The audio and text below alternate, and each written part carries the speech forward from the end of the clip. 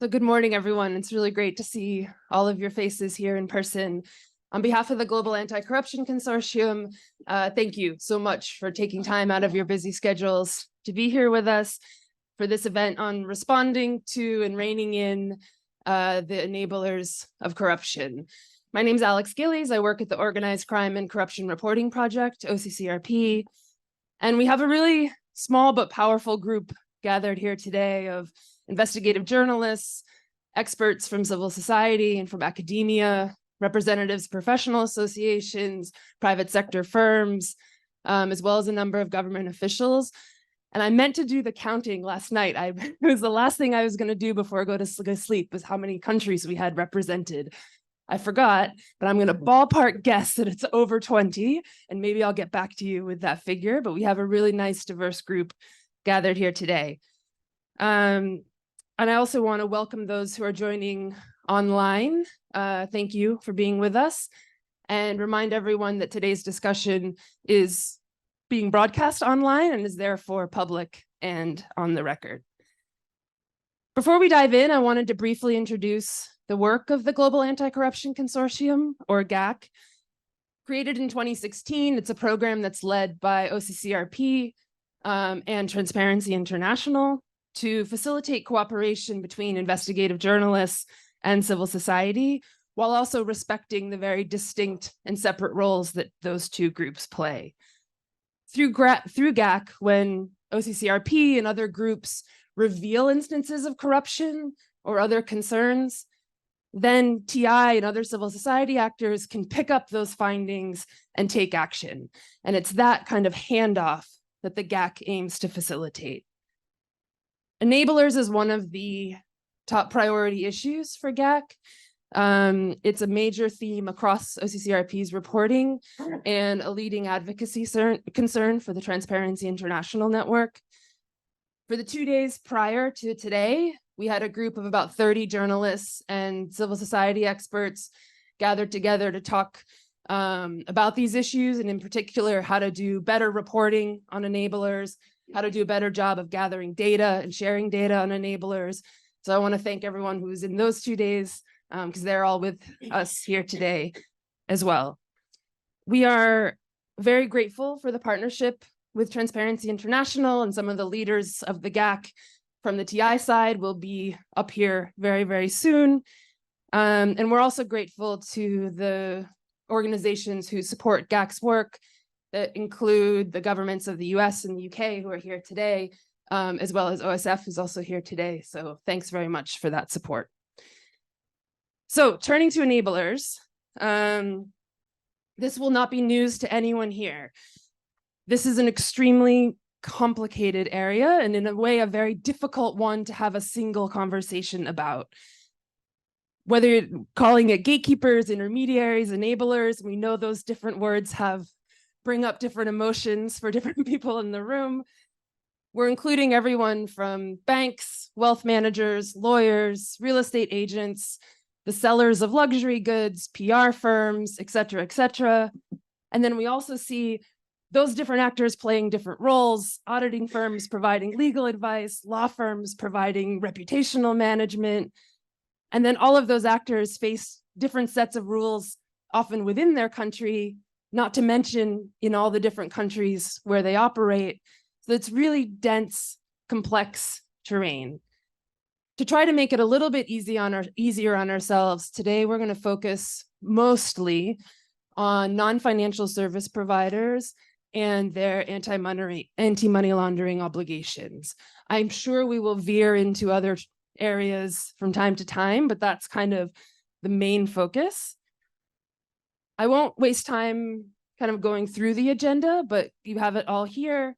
Generally, it's going to go from a bit bigger picture, and then over the course of the day, get into some of the kind of more specific technical issues. And as the sessions go on, I think we will have more time for discussion, because we really have an expert group in the room. Each one of you come from different perspectives, but are an expert in this topic. So we do want to try to include as many voices as possible. In order for that to happen, I'd be really grateful if everyone could do their best to speak briefly and we can try to stay on time, even though we started a few minutes late. So with that, let's kick off. And we have an amazing group of 4 people from very different perspectives on this issue to get the conversation started. They're each going to speak to a simple question, which is kind of, why are we here? Why is this topic the one we should be digging into now? What's at stake? And so I'll introduce them before each of them speak. So now let me hand over to my colleague, Miranda Petruchik, who is our editor-in-chief at OCCRP. So thanks again for coming. And Miranda, over to you. Thanks, Alex, and thanks, everybody. It's really great to see you all. So enablers, it's been something that's been on my mind for as long as I've been a journalist, even though, when I first started investigative reporting 18 years ago, I didn't know that term. So when did I first started asking myself questions of who are these people who are facilitating things? Many years ago, I was actually working in Montenegro, and I was doing a story about the biggest drug lord in the Balkans. The top guy, he's still in jail. At the time, he was hiding. And I was looking into a land plot for a major development, and it was owned through offshore companies. We somehow figured out one of them is his. That was public, but there was another mysterious company. So I was very lucky. I went to the land registry, and somehow among the document was a letter. And it was a letter from a law firm, and the law firm basically, said, "Dear Mr., and put a name. Please give this document to your lawyer, to your local lawyer." And I was wondering, why is this letter doing, in the registry? I would never have found it. It was put there by mistake. But what it turned out is that the person to whom the letter was addressed was a minister of economy in the country. And I wondered, well, does this law firm in Panama, not know who this person is? They're setting up clearly an offshore company for him. They're communicating. Would they not know about it? And this was, before we have offshore leaks and then, Panama Papers and, Pandora Papers and so on, when we actually learned what happens on the other side, the inside of mechanics of how you set up an offshore company. Then some years later, I actually went to Prague, and I was asked by my colleague to pretend to be a wife of a major organized crime figure. So I literally went to see a number of, corporate service providers, several lawyers. I kept telling them, I need utmost secrecy. I need a bank account in Prague. This is my name. I gave them a business card with my name. So did anybody look me up? Not for a second. And then the funniest thing of all is I said, well, they were saying, well, we can't really provide somebody, from our office to be, registered person in your bank account, but you can go out and find somebody. So we went to the train station and we asked a number of homeless people. We said, could you please give us your passport? They were the first one to ask me, why do you need my passport? Why am I telling these stories is because there's so many people. I sometimes do these lectures and I joke a criminal service industry.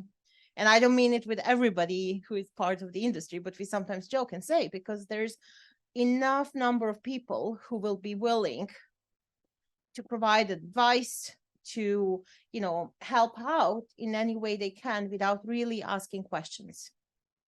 And part of it is they don't really want to know. And it's really easy not to know. Many years ago, we did Panama Papers, and I was looking into a Leah family. And there was this, after many back and forth, years of emails, I finally learned that this company belonged to the ruling family in Azerbaijan. Why did I learn it years ago? Because throughout the years, they only communicated through a lawyer in Nevis. And that lawyer in Nevis was probably communicating with God knows how many other lawyers without ever knowing that somewhere in Baku, the real client was the first family of Azerbaijan. And it was easy to not know. So why there's so much mistake about them? Part of it is if we ask, if we find things and we want to ask some questions, did you know who your client was? Very innocent question. I'm not assuming you knew, maybe you didn't, but would you give us any information? the typical response we get is, we cannot comment, it's a, client relationship, it's confidential. So we never actually even get to ask the questions. So when can we find, how things works is most recently, and you're going to hear my colleague Pete speak about it, is, a project about Rothenberg. And it was actually, it gave us, first time ever, a very fascinating insight in what happens when somebody gets sanctioned. And then, should I say, to my surprise, probably not. You see that there is army of, from consultants to lawyers to corporate service providers who will very much know who their client is. In fact, they will refer to that client with the code name, so nobody else would actually figure out, if they ever get the communication, who they're talking about. Basically, they know who it is, and yet they will do their best to come up with, new jurisdictions, because, once we, authorities crack down, there was a very curious email from BVI saying, oh, they're ready to punish the, the nominees, who stand for sanctioned oligarchs or sanctioned individuals. So it's suddenly like we need to, get out of BVI and maybe go to Cyprus. And yes, in Cyprus, it was quite easy to do it. So Peter will tell you more about it. But, whether it's a shopping of different jurisdictions, whether there is, using what Alex, mentioned, the, not the lawyers, but different types of firms for providing the setups and legal advice for people to basically do what they need to do and move their money around. So finally, like, why do we care about it? We care about it because, we often see corruption and kleptocracy as something that happens very far from us. Who cares about what happens in, if somebody stole $1 billion in Kazakhstan, why should I here sitting in Brussels care? Or why should I come from Bosnia. So why does a Bosnian girl care about, somebody stealing money in, Kazakhstan? It's their problem. Well, it's not really their problem, because with all that cash, they'll come to my country and they'll pay off you lawyers. Those lawyers will help them pay off you government officials.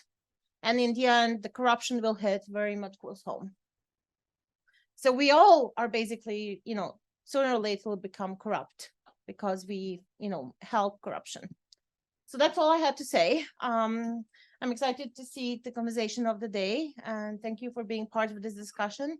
For OCCRP, we have realized, when we tell stories, we often don't name everybody, because we want to present a beautiful narrative, and that narrative often means you can't name every single person in a structure. But one of the shifts we do want to make is find very creative ways to actually flag this information, because becoming editor-in-chief, one of the things I've learned is there's basically about 3 law firms in UK who always send us the threatening letters on behalf of their clients. And I can tell you, those are not nice clients. Okay, thanks.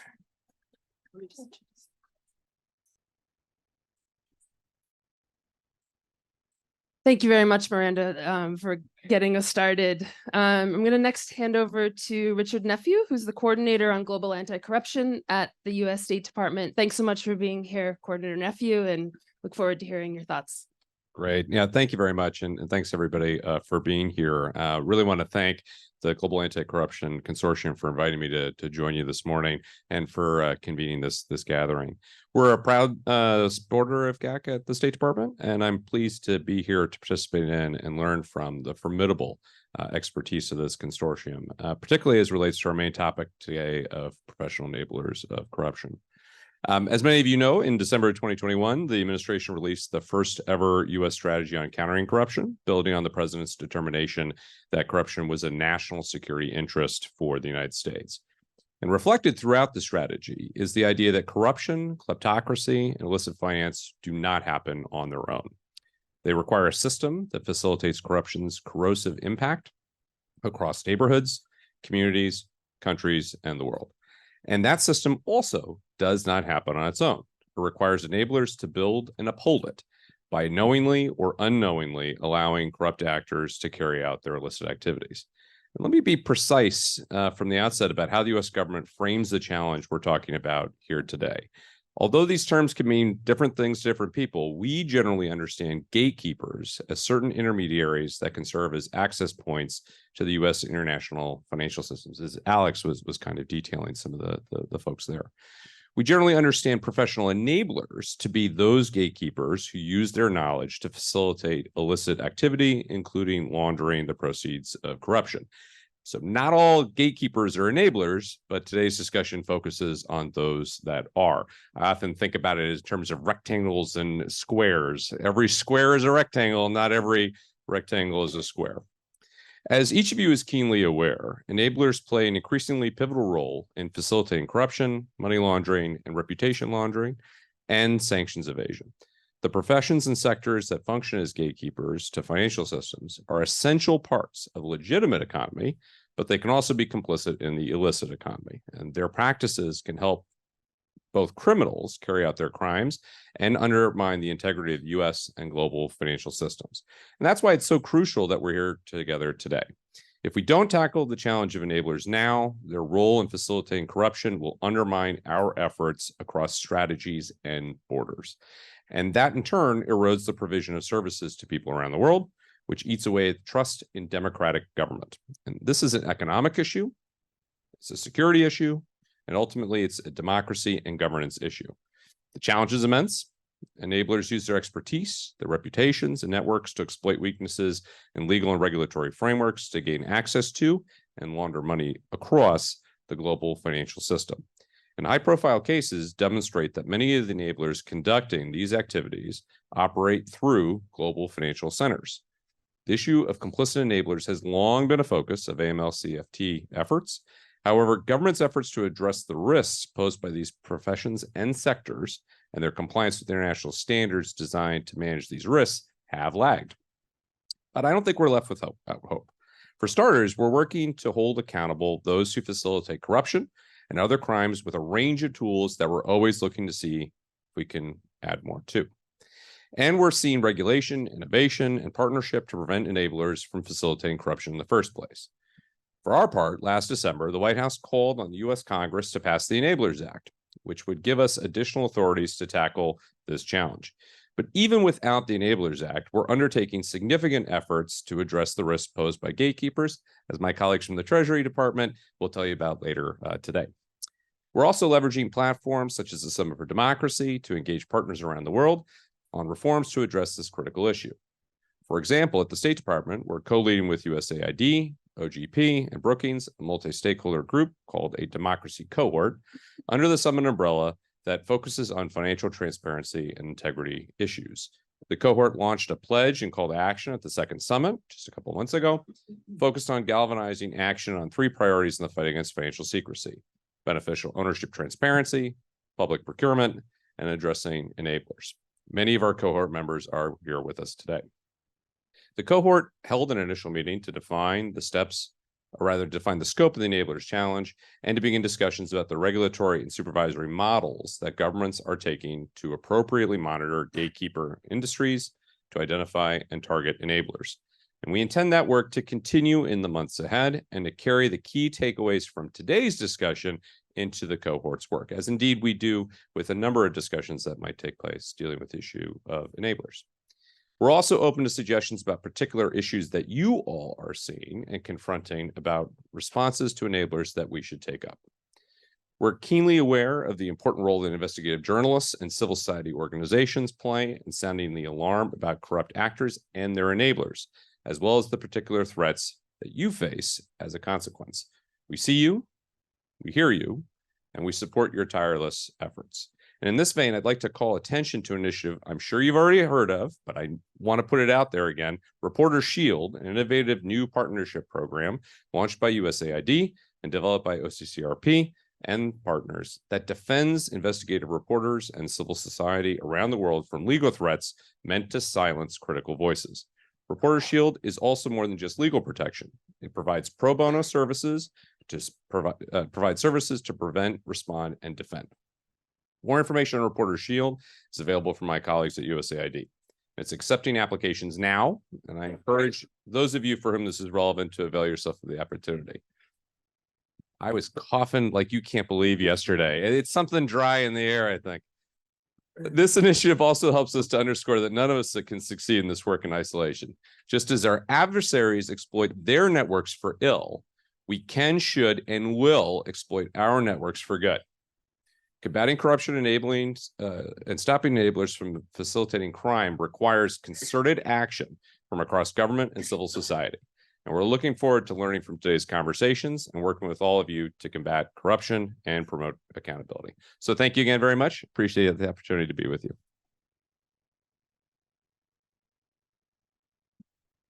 Great. Thanks so much, Richard.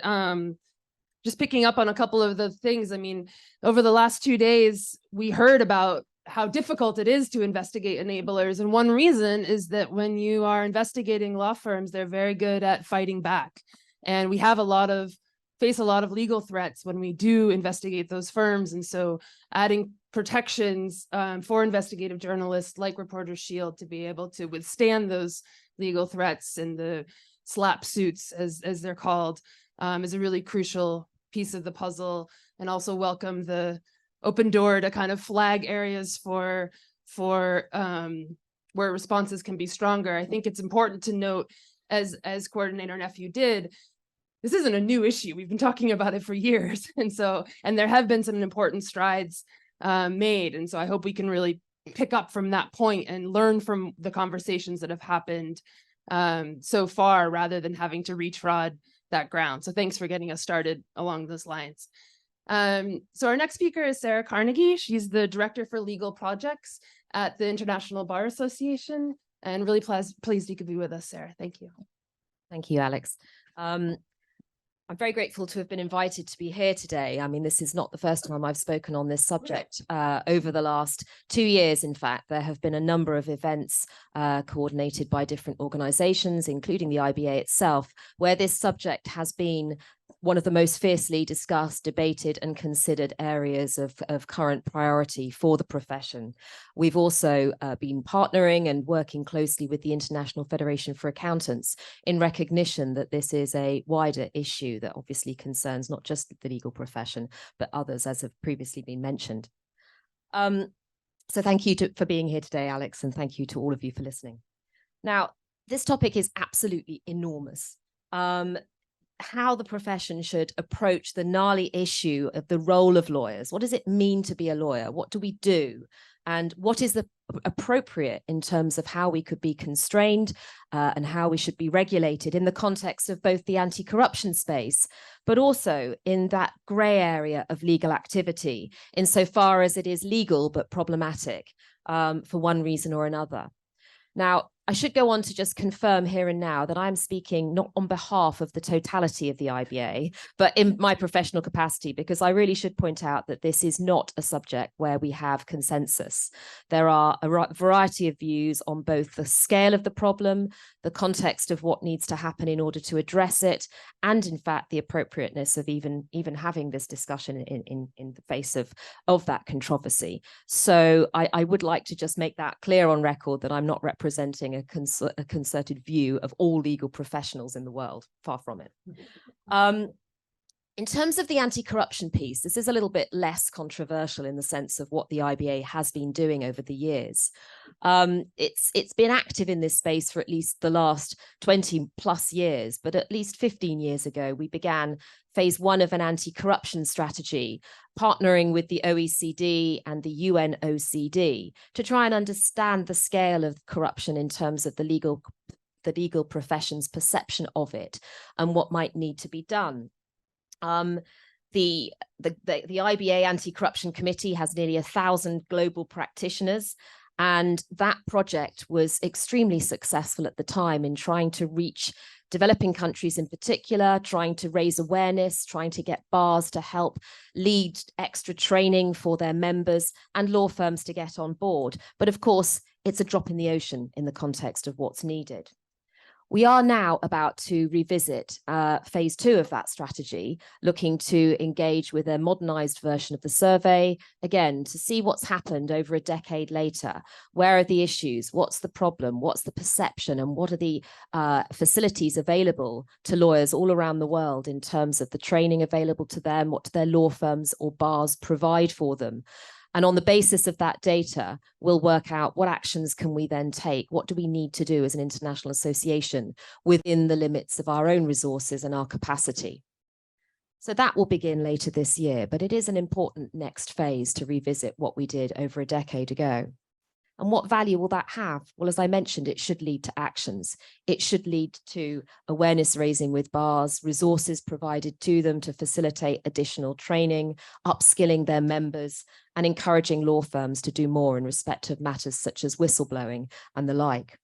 And this is going to be a significant undertaking, not just for this year, but over the coming years, involving as many members as we can. So I now move on to gatekeepers, which is that more complex and difficult issue, this area around ethics. What's the role of the lawyer and how do they consider their clients, not just the question of who they work with, but what they do for their clients. So key here is the transaction, the nature of the activity that is in hand, not simply the rejection of a client outright because we don't think what they do might be reasonable or good, but more the nature of what they're asking the lawyer to do. Now, we know that the term enabler is pejorative, and so the use of the word gatekeeper was quite deliberate on the basis that it's been used historically. I've found materials dating back to the last decade plus used by the ABA. The WEF took on some work to devise a gatekeepers framework a couple of years ago where the legal profession and the IBA was involved. But still today, we get many lawyers saying we do not like the use of this word. What do you mean by gatekeeper? It's not helpful. It's not the right word to use, but no one's come up with anything as an alternative. But we think it has to fit because we're trying to be constructive and show the constructive role of the profession, not just the destructive one. So the IBA project as lawyers as gatekeepers, as it's termed, began just over a year ago. And what we were trying to do was respond to organizations that had been attacking, and in many instances, rightly so, what was going on with the legal profession enabling illicit financial flow, the role of lawyers in SLAPs, lawsuits, so strategic litigation against public participation, as all of you will probably know, the use of NDAs in problematic circumstances, aggressive tax planning, super injunctions, these kind of areas of work where lawyers were involved and wider society, investigative journalist groups, governments were calling out those concerns and saying, should the lawyers be doing this? Is this the right thing? What does it actually add to society, or is this highly problematic? So that outside pressure led us to look at the principles and whether they were in fact being misused and how they were understood. And the first piece of work, which was published last January, was a document that sought to explain in better and clearer terms the value of lawyer-client confidentiality, which I know is a key issue here in the context of enablement or gatekeeping. So that document was an IBA-wide document that we thought would try to explain and convey in more simplistic terms why lawyer-client confidentiality is fundamental to the role of a lawyer and to the application of the rule of law. Now, that piece of work alone was clearly never going to be enough. And there was noise within the IBA to do more from our members, as well as from the international bodies and other non-members that I've already mentioned. And in February of last year, we saw the Russian Federation beginning its illegal invasion of Ukraine, and the subject of lawyers' roles as facilitators of Russia's aggression became front page news around the world. And those events reinforced a sense that the IBA needed to be doing more than simply issuing defensive treaties to counter our critics. It was felt that we needed to examine and explain the role of lawyers in society and to demonstrate that the profession is in fact capable of self-regulation, contrary to some of the assertions that were being made. And the reason I mentioned the Russia-Ukraine scenario was because you would have all noticed that lawyers and law firms had a mass exodus. That country was no longer the place to operate, and they all left. That was a decision made not for a requirement in law, but because that was seen to be the right thing and a PR exercise in many instances, I'm sure, as to what to do. So what we need to now have a look at is our ethics and our codes of conduct and determine, are they fit for purpose?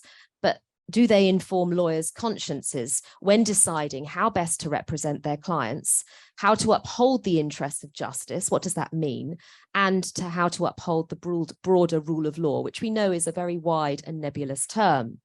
And it was out of that conviction that this project was born. And we convened a huge task force, a massive task force of members and non-members, academics, judges, others with interest in this issue. And we met in May of last year and agreed that a firm agreement that there must be a project to debate and analyze these issues. And we created 2 work streams. And the first was to look at the IBA principles, the IBA international principles on codes of conduct for lawyers, and there are 10 of those. We looked at principle 5, which is on client interests. And we were looking to see whether the explanatory text beneath that really explained what a lawyer needed to do in these gnarly and difficult grey area situations. And we're in the process still of working on that. But I cannot tell you how difficult and problematic that has been to try and reconcile ethical codes around the world, which have hugely different aspects to them. You might think we'd created 10 principles, but no, it doesn't stop there. Every code appears to have a different priority focus. Is your client's interest paramount above and beyond anything, obviously subject not to breaking the law, or actually is your duty to the wider interests of justice, which is what some law societies or regulators will require. So we end up with this complete mishmash of ethical codes and no easy way of reconciling what different bars and regulators expect or want. The second piece of work was to update the IBA's 2016 Guidance for Lawyers on Business and Human Rights, which in many ways is a much more problematic piece of work, you might think, because it's using soft law, the UN guiding principles on business and human rights, and the evolution of that into hard law to analyze and understand the risks lawyers face in advising their clients across ESG, climate, and other areas of work where there may not be hard law to follow. So I mentioned these 2 pieces of work because these are the start and we want to do more. And we notice that there are bars and entities around there who are doing more. The ABA, for example, is doing a great deal in this space. And so is the Law Society of England and Wales, to name but 2. But there are challenges and we remain committed to try to find solutions. But I would just say here and now, this is a very long and winding road ahead of us. So thank you. And I look forward to further discussion today. Great. And it's great to have you here. I think dialogue across stakeholder groups is hopefully one of the ways that we can help manage that complexity. You also raised 2 issues that will receive quite a bit of attention later. One is around confidentiality, and the other is around this issue of self-regulation and the implications of that. So stay tuned for more on those topics as well as others. Our last speaker to kick us off is Karam Singh, and he is the Executive Director of Corruption Watch, which is an NGO based in South Africa. Thanks so much for being here with us, Karam. Over to you. Thank you very much, Alex. Good morning, everybody. It's a great pleasure to be here. I really want to thank the organizers for including me in the proceedings. Corruption Watch is a South African chapter of Transparency International. It was formed in 2012.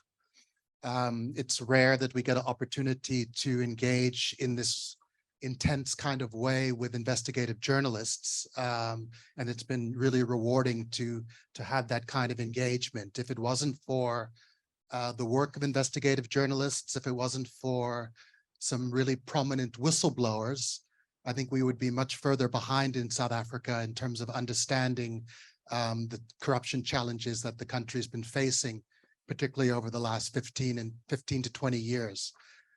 There's a phenomenon that's in South Africa, which from my thinking is a kind of form of kleptocracy, which was been labeled state capture. State capture was a project of a relatively small group of powerful individuals with a network of collaborators both within and outside the state to redirect resources for private gain. This was primarily directed by President Jacob Zuma, who came to power in 2009, and a private family from India called the Guptas, who you may or may not have come across. They are currently fugitives from the law in South Africa. It's quite a long story, which I don't really have time to go into, but let me just cut to the chase. In 2018, there was the establishment of a Judicial Commission of Inquiry into allegations of state capture, corruption, and fraud in the public sector. This commission of inquiry held hearings for over 4 years, 400 days of hearings, 300 witnesses, 3,000 summons issued, and over a petabyte of data during the course of its hearings. And last year, it issued 6 volumes of its report, and the final volume of that report was issued about a year ago. The commission looked at various case studies where there was collusion between state officials and private actors to effectively repurpose the state. In broad strokes, it had sort of 3 elements. It was about weakening oversight institutions, rendering law enforcement relatively ineffective, and capturing the procurement departments of key state-owned enterprises where the money was and where the money could be redirected. So the commission looked at the National Treasury, attempts to capture the National Treasury, the South African Revenue Service, the State Security Agency, and various state-owned enterprises, particularly in transport, Transnet, and in power generation, Eskom. And those of you that follow the South African story know that we have a significant energy crisis, including daily blackouts, which we call load shedding. And much of this can be attributed to the kind of a state capture project which took place.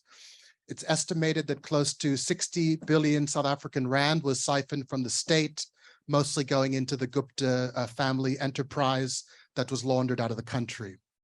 So during the course of the state capture inquiry, numerous enablers were identified as key to the project, and adverse findings were made against a number of blue chip international organizations, including KPMG, PwC, Hogan Lovells Law Firm, and Bell Pottinger, and most critically, Bain Consulting and McKinsey. So I'm just going to speak briefly about the 2 case studies of Bain and McKinsey. Bain were instrumental in the capturing of the South African Revenue Service.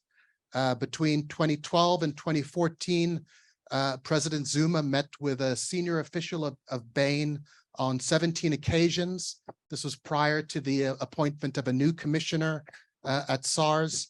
And what the commission found was that Bain was instrumental in repurposing SARS and in creating a false narrative around a supposed rogue unit of investigators at SARS that were involved, that were alleged to be involved in various kinds of wrongdoing. This was kind of a hit job to discredit the investigative capacity within the Revenue Service. SARS was systematically weakened, and its restructuring diminished its institutional capacity. The Zondo Commission recommended that all state contracts with Bain be reviewed for compliance with statutory provisions, and that law enforcement should prosecute any unlawful conduct in the relationship of the awards to Bain. In an unprecedented move in September of last year, the National Treasury in South Africa banned Bain for 10 years for doing further business with the South African government. And this followed a temporary ban that had been imposed upon Bain in the UK. Bain have never come clean.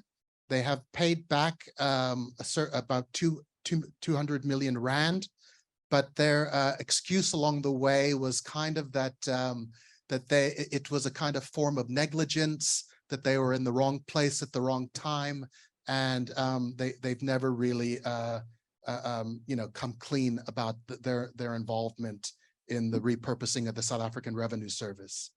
The second case study is McKinsey. McKinsey were involved in various state-owned enterprises, particularly Transnet, Eskom, and South African Airways. They signed huge multi-million rand contracts that were effectively as a result of irregular procurement. McKinsey overcharged for their services, and the commission found various adverse findings against McKinsey. In 2017, they agreed to pay back 1 billion rand in consulting fees that they earned at ESCOM. And in 2021, they agreed to pay back another significant amount through the consulting fees to Transnet. Again, in September of last year, the National Prosecuting Authority in South Africa indicted McKinsey and some of its top management in a case involving a locomotive purchase for Transnet. The charges are broadly charges of fraud and corruption. This is a number of series of cases that have now been enrolled by the National Prosecuting Authority in South Africa. There's not a great track record for the prosecuting authority to drive these types of complex cases. So it's going to be a really interesting one to watch.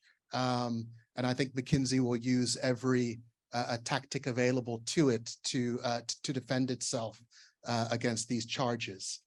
So in summary, if it wasn't for this commission of inquiry, the issue of state capture really would have been solely the remit of investigative journalists, of leaks, and of allegations. What we have now, after 4 years of testimony and 6 volumes of report, are fundamental findings that that enablers played a key role in kind of almost a kleptocratic project. The commission uncloaked what we knew for a long time, that management consultants, auditors, accountants, and lawyers collude with powerful state officials to do their bidding. The issue now of whether the findings and recommendations of this commission will be comprehensively implemented remains a big question. In summary, the South African state remains vulnerable to this type of thing happening again. The country has yet to future-proof the democracy from state capture, to create a regulatory or oversight environment that protects the democracy from this type of collusion. So, you know, it's with the blacklisting of Bain, with the return of some assets, with the potential prosecution of McKinsey, we are moving into an interesting space where there could be consequence management, where there could be accountability, but it still remains to be seen. It's incomplete. Thank you.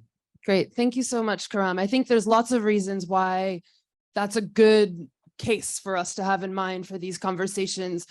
One of them is the harm is so easy to see. If you have the revenue service that's unable to effectively collect tax revenues for the country, imagine the costs of that, the power crisis that South Africa faces, and how it could be traced to this type of state capture, not to mention the billions of dollars that were lost. And so I think what's at stake is really clear there, but it also really stands out in that the massive work of the commission to uncover all of this is so unusual.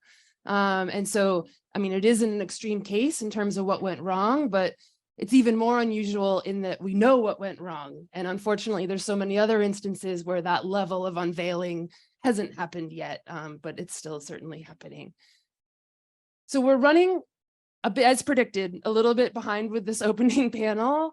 I think we will transition into the next opening panel and make sure we have good time for discussion during the next session. So I apologize for not being able to engage the audience right now, but it's coming. We're really eager to hear from everyone. But for now, let me just thank our speakers for getting us started, and off we go.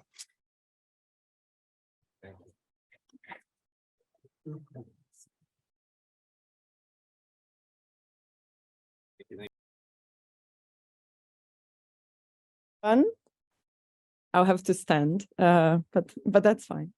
I have been sitting for a long time. Yeah, good morning. It's really a pleasure to see some familiar face and new face here to continue discussing this issue. I'm Mayra Martini. I lead Transparency International's work on illicit financial flows, which includes also work on professional enablers, and I'm also a part of the GAC project. So in this panel today, I think want to take maybe a step back from the discussions from the first panel. At Transparency International, in our strategy, we're saying it's really important to disrupt the systems and the networks that enable corruption.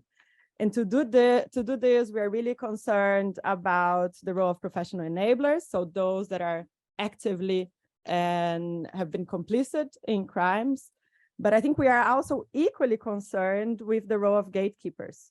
So those that should be playing a role in preventing and detecting potential financial crime and reporting this to authorities. And why I say we are equally concerned, because I think we would like to believe that those are the majority of professionals out there, right? And that unfortunately what we see is that in many countries, they're not fulfilling this task that is expected from them, and is expected from them even according to global standards, such as those set by the Financial Action Task Force. So as I said, I think in this session, we want to take a step back and discuss who are these professionals, who are these entities that enable corruption or that may enable corruption. What are the services? What are the activities that they offer that might have a higher risk? And how countries and different countries have regulated them. So what are the expectations, what they're expected to do, and what are the different approaches that have been taken.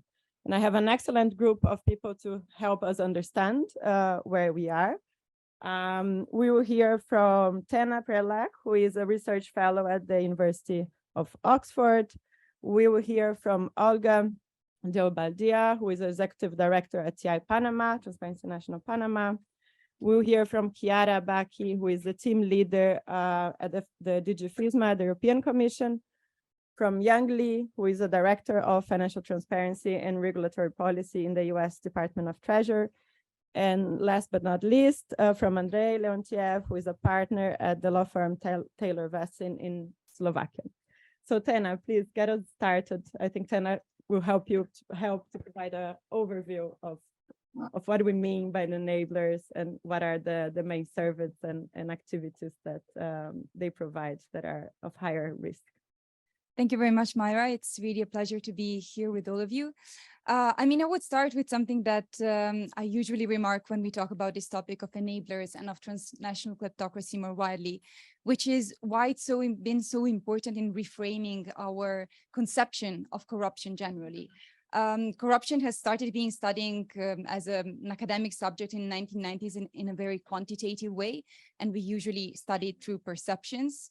We know that the Corruption Perception Index has, helped us so much in thinking about how to measure it and perceive it. But somehow we were always stuck at seeing, the last bit of the Corruption Perception Index as where corruption goes on and where really the problem lays. So the fact that we're looking at these transnational connections and that we're looking at the role of also the countries that on paper have a high level of integrity, I think it's really important in making us realize the changing nature of the problem of corruption and of making us tackle it in the right way. So the piece of research that I've been asked to address today is an article that I've worked on with my colleague at the University of Oxford, Professor Ricardo Soares de Oliveira. And for this piece of research, we started from the bad guys. So we started from a subset of PEPs who have been demonstrably proved to have laundered money in the UK and in other Western countries. And we followed their money laundering path, their process tracing chain, and identified the helpers in the process. In a nutshell, what emerges quite clearly is that we have more or less two groups of enablers, which we have termed upstream and downstream.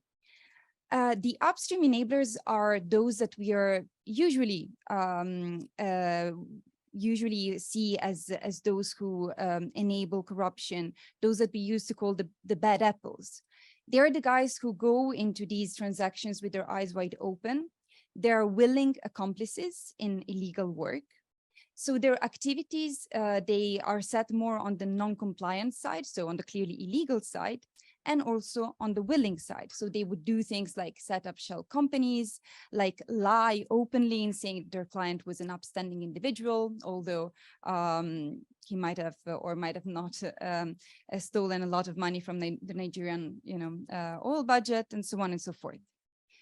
However, we also saw by following these processes that after this hard work is done, we have a whole plethora of what we call downstream enablers that also enter the picture. These downstream enablers are blue chip companies, larger law firms, large banks, and so on and so forth. And these companies would usually conduct activities that are more on the compliant side rather than completely non-compliant side, and perhaps also on the unwitting side. So in a nutshell, what happens is that once transported into the realm of acceptability, these PEPs, these money launderers, are often taken on board also by the more mainstream players. I mean, these days in the closer workshops that we had many examples of this kind. State capture in South Africa was just mentioned. So, the big consultancies, the PR companies, Bell Pottinger, but also the large law firms and so on and so forth. We had the ICAJ investigation on Baker and McKenzie that showed how integral their role was also in setting the rules and not only in bending them. So what this piece of research indicates, I think, is making us a bit more understand how important it is not to look at this issue as only the exception to the rule, but how we need to understand that it has become quite systemic, quite accepted by the mainstream players as well. So what we're up against in this issue is not only a clear breach of the law, it's something that has become quite radicated within certain areas of service provision for a while, and to a certain extent socially accepted. So something that kind of rang a bell for me when I spoke to one interviewee was when he accused us, so my research team and I, of taking a normative, a colonialist approach. He said it's their culture to be corrupt. He said it's their country, their rules. All we can do is cash the check. And he went on. He said there's nothing wrong with it. It's modern day indulgences. So the Catholic Church used to, in the late Middle Ages, of course, you could make a penitence to wash your sins, but there was also this introduction, quite cunning one and quite interesting one, of making a financial contribution to get your sins remitted. So this modern day remittances of sins in exchange for money is what my colleagues Tom Main, who's here with me, and John Hattershaw have used to as a title for our book, for our forthcoming book, which is called Professional Indulgences. And we identify 9 indulgences in which intermediaries are important in different ways. So we absolutely accept that it's not all the levels of involvement of these intermediaries, of these enablers, is the same. We identify 5 sins which are related to buying and selling assets and privileges. So such as company formation, so gating the market, hiding the money through trusts and so on and so forth, selling residences, so migration through things like citizenship by investment, golden visas and so on and so forth, purchasing assets through real estate and yachts and so on, and also explaining wealth, so using these intermediaries to explain wealth when challenged through such methods such as unexplained wealth orders. But there's also the area of reputation management that we see as part of the picture, and also authoritarian influencing. So in that sense, areas that are important to look at are selling status through philanthropy, donations to political parties, so sort of making friends,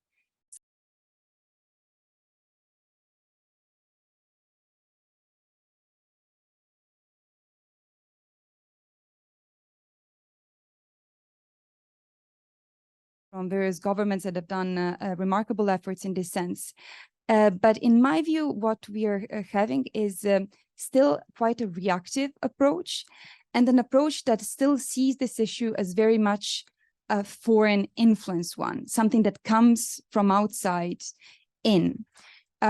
So, for instance, the Qatargate scandal today, in the European Union, we still see that as undue influence and as money coming in. but really to flip the script and to engage with this issue in the right way, I think we need to also understand that part of the kleptocracy problem is really indeed here, and flip the script and not have only these discussions on, on the foreign influence and the undue influence, but also really on how it happens and is enabled here within us. Thank you very much. Thank you so much, Tena. Super, super interesting. But I want to move to Olga, and I think Olga is, as I mentioned, the executive director of our chapter in Panama. And I think when we talk about some of the things you mentioned, you immediately think of Panama and a lot because of the work of many of you here in the room. So I wanted Olga to tell us a little bit how this is being perceived in the country, what are the regulations that are in place, but also how things have changed since the Panama Papers, and what impact this had so far in the profession. Thanks, Olga. Thank you so much, Myra, and good morning and hello to all the panel. I was told that in around 7 minutes, I should cover something that probably would take 7 months. But let me start by saying that there is no conversation regarding what was asked of us in the panel, which is to understand how the complexities have shaped responses up to today and the essential roles of different actors to curtail acute and systemic enabling regarding Panama, without mentioning two things. Number one is that, and I have recent news, last week, FATF informed in their publication, their monthly publication, that Panama has complied with all the action points that we were supposed to be doing for the last 6 years in order to get off the gray list of FATF.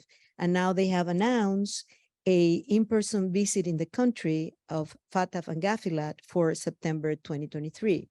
That means that there is possibility that Panama will get out of the gray list because we have finally complied with the regulations and with all the requirements that were that Panama committed to do and were imposed in order for us to get off the list. That would be the first thing that we need to know. And the second thing is that after the Panama Papers, the Para Papers, and the Pandora Papers, which reveal, as we know, a way of doing business and providing offshore services in a way that really are no longer tenable, but that is not still the way the culture of providing those services are seen within the country.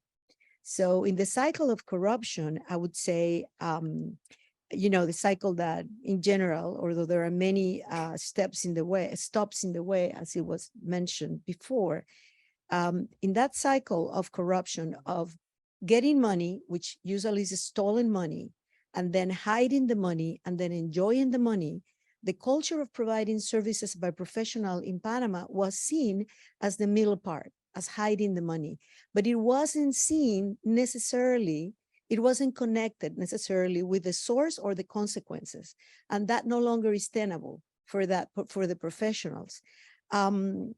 Let's talk a little bit about the regulatory framework 6 years after, almost 7 years after the Panama Papers, and taking in account that it was in 2000 that Panama received the first warning from international regulators talking about the problem that we did not criminalize money laundering as a criminal offense. And from that on, the many changes that were happening, a lot of the law firms and lawyers in the country were heeding the warnings, but there were a few law firms, especially the most famous one, Mossack Fonseca, who were behind all the actions in that first huge leak of documents that was the Panama Papers.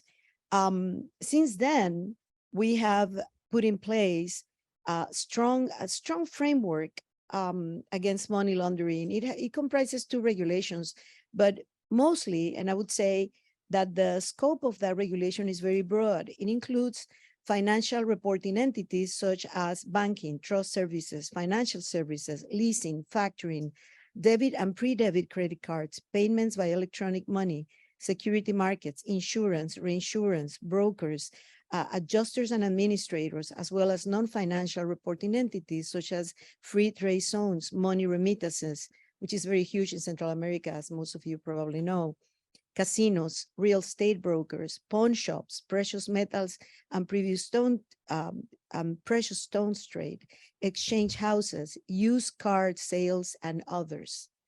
And of course, this regulation included for the first time what it was defined as activities performed by professionals that were subjects to supervision. And those were lawyers, certified public accountants, and notary publics, that they must carry what is called enhanced due diligence on certain activities. And those activities are purchase of property through legal entities or other legal structures, management of money or the assets or the clients, management of bank accounts, intermediation for the creation, operation, or management of companies or legal structures, such as private foundations, corporations, trusts, and others, brokerage paid by the lawyer or law firms to the position of director or agents of a company or participant in a trust or similar, provide registered addresses, provide the services of resident agent to legal entities.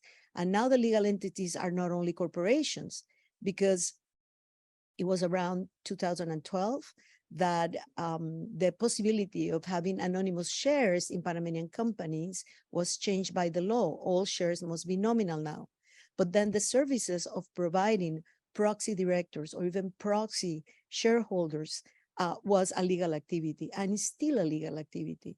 So what we see now, or what we saw before, was a culture of providing legal services in that gray area, in which the activity of the lawyer within the country and of the accountants and of the notary publics are legal.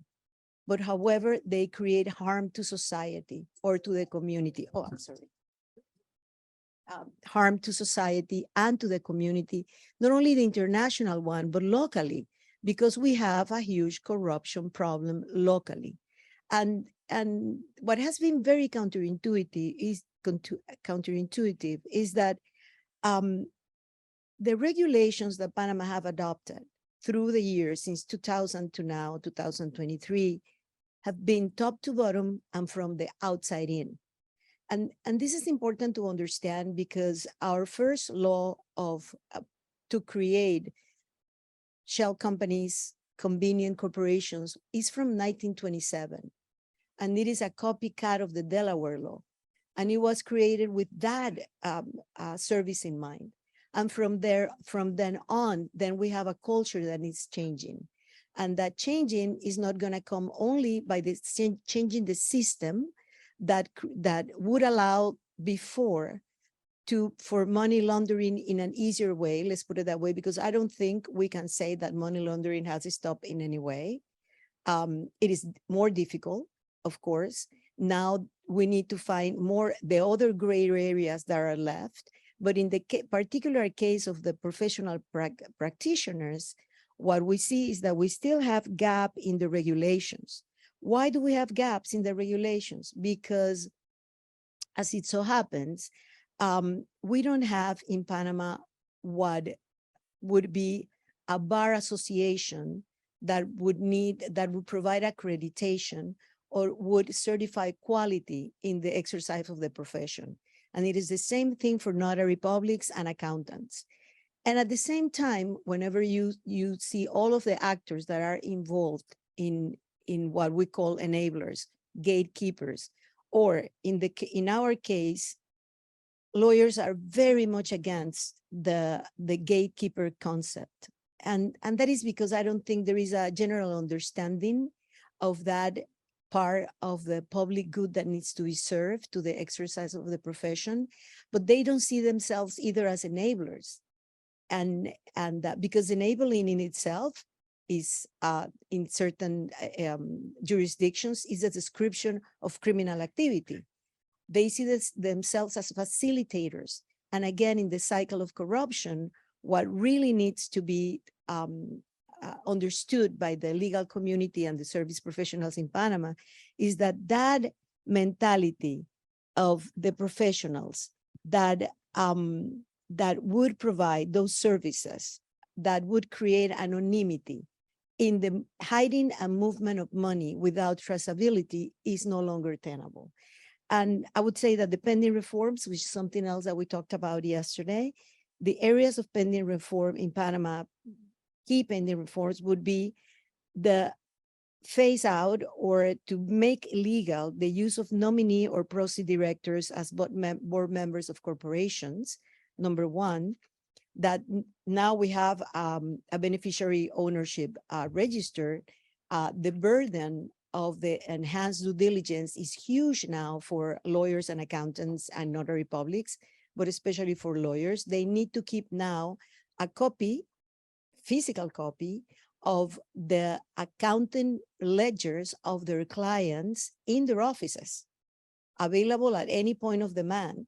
And we are talking, the large firms could have thousands and thousands of corporations or formed that they are the registered agents. And we need also to look at the trust law and private interest foundation laws. But in the sense of the professional activities, we need to reform the laws that create the framework to practice law, to be a notary public, and to be a certified accountant. Because at the international level, international legal level, there are standards, code of ethics standards, a way of guaranteeing the quality of the professional service. In our system, it doesn't happen that way. A lawyer gets the license once at the beginning of their career, and there are no mechanisms in place for that lawyer to prove continuous knowledge, to prove quality, to prove correctness in their practice of the law. So that needs to be changed. And Olga, how many Thank lawyers you. are there in Panama? 27,000 lawyers. So, and also we have the disparity between the big law firms and the small practitioners. And this new enhanced due diligence is creating even a wider gap between practitioners, because it becomes very expensive for small law firms or the typical one-person shop that does, because they need now to have a compliance department. But having said that, I think the most important thing is that I don't think right now in Panama, or we don't think right now in Panama, it is a problem of regulatory framework. We have the regulations in place. We have complied with every single one of the FATF requirements. Now what we need to prove is the political will and the capacity in the local jurisdiction to enforce it. And something that is difficult to understand for people is that the international argument in Panama doesn't carry the weight that it has outside. And that is sad to say, but it's a truth that needs to be faced. However, the domestic impact of having a system that allows for that type of corruption is lived every day by every Panamanian citizen, because the same thing we see in the outside with the kleptocrats, you see inside with politicians and other actors within the local framework that use those same shell companies and those same type of gray areas to do the cycle, steal money from different types of corruption schemes, hiding the money, and they enjoying the money.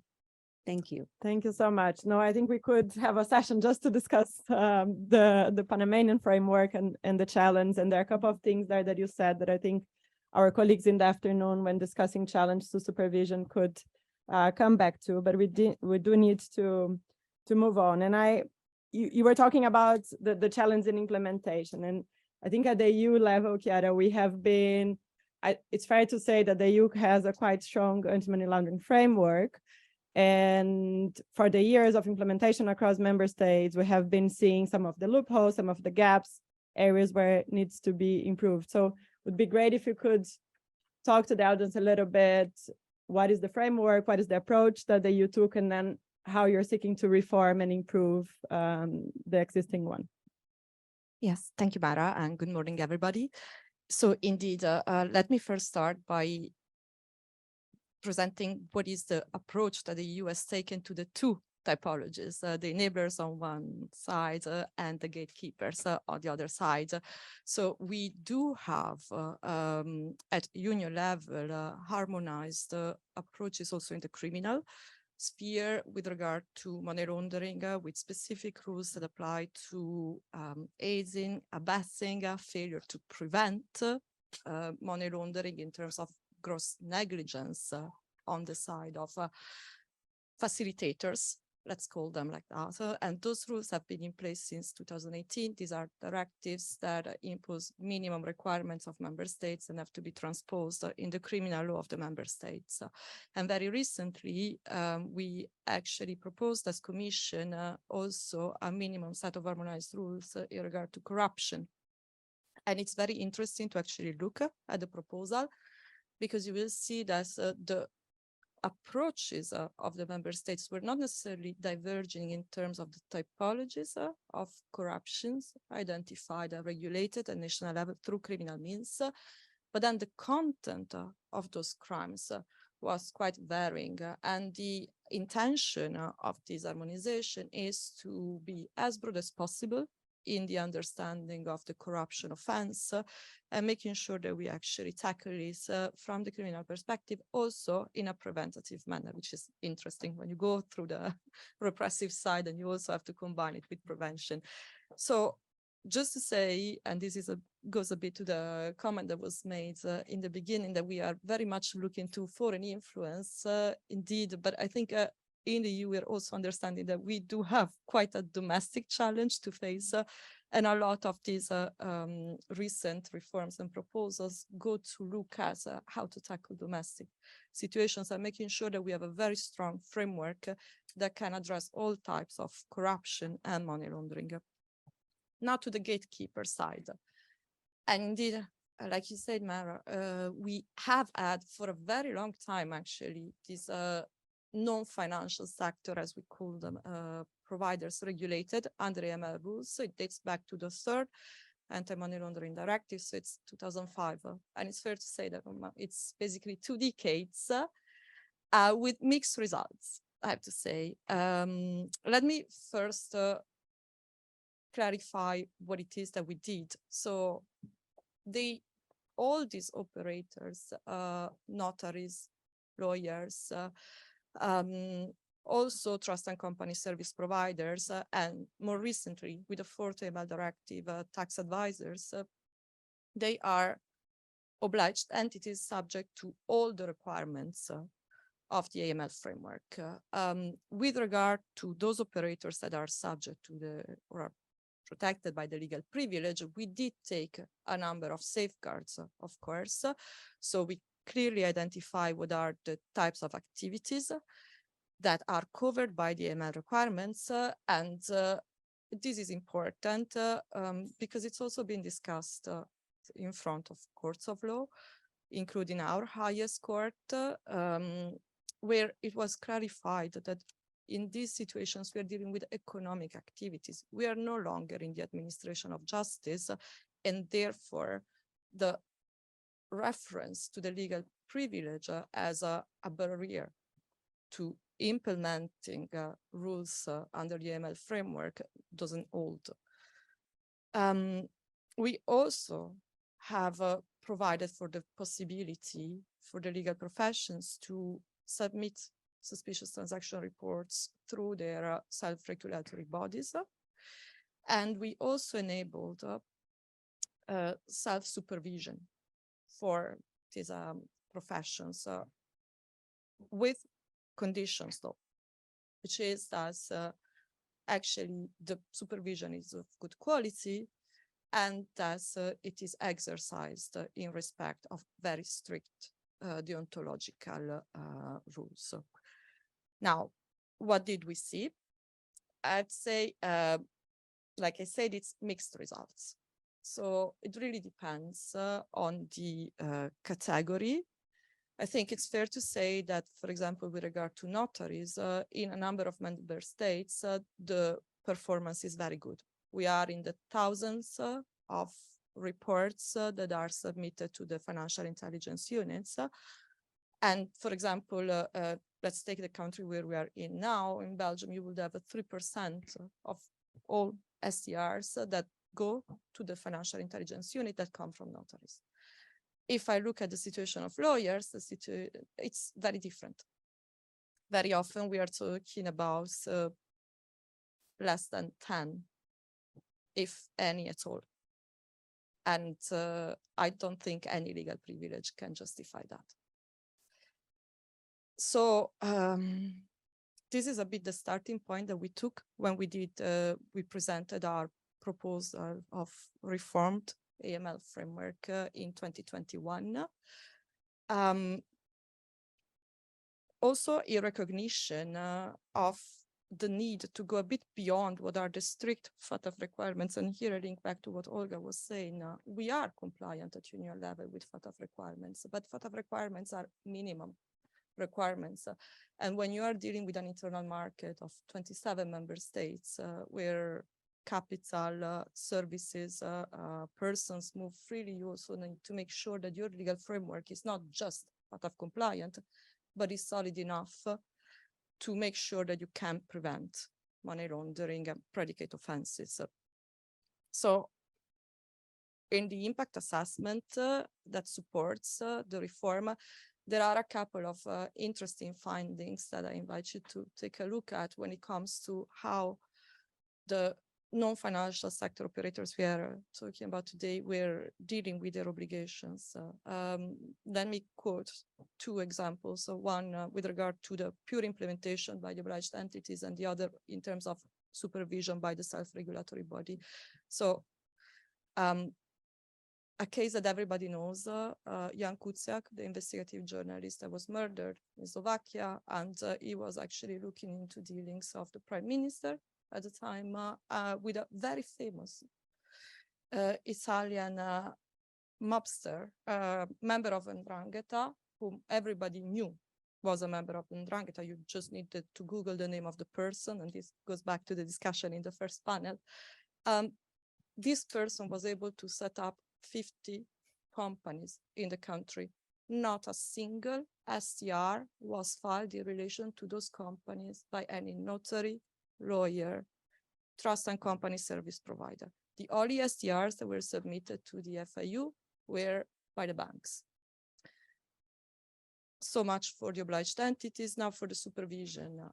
What we have seen in some situations was that the self-regulatory body in the exercise of supervision wouldn't even consider that it should have an idea of the aggregated number of clients of the obliged entity that are high risk because that will be in breach of the legal privilege. Now, the names, I can agree. The aggregated numbers, I think it's a bit of a over understanding and overextension of what the legal privilege is. So how to deal with this? I think there are two levels. One is accompanying the professions in understanding their duties. And this also links back a bit to what Olga was mentioning.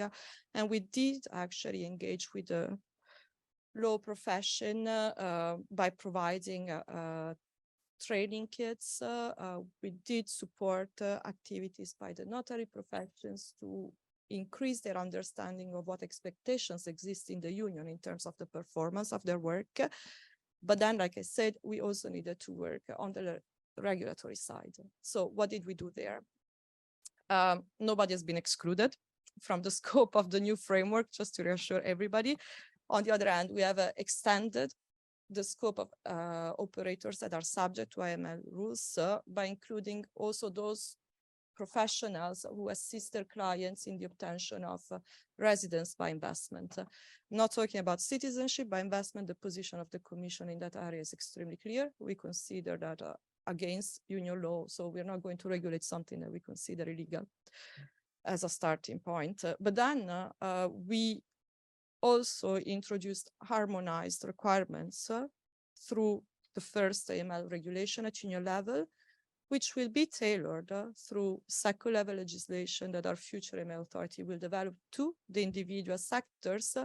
But we are moving away from this idea that rules are set by maybe the self-regulatory body or by the member states individually, and we have clear rules that apply to the operators at union level, and those rules apply across the board. We also introduced something that I think has gone a bit unnoticed in terms of the work that the FATF has done, but that for us was very important. And we had a start of it in our already fifth IML directive, which is how to deal with the groups or quasi-groups in the non-financial sector. So the partnerships or, for example, the collective organizations in the audit sector. And from our perspective, from now on, all these quasi-groups will have group-like obligations, which potentially will strengthen very much the type of internal policies that will be in place at the level of the obliged entities. Then with regard to the supervision, one of the most discussed measures that we have introduced is this concept of a public oversight body to watch over the work of the self-regulatory bodies. Why? I think I explained where the weaknesses in self-regulation and self-supervision have been found.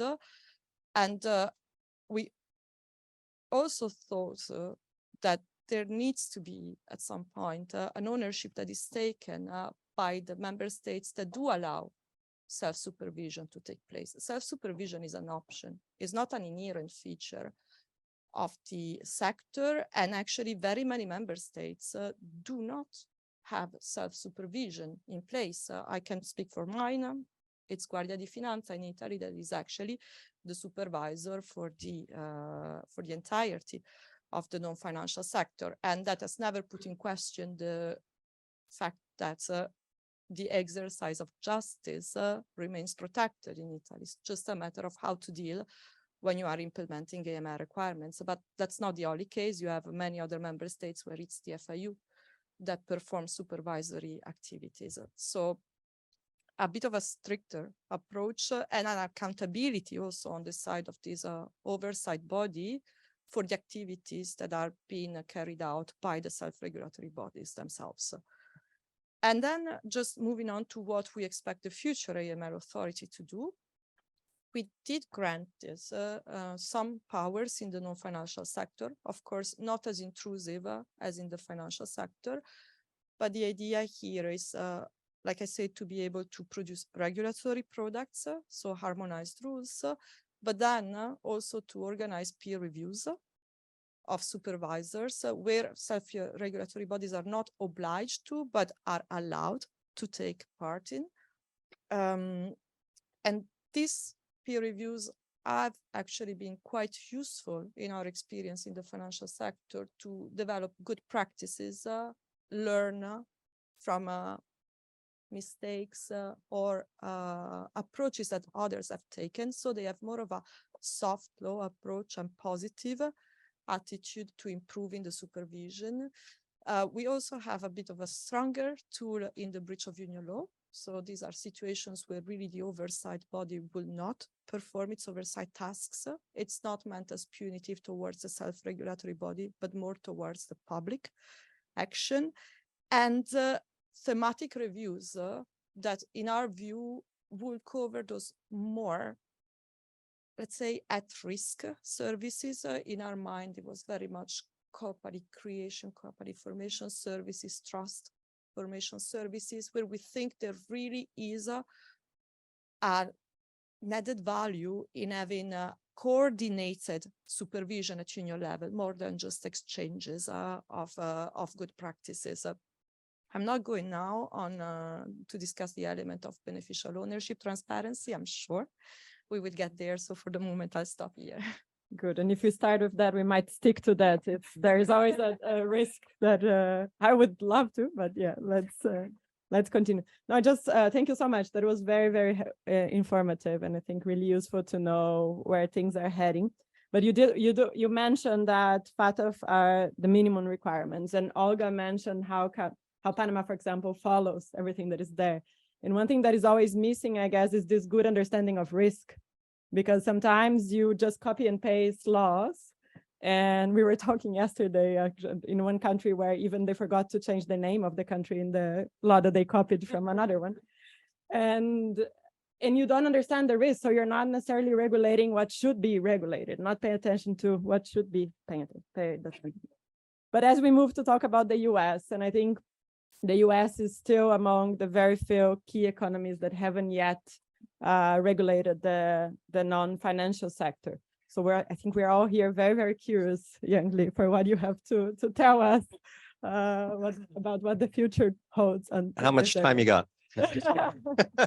No, thank you so much. We're really grateful to be here, a part of this panel. I think it's really important that there is a lot of attention being put on this concept and this issue of the role that gatekeepers play in granting access to the international financial sector, and considering the role that the U.S. financial sector plays. Obviously we have a lot to consider and to think about. Just before we really get into it, I just have to note that because of the Corporate Transparency Act's access rule, the rulemaking period is still open. It's an open comment period. I will not be able to sort of discuss that at a substantive level, but happy to discuss anything else that I highlight and take my punches. So, Chiara mentioned the minimum standards. We're still sort of reaching for a lot of those, but I think that we are really taking a close look at the risks associated with these gatekeepers. It's a key part of our U.S. strategy on countering corruption, and it's a key part of our national strategy to combat illicit financing. So the assessment of the risks is fundamental, I think, as you noted, and so that's something that we've paid keen attention to.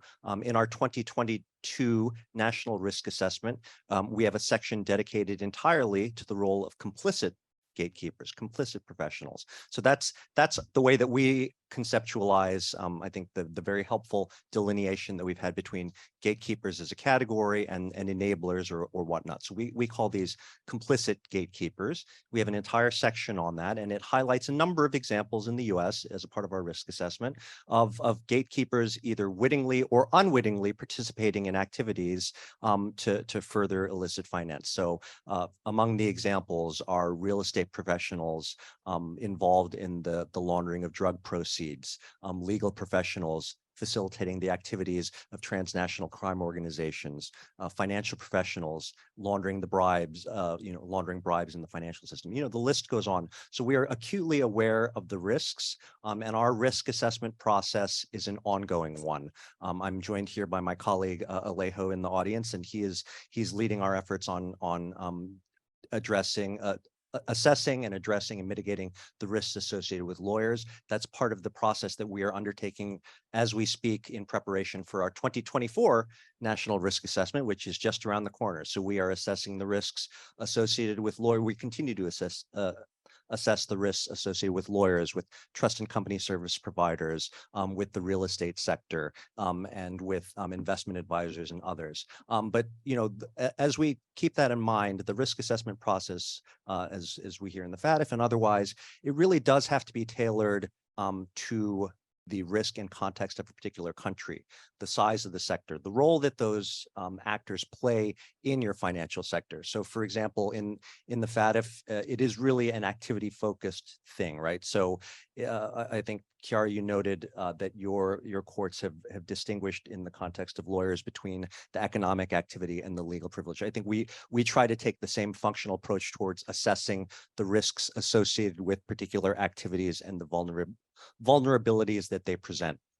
So that's why our regulatory agenda is really focused on those activities, because it is everything in the U.S. is pretty big, and at a federal level we do not have sort of plenary authority to regulate lawyers. So we are really focused on how are we going to address the risks associated with gatekeepers and complicit gatekeepers and shine appropriate transparency, using the tools that we have available, targeting them based on the risks that we've identified.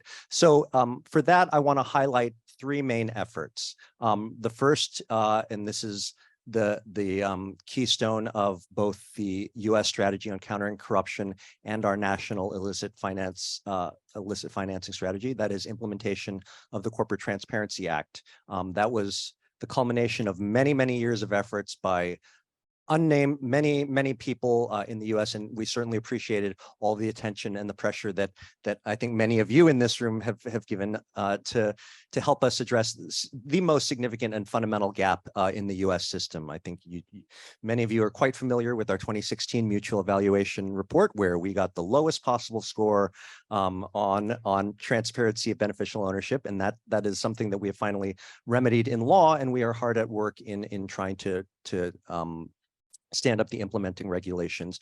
You may have seen last year that the first of those regulations was put into place and finalized. It's the reporting rule.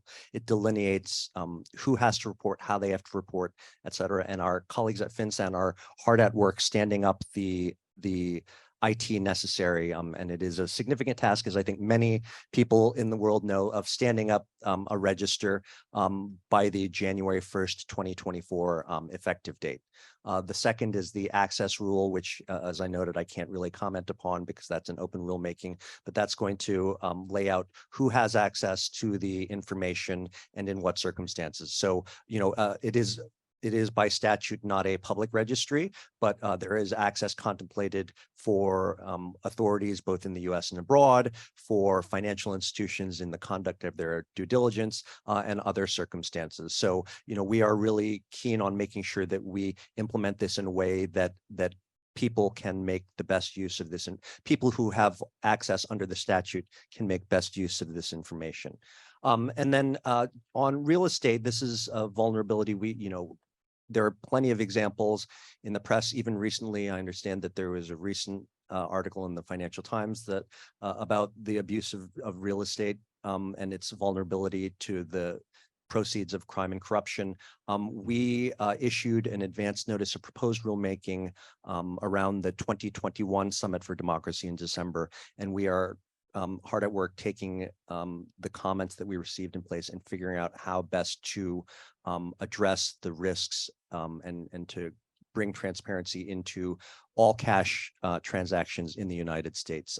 Those transactions, the real estate transactions that are financed in the US, there are AML obligations around those because to get a mortgage in the US, you have to conduct significant due diligence, and the financial institutions that are involved in that have comprehensive AML requirements. But for the 15 to 20% that are all cash, there are minimal requirements. So we're trying to get a handle around that. Of course, we have since 2016 been getting beneficial ownership information on such transactions using our geographic targeting orders, which is a temporary authority, and that has been targeted towards some of our highest risk jurisdictions, requiring the disclosure of beneficial ownership information by title insurance companies, who are a key intermediary for real estate transactions in the United States for the vast majority of transactions.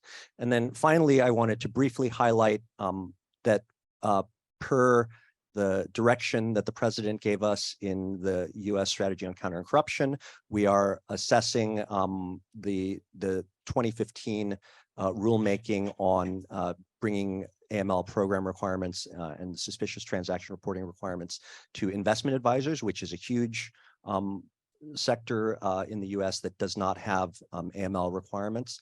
There are other requirements that they have that are not AML requirements that bring some transparency into the sector, but this is something that we are in the midst of reassessing. I think it is something that is that we have seen a lot of press reporting about that sector being exploited by oligarchs and whatnot, particularly post-Russia. So this is something that we're considering taking very seriously and looking into. And I'm sure that I will get a lot of interesting questions that I probably will not be able to answer, but nevertheless, I do appreciate hearing the questions, and it's very interesting to hear what people have to think. Thank you so much. It's encouraging that we can see that in some of these areas, we're soon going to have regulation, and hopefully there is enough also lessons to be learned from how other countries implement. So you can already avoid that you need to reform the systems in a couple of years, particularly when it comes to investment advisors, which is, I think, it's an area that where we haven't yet cracked in other places as well. But let me move to Andre. who will provide, I think, a different perspective. And Chiara mentioned when in her intervention about the role of some lawyers, no, in Slovakia. And I think, Andrei, you can bring to us a different perspective, that is what you managed to do with a group around companies that have a connection with the state, and a bit of the potential that this could have to try to change the way at least the legal profession sees and understands their role when it comes to fighting and preventing money laundering. Thank you, Mayra. I'm sitting here in a double position because I'm a managing partner of an international law firm, the Slovak branch of this international law firm. But I am here also as one of the authors of a law which was dealing with motivating professionals on their path from enablers to gatekeepers. And we are speaking about a year 2014, so it's long before it was cool to speak about how to involve lawyers to move from the side of the dark to the side of the light, according to the Star Wars terminology. So, and it's fascinating for me to hear from Richard, for example, but I'm following also the democracy cohort, how the democracy cohort focused on three main issues: beneficial ownership, public procurement, and gatekeepers. So these three elements were were basically focused and targeted in Slovakia in 2014 based on our risk assessment, local risk assessment, as a field where we need special regulation. And the special regulation in Slovakia is a special beneficial ownership registry, where companies or entities dealing with public funds or public assets need to be registered and disclose their beneficial owners. So in Slovakia, we had actually we have actually the second oldest beneficial ownership registry after UK, because UK was first, 2015, I think. Slovakia started 2016. But there is a huge difference between the UK registry and the Slovak one, the Slovak special registry. And this is the verification of the data you have in the registry. I think the biggest loophole in the old UK registry was that there was no verification at all on the data of beneficial owners. So Slovakia went a different path, and we were thinking about how to provide for a proper verification of the data. And we discovered that the only entity, and also based on what Chiara mentioned, that EU was quite advanced in terms of defining the obligations of obliged persons. So the only professionals who could do a proper verification of beneficial owners were lawyers, notaries, banks, tax advisors, auditors, because they had this knowledge based on AML rules before. So we were thinking about how to involve them to work for the public good, for the state, and not to be those who will just invent the schemes how to anonymize, but how to be those who will review and help to disclose the schemes between a target company and their beneficial owners.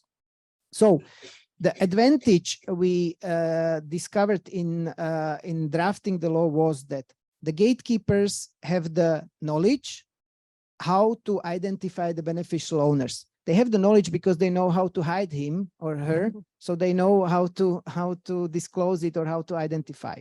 They have the resources, because very often if you create an authority, if we would create in Slovakia an authority which would just deal with registering beneficial owners, you would need professionals. You have to pay them, you have to hire them, in a small country like Slovakia, there was not enough professionals to create an authority. So we were looking at the resources we have. So we outsourced the verification to those who have the knowledge, have the resources, have some experience, and have a reputation and accountability. This is the second crucial point when we speak about the gatekeepers. The gatekeepers are great because they will not disappear.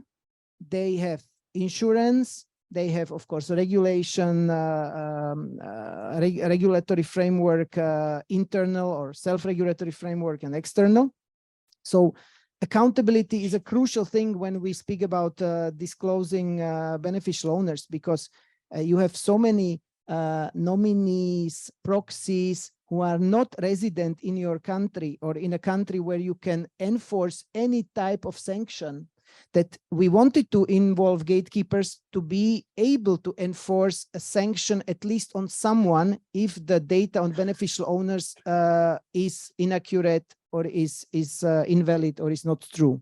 So accountability was the second point. And the third point we dealt with our law was how to crack the client attorney privilege in this topic.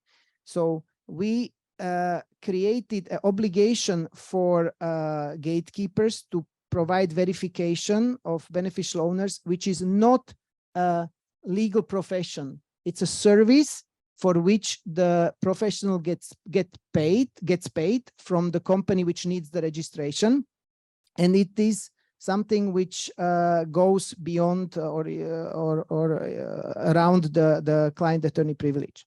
So finally, how did we succeed? There were, of course, doubts that no one in Slovakia will do this service, that the lawyers will continue to lie about the beneficial owners. We have the first data. 40,000 companies are registered with our special registry. Only 16 natural persons from offshore jurisdictions are identified as beneficial owners. It means that this look-through principle works. The gatekeepers are not lying about the beneficial owner. They verify. There is a high sanction if they would lie about it. There is a public control above this, because in Slovakia, the register is publicly accessible. So if you see that the lawyer did the verification and you are an NGO and you see that this lawyer did similar verification for companies with a bad reputation, the company or the lawyer feels that he or she could be harmed in an ex post review. So this public control of the work of the verificator is also important. And yes, so we have only 16 natural persons from offshore jurisdictions to be registered out of 40,000 entries. And the final remark, you know, here in Brussels that there was a case of Prime Minister Babiš from Czech Republic, who declared that he is not a beneficial owner of a big agricultural company receiving subsidies in Czech Republic. And thanks to the Slovak beneficial ownership registry and thanks to the lawyers who did the verification of his Slovak subsidy, he was identified as a beneficial owner in Slovakia. This information, as it is public, was picked up by the Czech colleagues from Transparency International Czech Republic. They filed a claim to European Commission, and the European Commission started an ordinary investigation. So I'm just telling this, that involving the gatekeepers can start a process which without them would not be possible. And yes, I stop here, and maybe a final remark is that we are happy to see that UK, when introducing their new beneficial ownership registry, the Overseas Entities Registry, looked at Slovakia and at the model how gatekeepers can be used for verification of beneficial owners. And if I am not mistaken, the new registry in UK is based on very similar principles like the Slovak one. So happy to share the 8 years of Slovak experience with involving gatekeepers in the verification process. Thank you. Thank you so much, Andre. And just an anecdote related to the Babish case, because he mentioned that thanks to the verification process, the information was correct in the register. With our Czech colleagues, we went to look at other registers across other EU countries. And unfortunately, that's not what we found. So we found subsidiaries of the same company where he did not appear as the beneficial owner. And we had to make complaints to have that changed in other registries.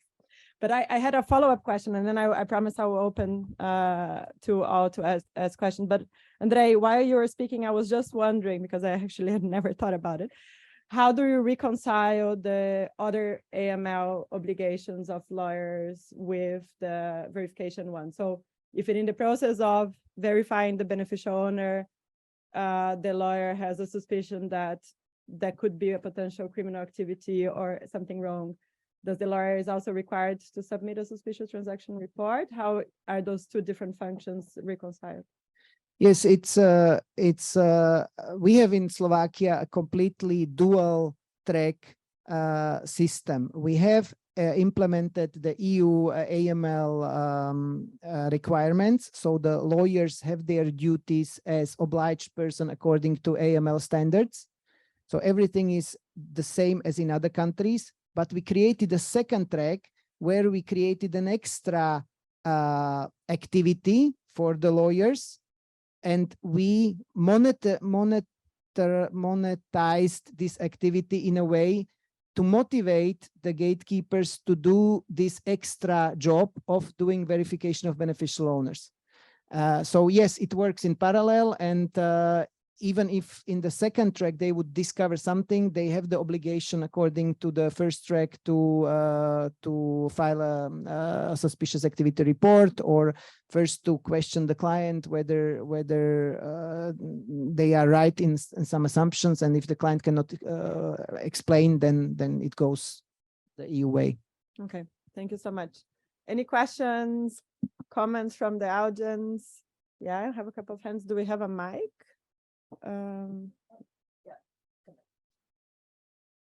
So there in the back, can you raise your hand again so he can? Yeah, thank you. Hi, I'm Sanita Yenberger from the Baltic Center of Investigative Reporting, and I have a question for Mr. Lee and also for Chiara.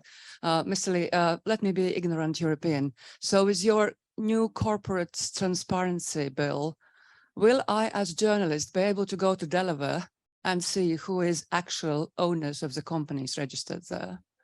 And for Chiara, you have a European list of the professions which are obliged to report the wrongdoing and stuff. Is it correct that nominees and bearers of shares are not there? And if not, why not? Thank you. Let's just collect one more question here. Thank you. Cheers. Hi, my name is Ben Cowdock. I'm investigations lead for Transparency International UK.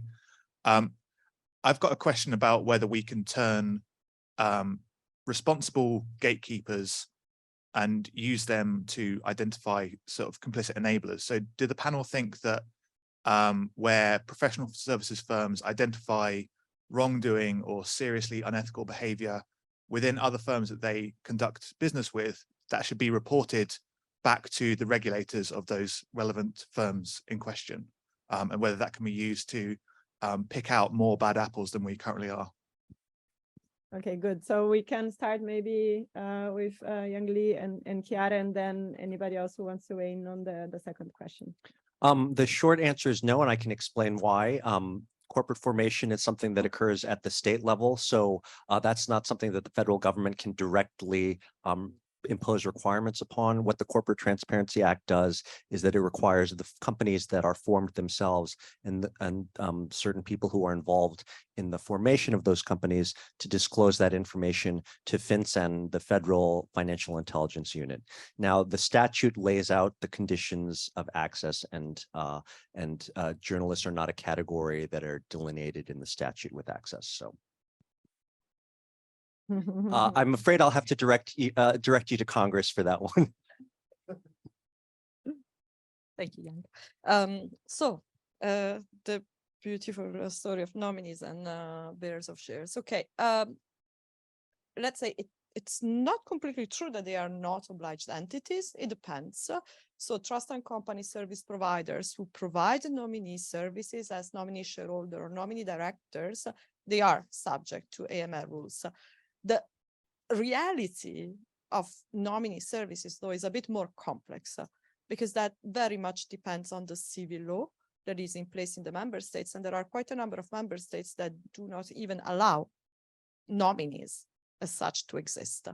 So it's also a matter of how you want to tackle these situations. And what we did in the package was to, instead of trying to regulate the problem by making the problem an obliged entity, we approached it from a risk mitigation viewpoint. So you will see that in what I didn't want to cover, which are the beneficial ownership transparency rules, there are obligations on nominees to disclose their status to the legal person and to the registers. And that information was supposed to be publicly available based on our proposal prior to the court judgment. We will see how to deal with that in the context of the ongoing negotiations with the co-legislators. And that's so much for nominees. For bearer shares, I think the idea of how you mitigate the risk rather than whether you make the risk an obliged entity is even more important. Because this could be any shareholder, I mean, any holder of the bearer share. And there is this final chapter of the regulation where we decided to take, I would say, quite an ambitious approach actually to all these anonymity enhancing instruments where we put together the bearer shares, the bearer share warrants and cash, and basically have targeted measures for each of these risk generating situations. So bearer shares as such, which doesn't mean only the paper, but means everything that is non-mediated and non-registered has to be phased out. And the same applies to the bearer share warrants. So that's the approach that we have taken. It doesn't matter, we don't require that it be registered so that the ownership of the share be registered in a specific place. It can be that it's intermediated by an obliged entity in the financial sector. It can be that it is available at the CSDs. What is important for us is that somehow the competent authorities can trace that ownership. And by prohibiting any situation where there is no intermediation by an obliged entity or no information in the central securities depositories, basically we enable that situation. One word on the other question on what to do with the bad apples. I don't know whether we can go as far as to push mutual denunciation in a way.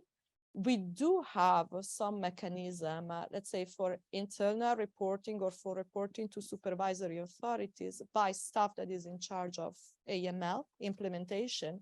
So potentially those are channels that can be leveraged. When you interact with another obliged entity and you realize that there is something wrong, it's not the main intent of that tool because it's more for self-denunciation of the entity itself, but nothing prevents the same mechanism to be used for reporting someone else. Thanks. Andre?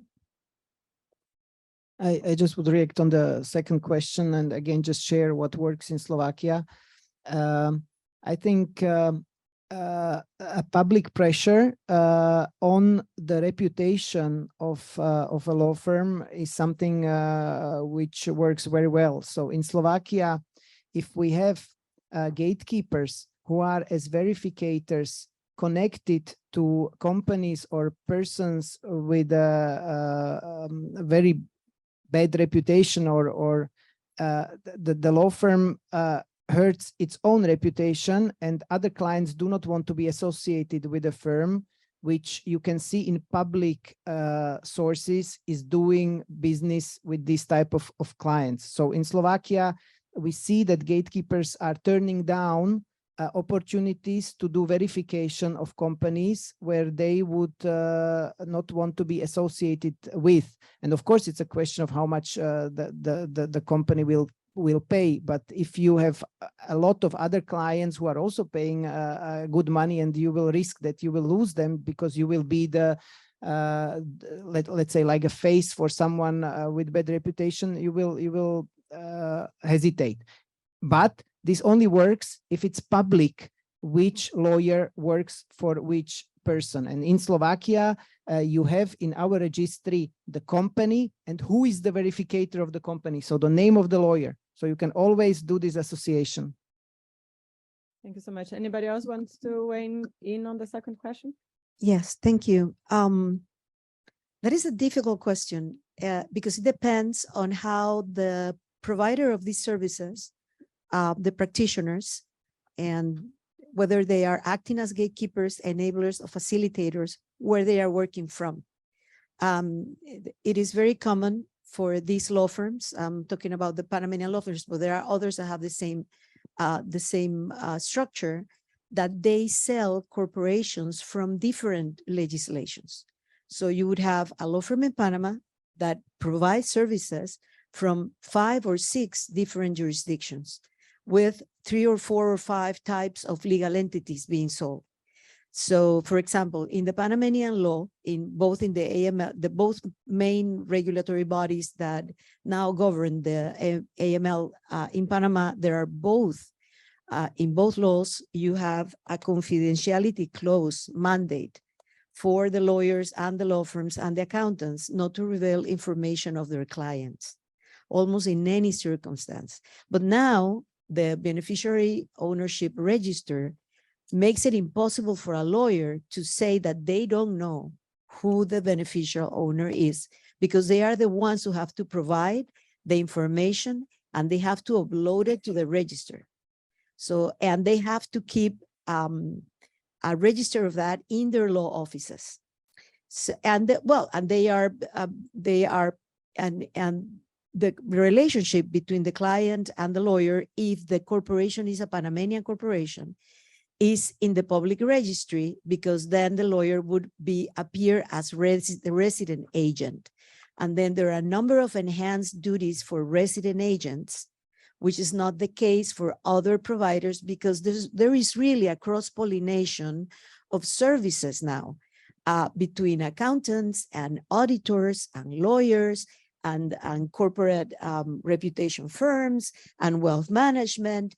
And there is an area there that's sort of new, where you have traditional auditors now providing legal services, and legal services providing corporate reputation services. And so if a law firm has services in different jurisdictions, and then either direct branch offices or associate law firms providing these services in other jurisdictions, it depends on how in that jurisdiction it is viewed, that type of information, I would say. And in the case of Panama, just to the colleague, it is the same as the US register. It is closed to civil society organizations and to investigators and to journalists. In our case in Panama, I think, and this is going to, again, the FATF regulations, I think the main objective was really to get off the gray list of the FATF, and we were included in the black list of the European Union almost 2 years ago, at the beginning of 2020. And these registers, their main objective is to be able to provide information when international judicial requests come to the country, because previously to that, it was almost impossible. So I think it is, a move forward towards the light, but we were very disappointed when the law did not include us and journalists, and we're fighting for it. It's one of the regulation gaps that I think needs to be fought everywhere. May I have one comment both for US and maybe for Panama? Just again, data from our analytics. 95% of inaccuracies of our register is flagged by investigative journalists and NGOs. So if you close down the register, you will miss this 95% of police officers who are watching the accuracy of your data. Thanks for that. Any other questions? Yeah, there are three more hands. Can someone please pass the mic? Yes. Hi, I'm Franz Wild from the Bureau of Investigative Journalism in London. My question to the panel is to maybe address the problem of the FIUs, because it's all well and good having everyone being regulated and loads of STRs, but what often happens is they kind of disappear in a black hole, and they don't necessarily, not to be overly critical, but what's your current thinking about how to address that challenge to actually prevent illicit activity from going ahead or taking enforcement action? Let me just collect two more questions there in the back. Scott, can you move closer to the mic? Thank you. Hey, Scott Graytech, Director of Advocacy for TIUS. The American Bar Association just had a chance to change the ethics rules for attorneys in the United States by creating some sort of anti-money laundering requirements for attorneys. They didn't. They proposed things that do not have any obligations to collect beneficial ownership information, to do due diligence, let alone to file suspicious activity reports. So we are working to get you the authority, Mr. Lee, at the Treasury, so you could be able to fill that gap. I wonder in the meantime, the next time that this group may be together is when the US hosts the Conference of State Parties in Atlanta around the UN Convention Against Corruption, and if there may be any updates on being able to regulate investment advisors for the risks that they pose to the sector. Thanks. Just thank you so much. Just one more question. Vincent, was your hand up, right? Yeah, hello, Vincent Freigang. I'm a researcher at the Secretariat for Transparency International. I'm really interested in this concept of how to assess risk within the sector of enablers. And I was wondering how we discussed taking kind of an activity-based view, and I think that's the right approach, identifying the high-risk activities. But how do you then actually systematically collect the intelligence on this across a sector, especially where it lacks regulation? For example, acting as a trustee could be a high-risk activity, but if you don't have a register of trusts, you don't know actually which legal professionals or similar act as a trustee. So how do you fill that gap? And I guess also happy to discuss that later with the other colleagues who are working on this here. But yeah, that's something I'm very keen to hear views on. And I can add to this question then, what is the challenge then of activity-based when you have a supervision that is not activity-based, but professional-based? So how can you understand the risk? Yeah, so yeah, I'll open the floor for those who want to cover the different three questions. Who want to start? Kara, you want to start? Sure. Let's start with the FIUs. Indeed, I think one of the recognitions that we had in the context of our reform was that we needed to give more tools to the FIUs. FIUs in general, across the union, they have done a lot of work. I think compared to the situation of supervision, we were in a much better place when it comes to financial intelligence. Is it a sufficiently good place? No. And this was recognized by the FIUs themselves. And if you look at the package, you see that there is quite a lot of work that has been done to expand their powers, their access to information, whether administrative, financial, or law enforcement, which I think the last category has been one of the most sensitive, but also one of the most crucial ones. With this, expand the powers to suspend not only transactions, but also accounts. And actually in the council, there are discussions about really suspending activities, which I think is very relevant to the discussion we're having today, because it will target also the non-financial sector. Some of the tools that we thought were quite critical for the FIUs were, for example, providing let's say, this legal context that would enable them to work together. So we set up a definition of joint analysis. Again, consider that we are European Union, 27 countries, 27 FIUs, but no borders for criminals. So you would want to have that type of context or framework that enables them to exchange the data in a way that is secure.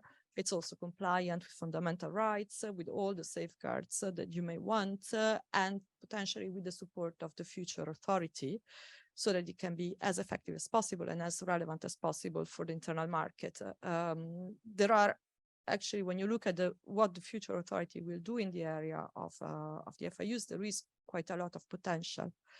So it's a space to be watched, I will say, but just to stress that this really didn't go neglected.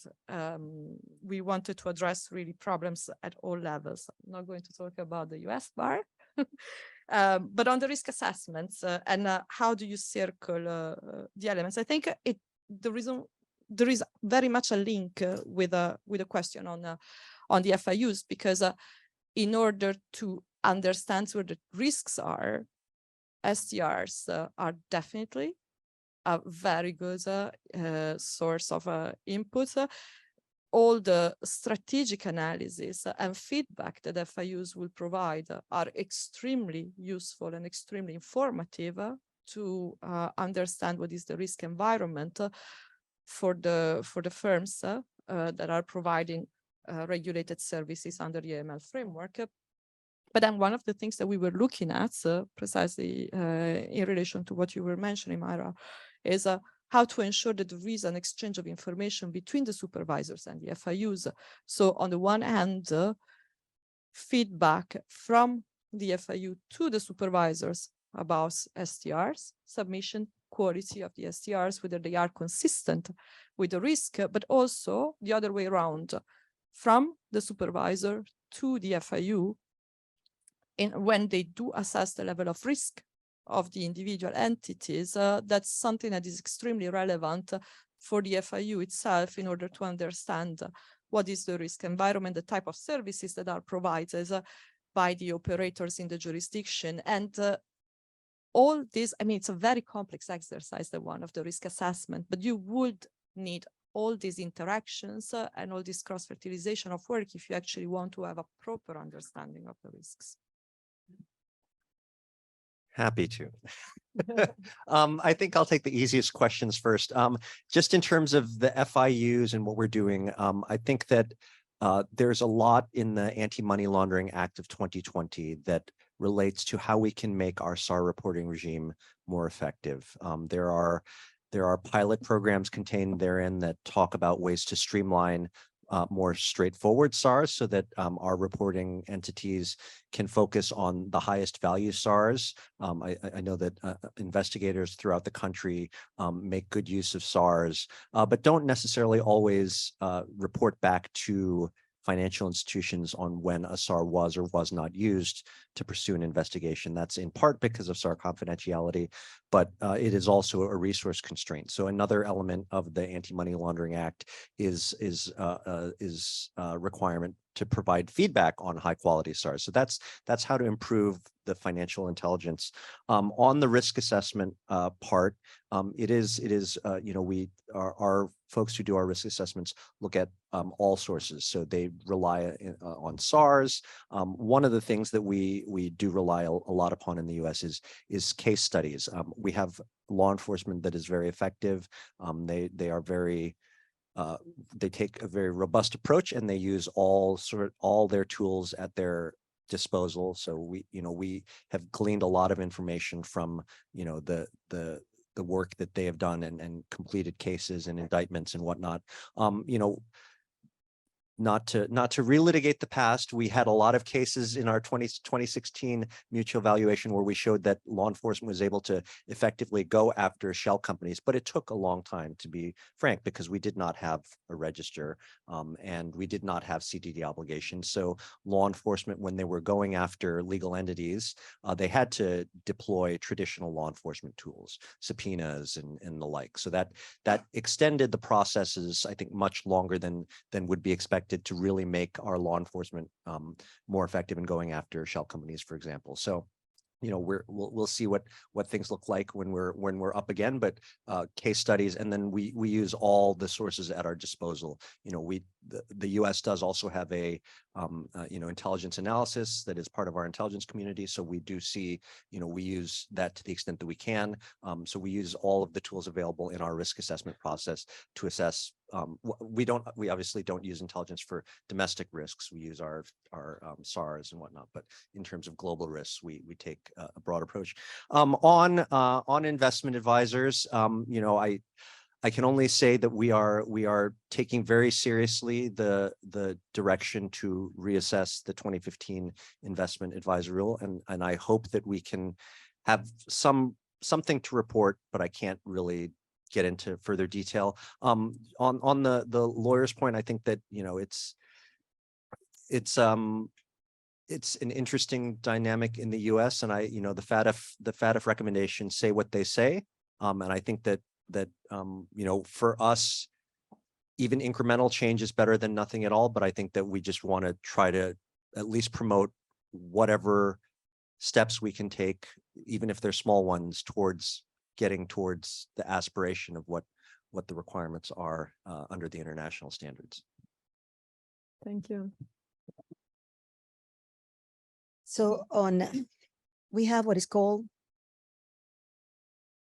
the financial analysis unit. Famously, about 4 years ago, the yearly report for the number of suspicious transactions was less than a dozen. And last year, for 2022, it was over 800.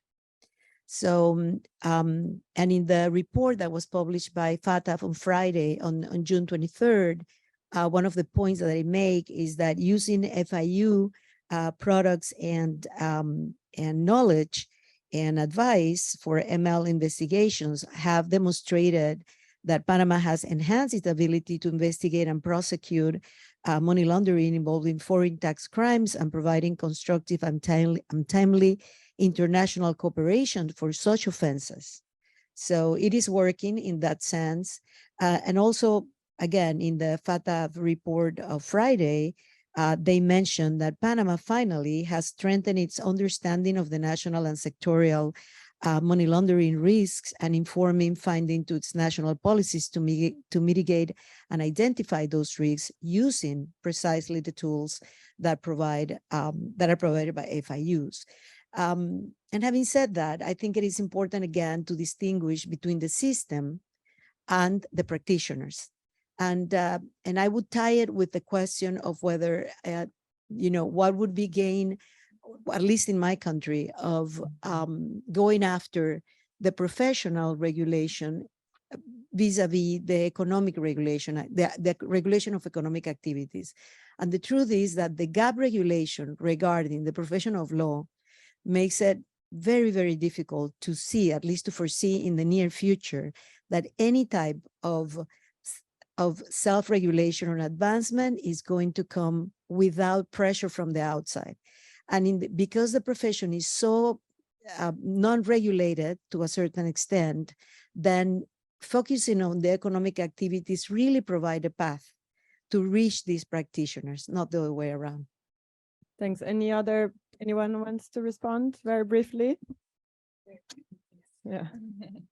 Sure. Okay. So on the point on FIUs, I wanted to address the issue of the investigating and prosecuting authorities more widely, and really raise this area of resourcing as incredibly important.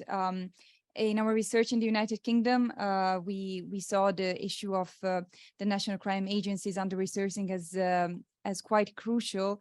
And also not only maybe the resourcing, but also the motivation that goes with it. Because of course, if you are unable to attract and keep the best employees, it really goes to the detriment of the activity of the whole institution. So it seems that sometimes the turnover was as high as 100% in a year. When you don't have a properly resourced institution, what you get is that even when there is legislation that is nominally groundbreaking, it doesn't have the desired effect. So in the UK, we had the unexplained wealth orders, which were, hailed as this incredible legislation that reversed the burden of proof and that would bring great results for money laundering. What we found is that, well, what the results are is that only one case really was successful, whereas the others weren't. And when you analyze them, you see that basically those who made it through are all in a way or the other incumbents in the regime of origin. So this tells you that in an inadvertent way, actually, this anti-money laundering legislation is even, instead of, weakening the power structures in kleptocracies, is even reinforcing it in one way or the other. So this resourcing is really important in terms of investigating, prosecuting authorities. And another reason that we found by analyzing the judgments is that there is still a fundamental issue in basically the recognition of a concept such as state capture or kleptocracy in law in the UK, right? If we're talking about unexplained wealth orders in the UK. Because if you don't recognize the fact that, for instance, judgments in countries that are heavily politicized may be given, in a favorable way, even when this is not the case. And when you don't have expertise really, taken on board during the legal proceedings to explain these nuances, then the judgment may be based on flawed assumptions. And just very briefly on the issue of evidence, of course, it's a very, very important one. It's $1 million question. And I will say something very, very obvious, but very important, which is the need to pool information. I think we've done incredible work over the past couple of days, thanks to OCCRP and Transparency International, who have gathered together this variety of actors in the civil society, campaigning and academic world, and really to think about how to bring together the information that we piece together. But I also think it's very important from the government authorities, from the policymakers, to have a commitment to work together to, once we come up with, a list of activities that may be called enabling, that are problematic.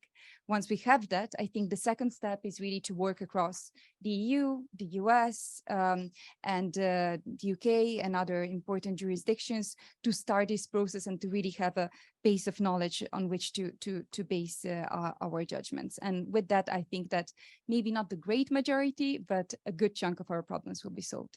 Thank you so much. Andrea, any very quick final remarks so we don't eat our whole break? Final remark, or can I just very short comment? Yeah. Okay, then let's move to the final remark. So from my perspective, I just wanted to highlight and to stress the international cooperation and exchange of state-of-the-art solutions. I think countries like Slovakia, who were receiving a very strong support when building up our democracy back in the 90s, have now gained knowledge and experience which we can share with other countries, and what we are also doing in Africa and other jurisdictions. So I'm just offering this experience, especially in this field of gatekeeper verification, to anyone who would be interested to know more and maybe to look into how to scale this. Thank you. Thank you. Thank you so much. I think I would thank you all for joining us here today. We have a little bit more time during the breaks and lunch break to continue discussing, but yeah, I think that's, we have to stop. Yes. I guess you all need to stand up and I need to sit. So thank you so much. We'll continue. So 11:45.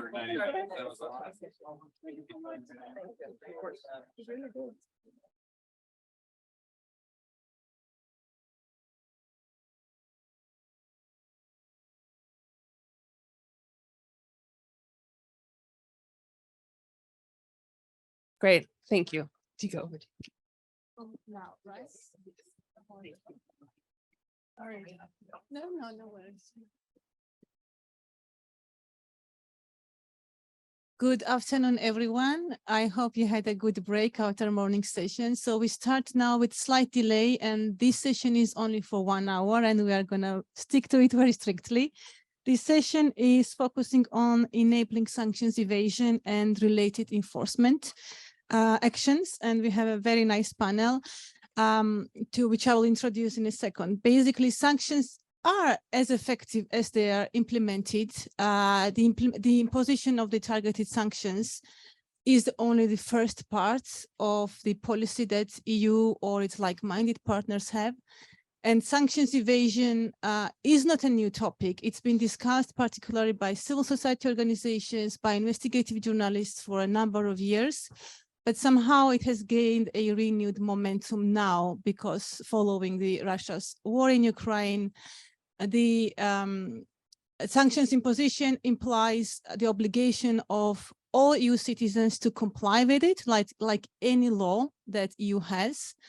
And it implies that anybody that provides services to those who are designated will need to comply with sanctions implementation. However, very often investigative journalists, when they do the investigations, come across specific sectors or specific professions that provide this kind of enabling services.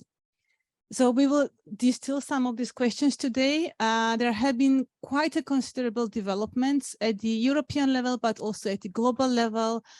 EU came together after the war in Ukraine and proposed a number of legislative and policy improvements to tackle these issues, which Sophie will address during the panel. There has been a coordination also at the G7 level when G7 countries have come together with a typology of sanctions violation or circumvention. So there is quite a number of developments, but to a degree this is sufficient. We will try to tackle it today during the panel. So we have at the panel on my left, Peter Jones, who is the Deputy Editor-Chief of the OCCRP, the organizer of this event. We have Sophie van Bergen, Policy Officer at the DG FISMA, which is Financial Stability, Financial Services and Capital Market Union, for those of you who are not versed in EU jargon. And last but not least, Erik van der Schild, Manager at Europol Financial Intelligence Public-Private Partnership. Thank you very much, all three of you, for coming here. And we start with Peter, who will present the findings of the latest investigation of the OCCRP that came out a couple of weeks ago. Maybe 5 minutes to start with, and then we can see if we have questions from the audience. Okay, thanks very much. It is really a pleasure to be here. It can sometimes sound like a platitude, but I think as investigative journalists and editors, we spend an enormous amount of time. There's a lot of blood, sweat, and tears going into making issues like we're discussing today interesting and available to a broader audience. So it's very nice to speak to a group of people that are already fascinated by strange loan arrangements which hide purchases of assets in Europe. So I think one of the things that has helped, as you mentioned, one of the things that's helped bring the issue of sanctions and sanctions evasion to a broader audience has been Russia's full-scale invasion of Ukraine and all of the sweeping US, EU, and UK sanctions that have followed against oligarchs who up to this point had been fairly well situated in the West with their various luxury assets, their interests in companies. This has really led to a renewed interest in those oligarchs, but also what's happened to the things that they owned and their luxury lifestyles that they've enjoyed in the West after making and often making a fortune back in Russia. And that also means that there's a heightened public interest we have found in enablers, because now with the situation in Ukraine, there's a really visible and easily understood victim. And I think that's quite important for telling the story of what's been going on and building a narrative around it. So I'm going to talk briefly about an investigation and project that was launched last week about the Rotenberg brothers, two oligarchs in Russia. Try to give a quick kind of overview of what we found and what it's like in the sort of salt mines of investigative journalism, trying to unpick some of the schemes and strategies that have been pieced together by the kind of professional service providers that we are discussing here. And then hopefully, if we're lucky, there might be a couple of conclusions and lessons we can learn from that. So just very briefly, for those who may not know, the Rotenberg brothers, two of the most infamous or well-known oligarchs in Russia, childhood friends of Vladimir Putin, grew up with him, they're judo sparring partners with him, went into business in Russia and under Putin became billionaires, benefiting from massive and lucrative state contracts in many situations. And then what we received was a leak of emails and documents, about 50,000 emails and documents from a company run by a man called Maxim Viktorov, who is a Russian lawyer, who acted as a sort of ad hoc fixer for the Rotenbergs, from what we can establish from the leak. As soon as they were sanctioned by the United States in 2014 over the annexation of Crimea, Viktorov appears to have he's leapt into action and sort of formed a kind of family office for the Rotenbergs, which has helped them alleviate every problem they found in the wake of the sanctions and soften the blow in all sorts of different interesting and innovative ways. And this guy, Viktorov, very much the central figure to this, but he recruits a very trusted inner circle of service providers, and they also go on to make introductions to others in other countries. So often we see him using service providers in places like Cyprus. Cyprus comes up quite a lot, Panama, BVI, but then there are introductions to wealth managers in London. There are bankers in Monaco. There are bankers in London, Luxembourg, and elsewhere. So one of the first things to note, which was quite striking from analyzing the leaked information, was the actual absence of the Rotenbergs themselves from any of the emails. In the very early ones, you may see one of the brothers' sons engaging with Viktorov, but after that, they really engage this small group. I wouldn't call it an army. It is actually quite a small trusted circle of enablers, and they go on to act pretty independently from that point on. They're not copying the Rotenbergs. We don't really see them mentioned. As Miranda alluded to earlier today, we do see them referred to by pretty terrible code names like AR and BR for Arkady Rotenberg and Boris Rotenberg, so not the most difficult to decipher, or Mr. Rot occasionally. So they probably could do a better job with that. But you do see a sort of striking lack of any questions or reservations on behalf of the professional service providers involved. They really just get down to business, basically. And the complexity of the schemes that they devise really does speak to the kinds of, I think, intent and design that is behind what is going on. It's pretty explicit that this is for sanctions evasion. So from what we can see in terms of just the real findings of the investigation, to give a sense of the kinds of activities we're really talking about with these kinds of enablers, I would say there were three main tactics that were visible. One was jurisdiction shopping. Again, Miranda briefly alluded to this, but we see the British Virgin Islands many years too late, arguably, but they do eventually start to say that they're under pressure to find out who the beneficial owners of companies are if they're on the US sanctions list. This causes a massive meltdown in Viktorov's family office, quite an entertaining, panicked series of emails back and forth, and then they dissolve many of the brothers' companies in the BVI and move some of them to Cyprus. This again causes a real problem for the ones belonging to Arkady Rotenberg, because he was at that time sanctioned in the EU. His brother Boris was not. And there's a very interesting email chain where they had described them as AR and BR companies, and one of Viktorov's closest associates replies and says, no, it's all BR, as if they're trying to cover up any kind of paper trail that could lead to issues for moving Arkady's companies to Cyprus. So again, it's a very kind of explicit attempt to cover up tracks as well. The second tactic is, as I kind of hinted at before, is almost an introductory one. It opens doors to other enablers. So Viktorov himself, again, like the Rotenbergs, doesn't necessarily appear that often. He's CC'd, he's kind of keeping tabs on things, but really he leaves it up to his associates to carry out the problem solving. In particular, we see at one point Cypriot service providers and another Russian fixer making introductions to a wealth management company that was called LJ Partnership in the UK. This was to deal with the fact that Societe Generale had issues with Boris Rotenberg sharing bank accounts with his wife because she had a US passport, and he was sanctioned by the United States. And LJ Partnership tracks down, I mean, it's worth naming names, I suppose, Haviland Bank, who seem all too willing to set up bank accounts, not just for Karina Rotenberg, the wife, but also for Boris himself and for companies that the bank acknowledges are beneficially owned by him. We can't see them actually finish opening those accounts. The leak is partial, but there's about 10 months where Bank Haviland is certainly pushing hard to get those forms signed. All the paperwork is prepared.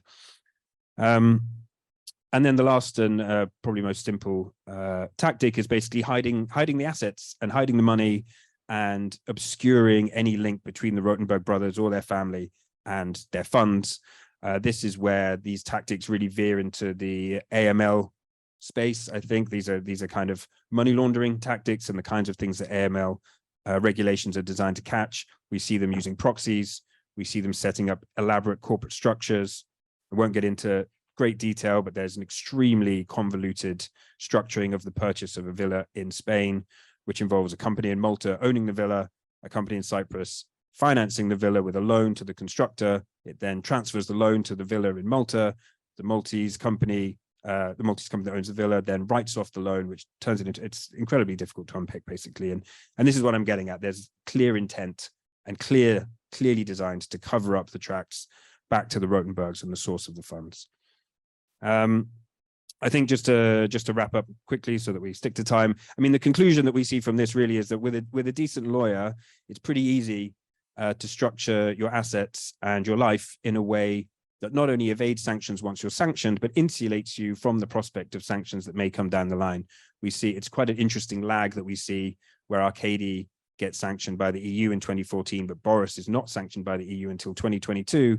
But we certainly see Boris taking steps to build a firewall between himself and his assets and his companies in the intervening years.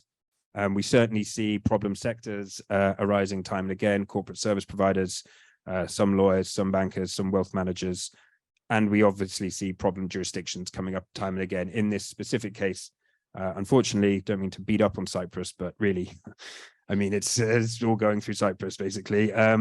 I mean, they're too toxic for the BVI, so they go to Cyprus, and that's fine, which is a damning indictment. And I think really the challenge for us as journalists is always to unpick these strategies, and in doing so, trying to establish who has real control of assets. It's not just who on paper owns them, but really establishing effective control. And I think this speaks to my final concluding point on this, which is that with enablers generally and sanctions, I think we have a problem of definitions. There are huge gray areas about where activities bleed into illegality.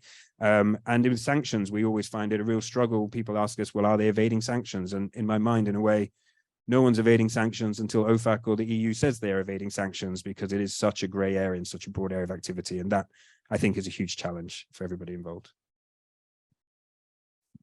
Thank you. I think thanks a lot for outlining those points. I would add just one thing for you to contemplate for later, whether moving assets from high tax jurisdiction to low tax jurisdictions also deprives the opportunity for like a jurisdiction like EU or member states to basically have less money and resources to do proper investigations, whether it's something you have thought or if you have some thoughts about it, but keep that for later. We move to Sophie now to give an overview of what you has done over the one last year. There's been a lot of development, so to give us a snapshot where things stand. Thanks a lot, Sophie. Yes, thank you, Tika. So just let me start by thanking you for inviting me to this panel, because of course these days we have a lot of panels, a lot of discussions on sanctions circumvention, on sanctions in general. But I think this is a particularly interesting approach to really look at this cross-fertilization, to look at what's happening at corruption, because indeed what we see on circumvention often is not really new. I mean, we see like, you know, pre-existing methods on sanction circumvention, like what happened with North Korea, Iran. We see these techniques coming back. We see pre-existing networks, schemes that have been developed for tax avoidance, like complex ownership structures and so on. Using third country jurisdictions, Pete was referring to it, use of Russian and Belarusian nationals in third countries and so on. So all of these methods and techniques are not really new. And I think that's why it's very interesting that we have this discussion now. And I look forward to having also your views afterwards to see how we can also learn from you in the specific sanctions field. And then just to say a few words, I think indeed this concrete challenge of sanctions enablers is really an important one. So lawyers, accountants, basically trust service providers and so on. So all of these key professionals really do have an important role to play, unfortunately, often in sanctions circumvention. They can open bank accounts, set up corporate structures and so on, which really allows oligarchs often to still access their assets, unfortunately, rendering our sanctions a lot less effective. And of course, often these mechanisms are quite secretive. So investigating this is really a big challenge for national authorities of the member states, and it requires a lot of resources, a lot of time, and so on. Then maybe just before I go into what the EU is doing, at least some maybe good news also is that I think these structures, or at least studies, they suggest that these structures are also often a bit vulnerable in themselves. And I think Pete was referring to it, that often these Russian oligarchs, they don't draw upon like a huge number of service providers. They really go through trusted networks to few individuals, often that were recommended to them by close partners, by family, and so on. So this in itself also makes the structures, let's say, vulnerable. And it also means that mapping these networks and really devoting resources to investigate them is really really worthwhile. And I think also all the very good work that Europol, and I think Erik will go into this, is doing in this regard is very, very valuable. And some even go as far as saying that actually sanctioning these service providers is sometimes even more effective than sanctioning the oligarchs themselves, because it's really like helping to close down on them. Then, of course, why I'm here is basically also to explain in a nutshell. I won't be exhaustive, but just to give a couple of elements of what the EU is doing in this regard. And of course, first of all, what we do is issue legislation, regulations. So we have our regulation 833, which is basically encompassing all the sectoral measures of the Russia sanctions, which prohibits providing services to the Russian government and to Russian entities. And this includes, for example, legal advisory services, accounting services, public relations services, and so on, with a number of exemptions and derogations, but which of course are needed, for example, for the effective right of defense and so on, but still a very clear prohibition. Then in general, we also have in our sanctions regulation a prohibition to circumvent our sanctions. That's I think self-evident. And then the national authorities, I mean the member states, basically they have put in place penalties if this is breached. These penalties vary a bit. We can discuss this perhaps later. So this, of course, the member states are also responsible for investigating these breaches, so these occurrences of sanction circumvention.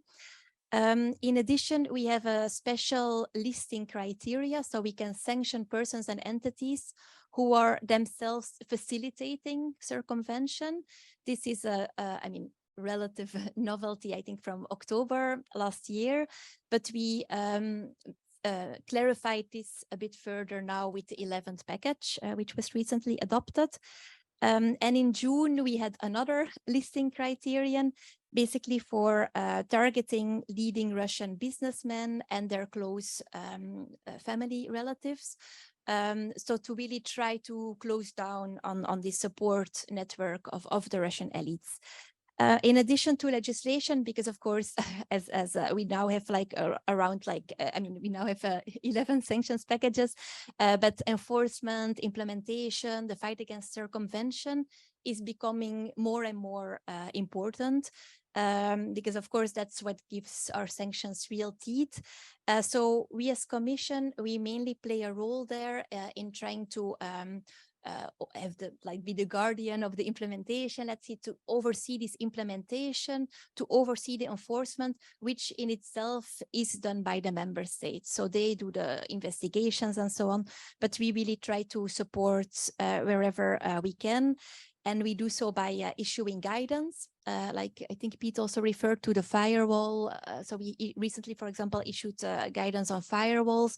We have a massive amount of FAQs, frequently asked questions, on our website, which where every time we have new packages and new questions arrive, we further extend.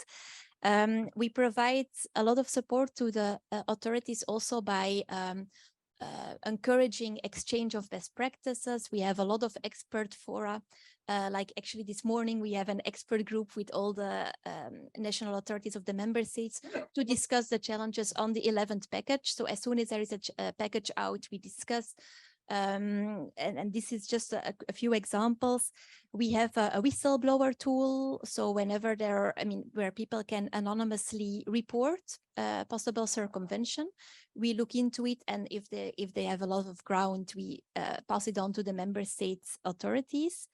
And we, of course, try to do what we can to strengthen the due diligence by economic operators, because they are very much at the basis. We rely on their risk-based approach.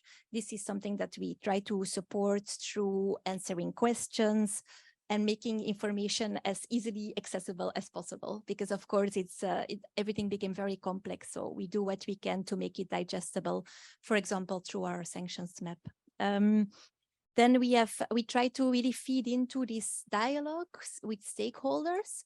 For example, Eric was also referring to it earlier during the break that on 8th of June, we had a seminar, on a second seminar already, bringing together the expert community to have exchanges on where is circumvention happening, and also to have them formulate policy suggestions and recommendations to us, which we are now considering and seeing what we can take forward. We do a lot of outreach to third countries. You may know that we have since January an EU special envoy who's basically traveling to third countries to basically plead for alignment with our sanctions, but also especially to fight circumvention, to raise awareness, and so on. Then we have a number of task forces. Maybe, I don't know if Eric will go into detail on those. No, so I'll just mention them to give a bit the overview. So we have a task force which is called Freeze and Seize, which is composed of a commission. It was set up by us, representative from the member states, of course, Europol, Eurojust. And the idea is really like, to coordinate all our actions on these seizing. And in some member states, it's also possible to confiscate some of these assets of Russian oligarchs. And then basically the multilateral equivalent, it's not really the equivalent, but a multilateral forum is the REPO task force, which stands for Russian elites, proxies, and oligarchs. This is composed of G7, the European Commission, and Australia. And there also we try to cooperate very closely on this, like everything linked to freezing and seizing of assets. And then maybe a last point, I don't know if I still have time, is I'll briefly mention that the Commission also issued a proposal to harmonize basically the penalties, which are the penalties on violation of EU sanctions. We put this forward December last year. It was actually our colleagues of DG Justice colleagues who are in the lead on this. But so the aim is, basically all member states already or most member states already criminalize the violation of sanctions, but the exact definition of these offenses and the exact penalties, the type and level of the penalties is not harmonized. And so we try to, with this proposal, harmonize this, to put, like, for example, minimum and maximum imprisonment, to clarify some things on liability and so on. It's currently under discussion. Basically, the Council adopted their general approach in June. The Parliament is, if I'm not mistaken, also in the process of adopting their position. And I think in July already the trilogues will take place. So we hope that by the end of the year, this will be transposed. So of course, this is not basically presenting all our efforts, but it's just to give like a quick overview, and I'm sure we will have some time in the discussion to maybe go a bit more into detail on some of them. But just as my key message would be that circumvention is really like, water, it always takes the way of the least resistance. So we really try to do as Commission our best to support member states, to work with member states, to work very closely with partners. And I think this is really key to fight this circumvention and to really try to stay one step ahead of these really resourceful oligarchs. So thank you. Thank you so much. Just before we move to Eric, small maybe comment here because EU sanctions historically have been vulnerable to the court challenges in Luxembourg. And services mentioned by Sophie, 11 services that came into force in November or October last year are part of the violation of the circumvention of the EU sanctions proposal by Commission. However, there is already a court challenge, and I think there's a link with enablers. The Paris and Brussels Bar Associations have filed a court complaint in December already, challenging Article 7 and 47 of the Charter of Fundamental Rights on the grounds that these provisions to prohibit legal advice, not legal representation, prohibits violates the right to protection of privacy and access to justice.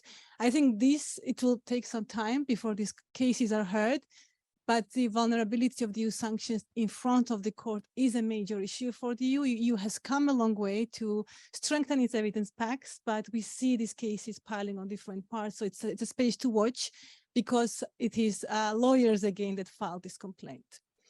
With this, we move to Eric to introduce us the work of the Europol and coordination, particularly with the Commission and other parts. Over to you.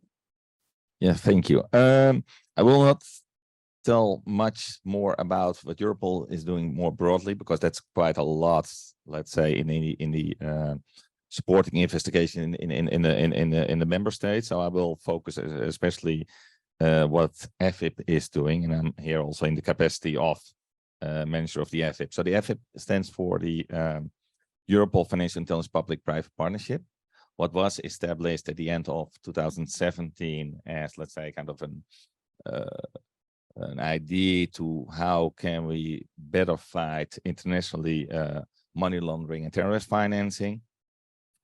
And that started as really as a Europol project. But the biggest changes through the years is that we are fully a member-driven project, and it goes even beyond members, because also the observers take sometimes really a leading role in what we are doing. So the FIP nowadays had more than 85 organizations connected. Most of them are members, and those are coming from the 3 pillars. So that's FIUs, law enforcement agencies, and financial institutions, complemented by other European institutions, think tanks, now also NGOs, or but also organizations like FATF and and anyone in this field who can bring added value, let's say, to us or the other way around. And that's what we try to do. We have a steering group in place where also private organizations, but also law enforcement FIUs are there, and they are responsible also for the priorities, and the priorities are translated in working groups. And when the CROW, also we have in some of the working groups, we have work streams, and nowadays even in work streams we have focus groups. So it's growing and growing. But most of the time we are very much focused on what is currently needed. And that happened also last year. I think directly or almost 1 or 2 weeks after the Russian invasion in Ukraine, we convened an extraordinary steering group plus, we called it back then, because everything what we are doing, we do it for the first time. So we have to give it a new name. And the importance of that one was that we invited the FIUs who are, let's say, close to that region, or a member of the FIP, banks who have or a regional, let's say, knowledge, or more a global knowledge, and just an open discussion, kind of Chatham House rules. What are we seeing and what should we do as a community? And at that moment, we directly set up an OSINT task force, what was really new for us. I think I coming from the area of cybercrime, where OSINT is much more used, but in financial crime, it's less used. But we started with that with a lot of support from all the members and observers, and we started with the circumvention of sanctions work stream, led by another public-private partnership. So that's the Lithuanian one. We also, since that moment, we had already, because we have several plenaries a year. It was in the past 4 plenaries. We brought that down to 2 longer plenaries nowadays, but we already have 2 plenaries on the circumvention of sanction or the influence or the impact of the Russian invasion in Ukraine, because it totally changed the landscape, I think, for all actors also in our community, and it's really dominating how we look at our threats. And of course, we see also difference between, let's say, members who are closer to the situation.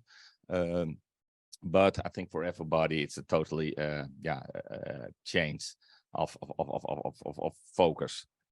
In the circumvention of sanctions work stream, the idea is to exchange the case studies, other information, what we see, and based on what was exchanged during meetings. We had weekly meetings in the beginning, and that later on become 2 weekly meetings, but also the OSINT task force was fully focused on the situation. And that was also totally new, because we have, let's say, kind of challenges to exchange information between all those members.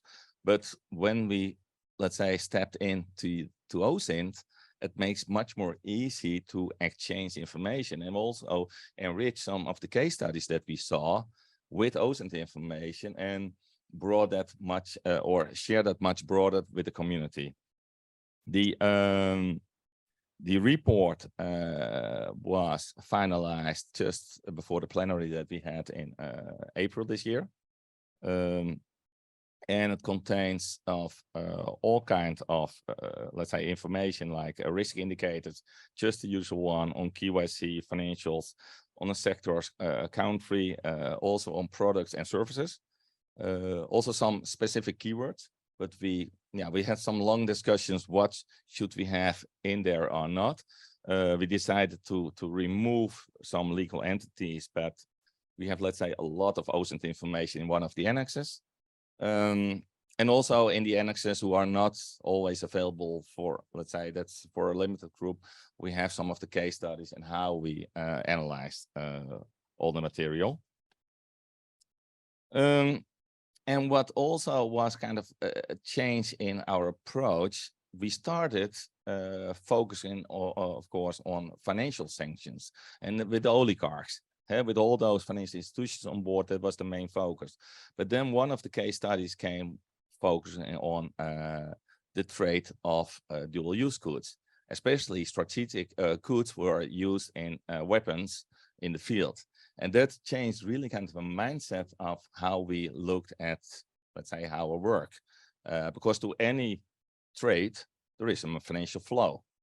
And what we also saw is that a lot of those financial flows are using still just normal, let's say, financial institutions, only a different route.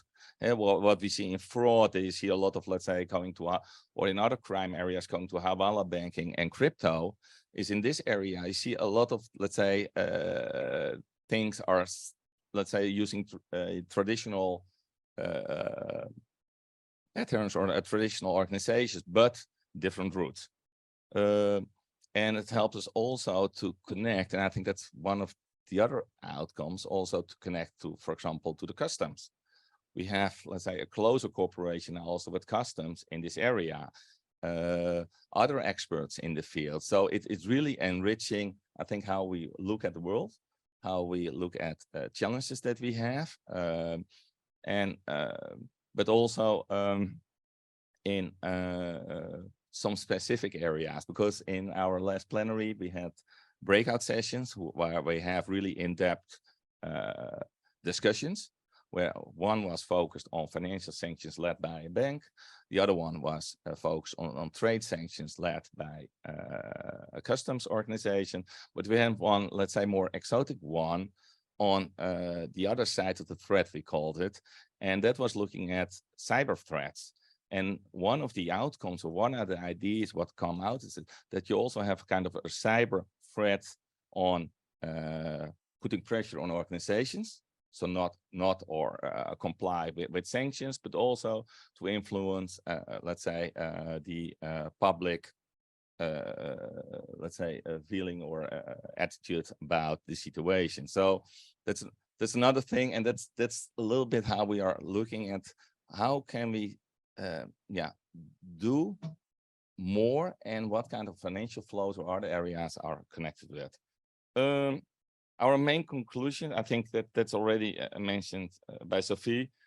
It's still kind of similar what's around there with AML or with the money laundering. So the indicators are not that different.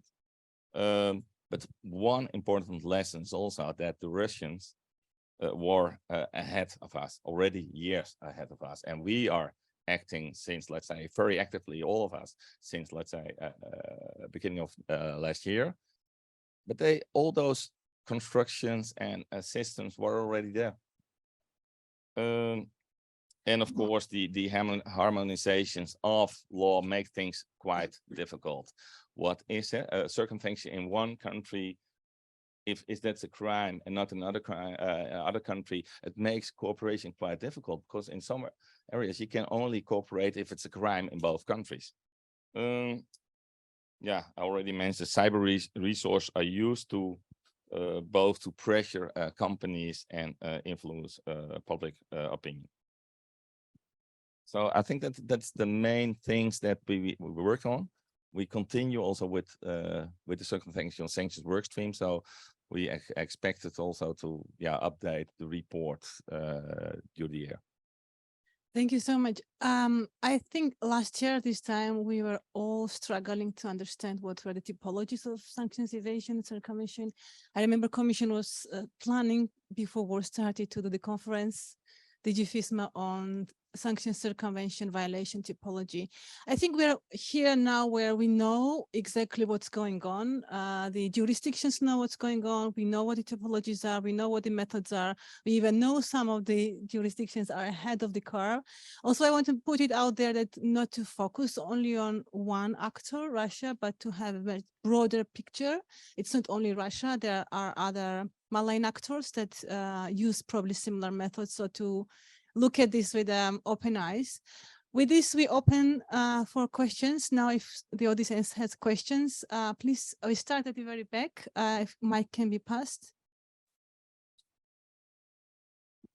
Hi, I'm Sanity Emberger from Baltic Center of Investigative Journalism Robotica, and I have a question for Sophie and a question for Eric.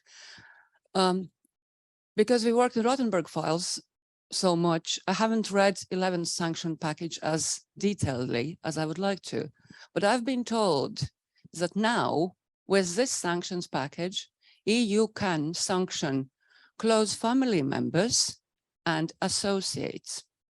So from Rothenberg files, we have two distinct people who fall into this category. One of them is their jack of all trades or fixer, Elena Ruziak, who happens to have a property in Riga, which we discovered, which was owned by Rothenberg's company before. Another one appears to be as minimum proxy of Arkady Rothenberg, but most likely his romantic partner. She has no business history, but she has fabulous properties in France, in Monaco, in Russia. So they both, if you ask me, fall into a category of associates. So my question to you, Sophie, is what has to happen for EU now to sanction them? That's first. And Eric, when we talk about enablers, we, for some reason, focus on lawyers and nominees, etc. But one category of enablers are European companies who are selling parts of what rockets are made after. And EU goes to Kazakhstan and to other Central Asian countries going like, you have to stop this because it comes through you. But it's European companies.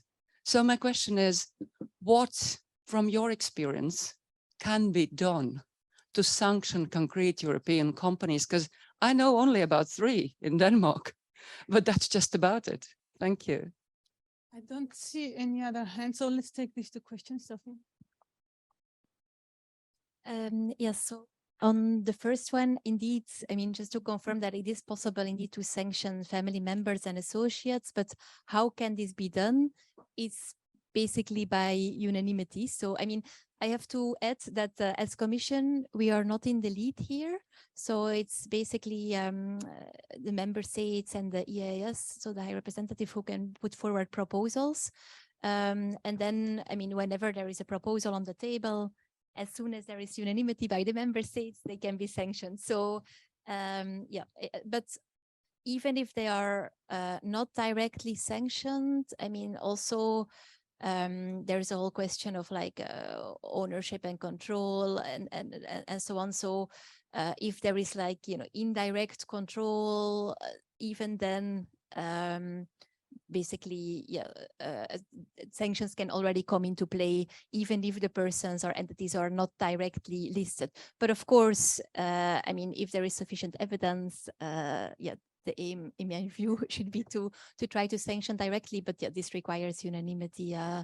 And then your second question, I mean, of course, our primary goal is to try to target sanction circumvention through better enforcement and implementation in the EU. This is very clear. And indeed, we have this prohibition to, like I said, basically to circumvent the sanctions. So there are penalties for European companies who would really be consciously, I mean, deliberately involved in sanction circumvention. And even this facilitation of circumvention can even be a reason to list these persons and entities directly. So we are working on this. We are not only doing outreach to third countries, but I think we really need to do both. So I don't know, maybe Eric wants to, or wants to complement on that.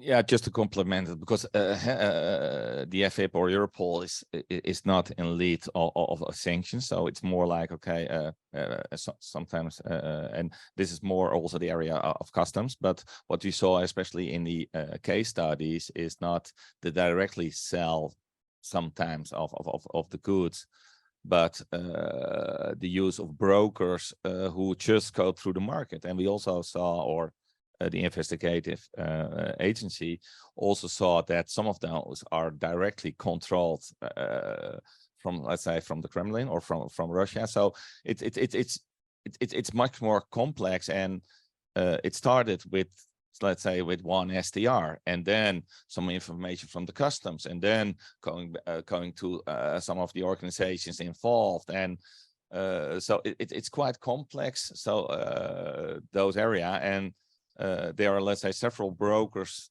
out there, and the idea what we had, and that's also why it was shared with the broader community. If there's one like that, there's probably more of this kind of brokers out there who just, let's say, looking at the market and just buy very specific stuff. Yeah, I just very quickly come in on Maria Rodonova, I think you're referring to, and Elena Ruzak. I mean, there's the sanctioning of individuals, the question of, as I said earlier, like figuring out and proving the degree of actual control of an asset is extremely complex when these sorts of structures are put in place. And I understand that the need for full alignment on these questions in the EU is something that can be problematic. And certainly we've seen, to be honest, the US act more decisively, I think, when it comes to imposing sanctions, and those seem to have a very real and immediate impact. And the lack of that 8-year lag between Boris being sanctioned by the US and the EU is something that should pose questions, I think.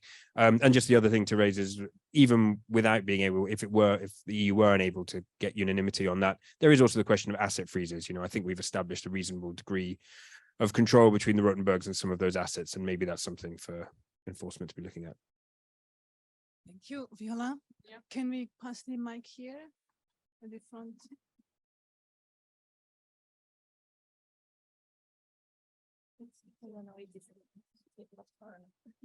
Thank you so much. Yeah, Viola van Kramon, European Parliament.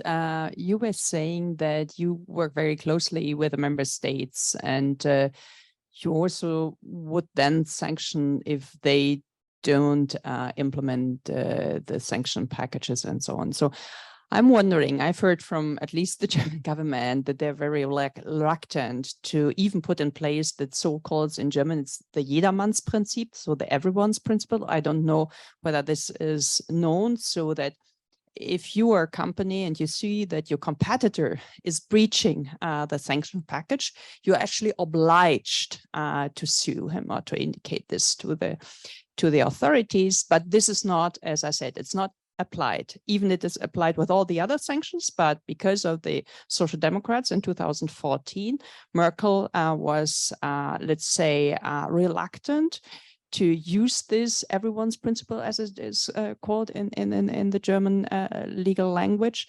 And it has not been changed since then. So these are very, I would say, simple methods. And I could imagine this is different in other member states. But as Eric has said, I mean, if you do not have violations which are standardized or can be used as a standardized method, how can you even think that this evasion of sanctions can be decreased? So I really see, I mean, one thing are the companies, the other things are the countries like Georgia, Turkey, Kazakhstan, Kyrgyzstan, and so on.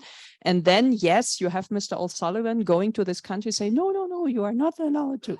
But there is no punishment, no sanctions, no consequences for them. And even there, I would assume you could do much more from the Commission side with the ESS and the member states if you would like to.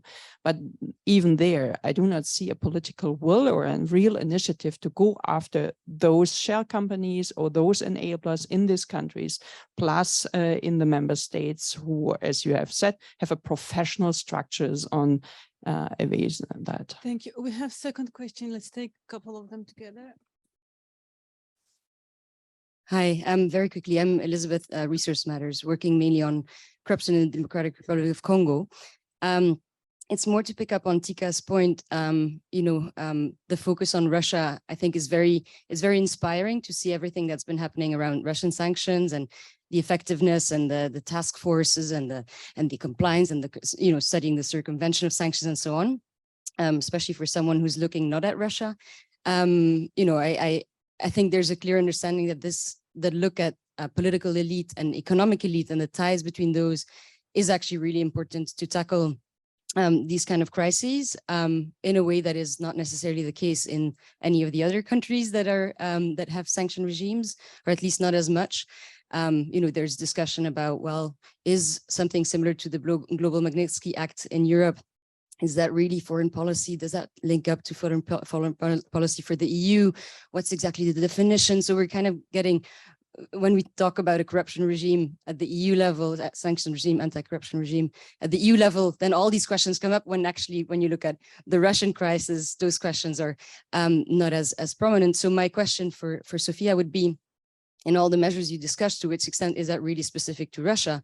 And to which extent can we learn from everything that's happening in that context for the more general sanctions regime, the enablers in those other contexts, which seem much less, seem to get much less attention? Yeah, lots of questions for Sophia. Maybe just to add what Viola said about neighboring countries, to bring in the other parts of your colleagues or the parts of Commission, like Georgia is an association country, but it hasn't transposed the specific sanctions. Historically, it has a very low level of transposition of sanctions. And if it wants to advance with EU integration, it's part of transposition of acquis in effect. So whether instead of sending Mr. O'Sullivan, whether it could be used the association process to pressure countries which have specific processes with EU, because it's essentially failing to transpose CFSP decisions and regulations. So how do you see that? Over to you, Sophia.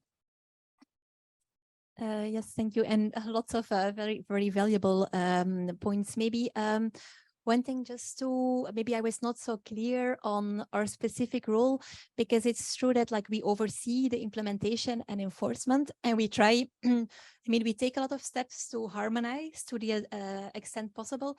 We don't have many infringement procedures for the moment against member states in the field of sanctions. We really try to support the member states where we can for the moment, because it's a big challenge for all of us. The sanctions are really like unprecedented. The exposure of our economy is unprecedented. We see in member states that they are often like now dedicating extra resources for investigations, like setting up sanctions units and so on, like streamlining the coordination. So I mean, are we always ahead of the curve? No, I mean, it's really work in progress, and I think everyone is redoubling the efforts. But often, indeed, there are still different practices. We take initiatives like, for example, this proposal for the directive to harmonize indeed the sanctions violations. I think this would be an important step in the right direction, that at least indeed it's there are clear standards for criminal and administrative penalties and so on. So I think this is already very important. And then on a lot of these concrete implementation questions, they are discussed at length in this expert group that I mentioned. So often, like, member states come up with national practices, we share them with other member states. We try then to come up also with guidance where we see issues. Like I said, for breaches, we also have this whistleblower tool.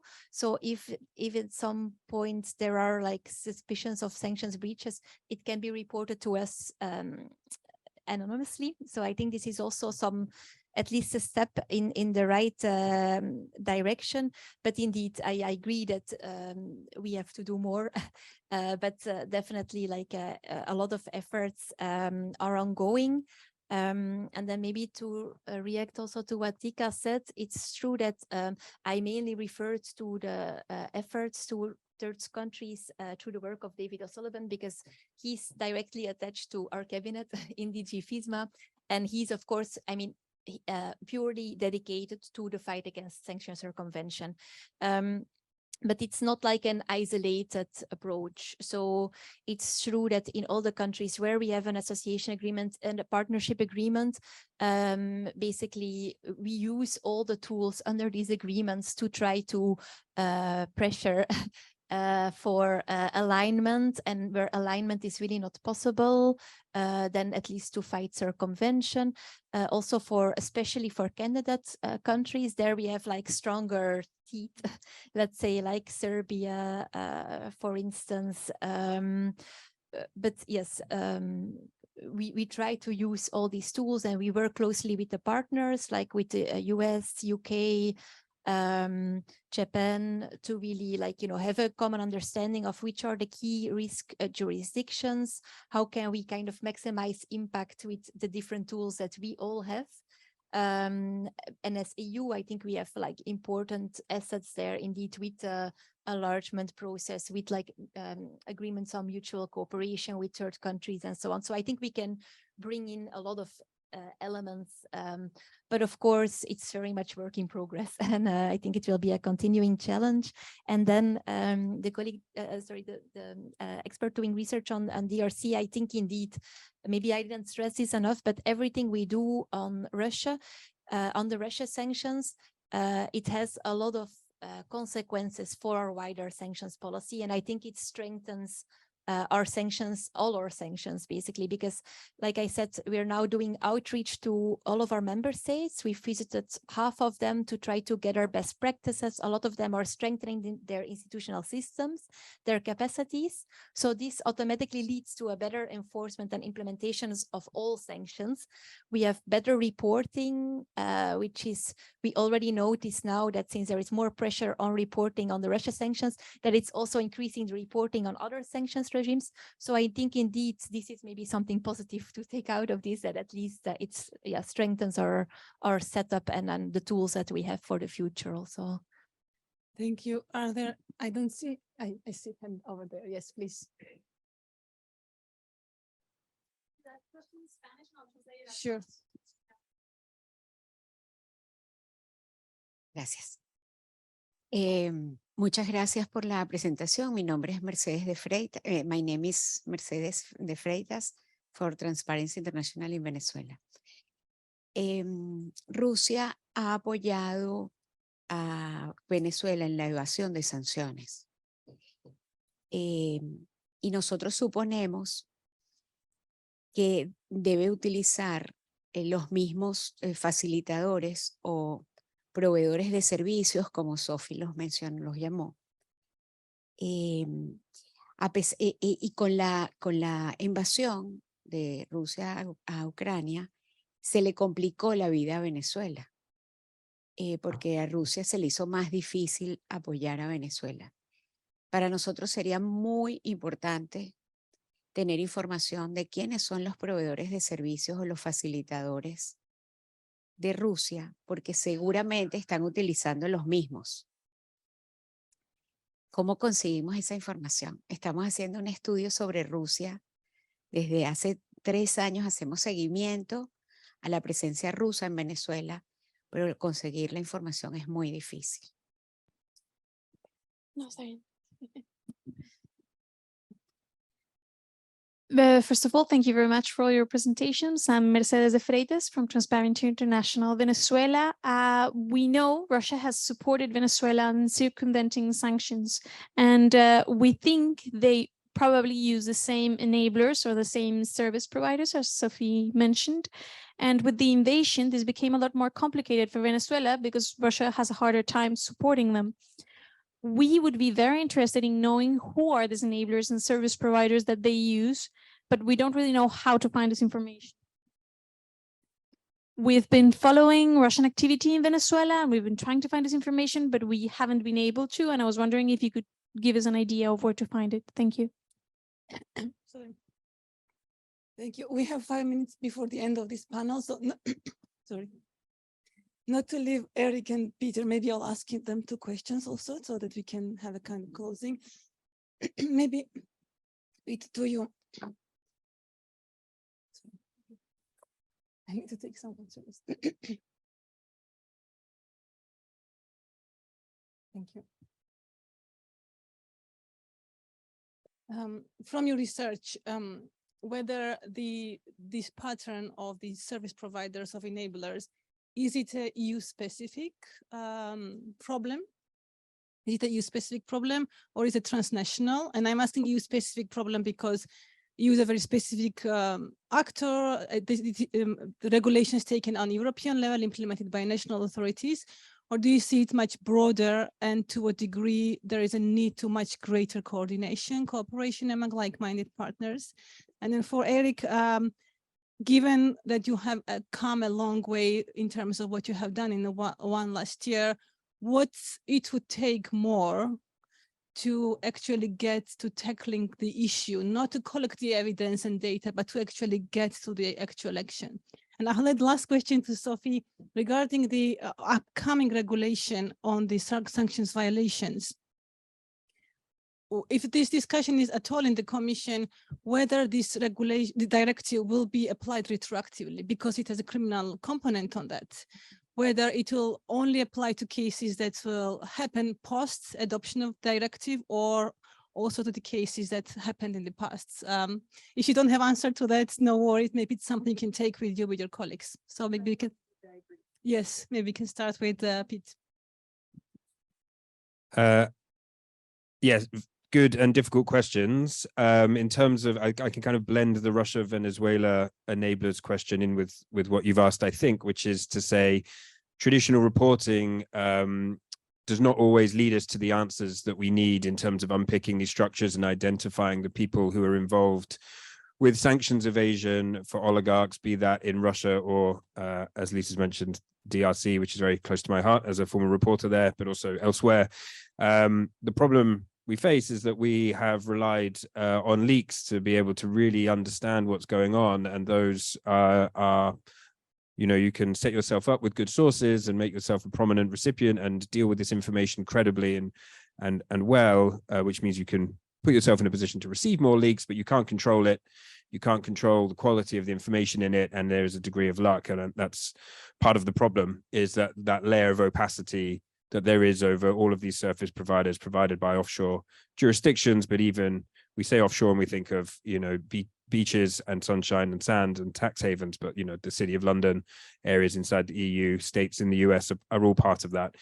So that means it's difficult to know whether it's EU only or broader. We have, for too many reasons to get into, Russia's invasion of Ukraine has been a very discrete, immediate and intense moment in time, and has caused, at least in the West, a huge amount more attention, as I said at the start, on this issue.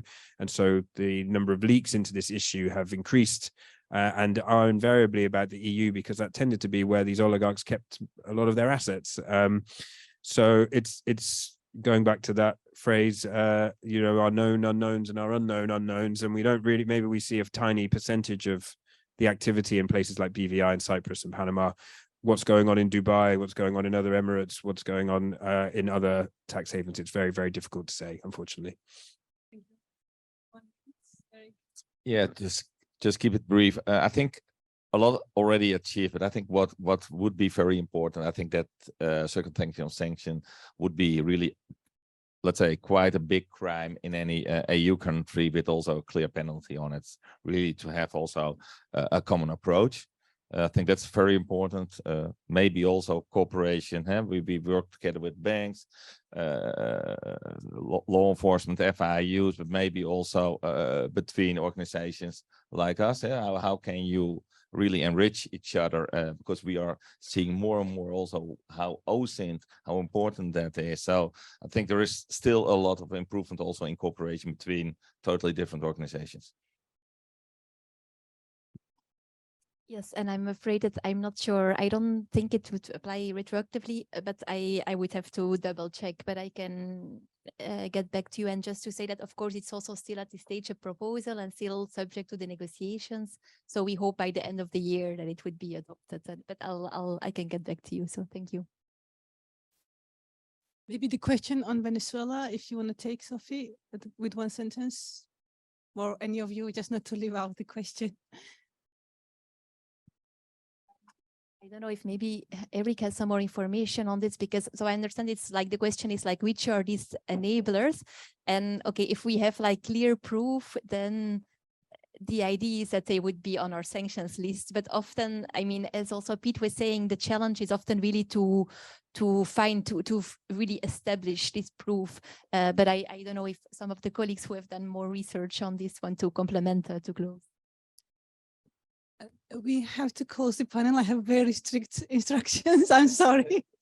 I'm happy to continue maybe during the lunch break. Hopefully some of our panelists can stay over, but thank you very much. Thanks a lot to all panelists. Please join me to thank them. And thanks a lot for your participation.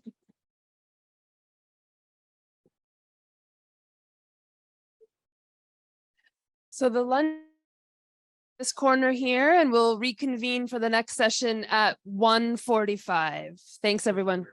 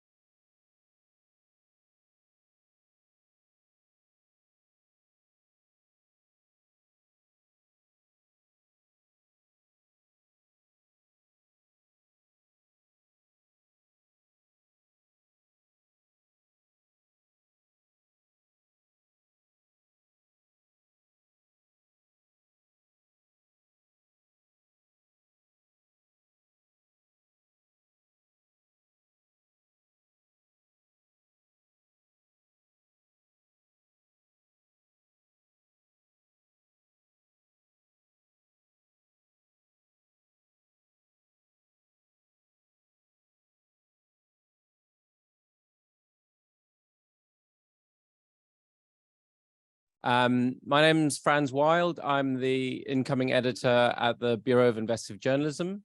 Been there for 3 years, mostly looking at enablers, actually. I'll be moderating, but the people saying the interesting stuff are sitting to my left. This panel is about, well, where we rub up against the limits of regulation, self-regulation, accountability. So looking at where some of the issues are. Professor Mike Levy at Cardiff University, who's, I believe you're a criminologist, is very well versed in the subject. I think he was telling us he did his PhD in 1972. Yeah. Kush Amin is a legal specialist at Transparency International in Berlin. His job is really interesting, and I think it falls under GAC, basically taking all the findings that journalists make and other people and trying to put them in front of enforcement agencies. Sarah Brimboeuf is from TI France in the policy sector, policy side. And Nicola Benucci is a partner in the financial crimes investigations team at Paul Hastings in Paris, I believe, and used to be the former director of legal operations at OECD, legal affairs. So has a keen interest, obviously, in corruption, in the fight against. Well, an interest in corruption.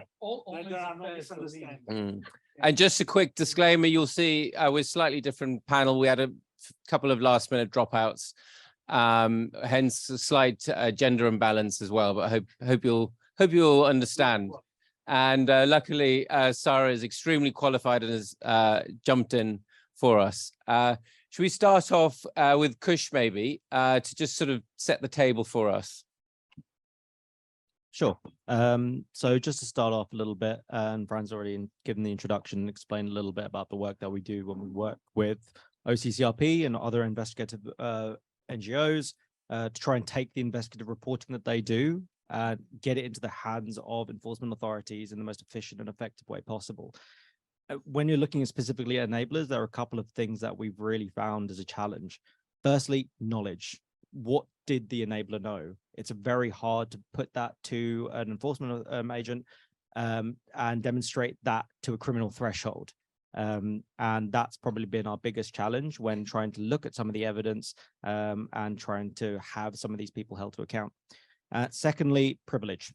It's something that is a very contentious issue, I know, and many people do talk about it, but just from a purely practical point, when we try and find out what evidence isn't admissible, it's very difficult to reach the crime fraud threshold or the iniquity principle, as it's called in the United Kingdom, to actually try and see through that legal advice privilege. So yeah, just at a very practical level, getting that evidence into the hands of law enforcement for them to be able to do something with it is a challenge. So what you're left with then is the fallback are regulatory options and looking at the professional regulators that look at all of these enablers. So I want to talk a little bit about a couple of recent fines that have taken place to just set the scene. There was in 2021 an SRA fine, this listed regulatory authority in the United Kingdom, against Mishcon de Reya, the law firm that I'm sure many people are aware of, and that related to due diligence failures on the onboarding of 2 clients and a couple of SPV, special purpose vehicles, from high-risk jurisdictions. Sadly, Mishcon de Reya lost the hard copy and soft copies of those due diligence filings, and the relevant... Not too much should be inferred from that. Exactly. I didn't say anything. They're very litigious. I definitely didn't say anything. The relevant partner, unfortunately, also missed his AML trainings. So that provided a serious issue that the SRA had to deal with. And if you look at the mechanism that the SRA have to actually try and enforce against this kind of behavior, one of the good things that they have is where a firm generates revenue above £2 million a year, the fine is a percentage of revenue. So Mishcon de Reya's revenue in that particular year was about 150 million. So they met the threshold, and that's how it was calculated. When you're trying to work out, when the SRA are trying to figure out what is the appropriate percentage, they have a system of calculation. It's a 9-point scoring system. So three of those points are based on the knowledge of the violation. 6 of those points are based on the impact. One of the things I think we'd argue is, especially when you're talking about the roles of professional enablers, that's probably the wrong way around. If you know that you have committed a violation, that should have a bigger impact on how you are held to account for your particular behavior than the potential impact, because that is what is actually going to dissuade them from repeating the activity again in the future. But yeah, that is the system that they have. There's also the potential for mitigation, for putting in place by early reporting, by being working with the regulator and actually putting in place AML processes that the SRA have asked for.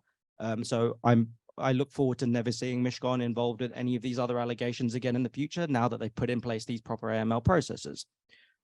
Based on this band placement, and it was in the second lowest band at that time, the total, they were actually fined about 0.25% with a discount, which was about £230,000, the largest ever fine issued by the SRA.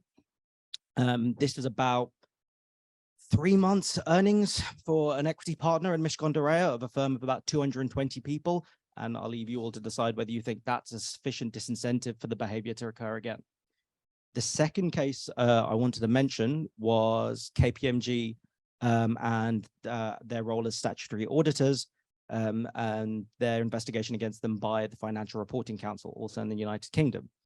This came on the back of an SFO, Serious Fraud Office, deferred prosecution agreement that they entered into with Rolls-Royce. And following the finalization of that deferred prosecution agreement, the Financial Reporting Council commenced an investigation into the statutory audits which KPMG entered into around the same time, and they found clear failings on their part. Now, a good aspect of this is that we like the fact that enforcement agencies and regulators are working together to share information, and it was a positive that on the back of the deferred prosecution agreement that went straight to the Financial Reporting Council, and they were able to share that relevant information. Unfortunately, because of the way in which the Financial Reporting Council look at these kinds of issues, they have full discretion, and there's actually little guidance in there about the appropriate penalty to be issued. It's completely up to them.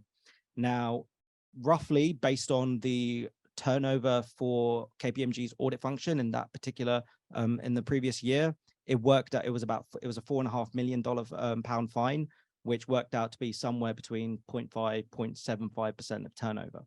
Now, again, there was a significant discount that was offered as a result of this, despite the fact that, well, yes, it was part of it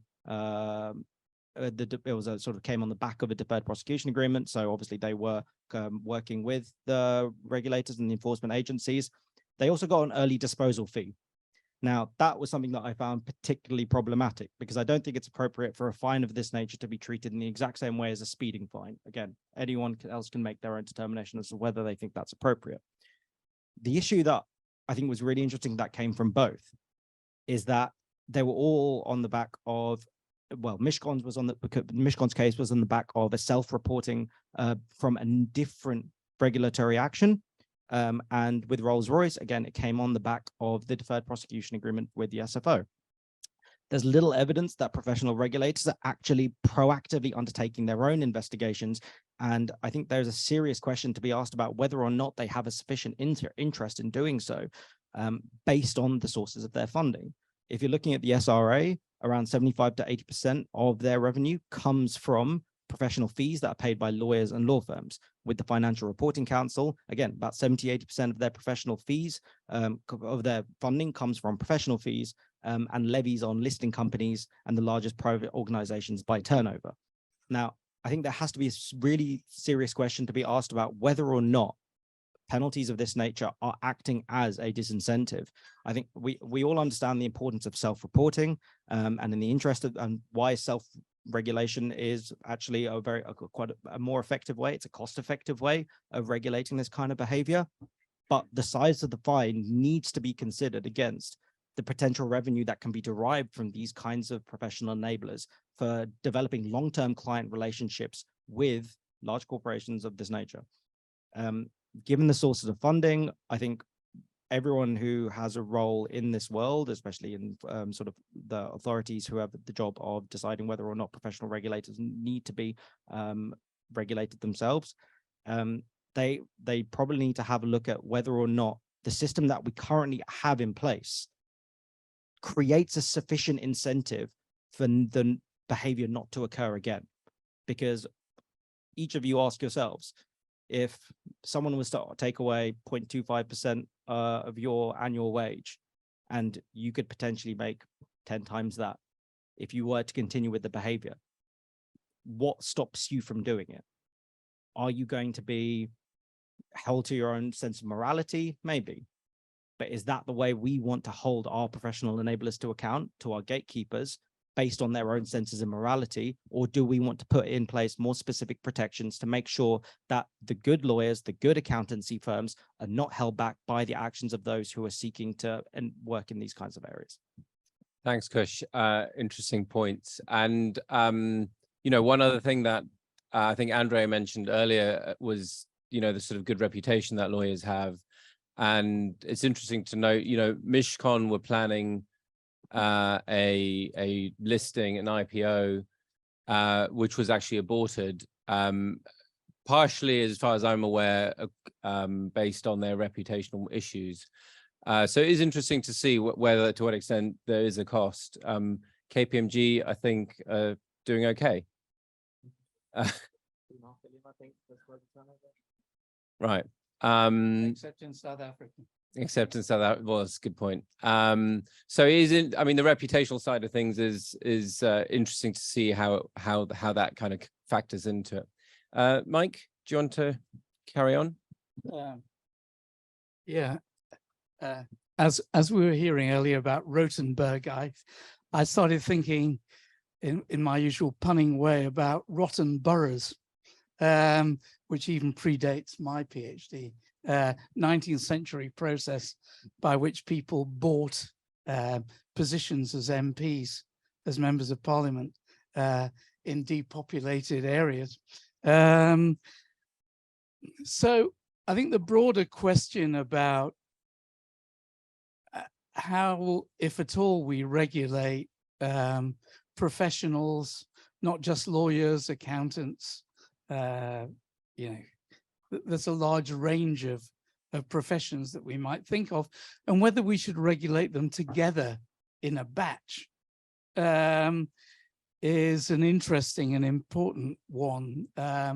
Whether we should indeed regulate them individually or in firms is another question.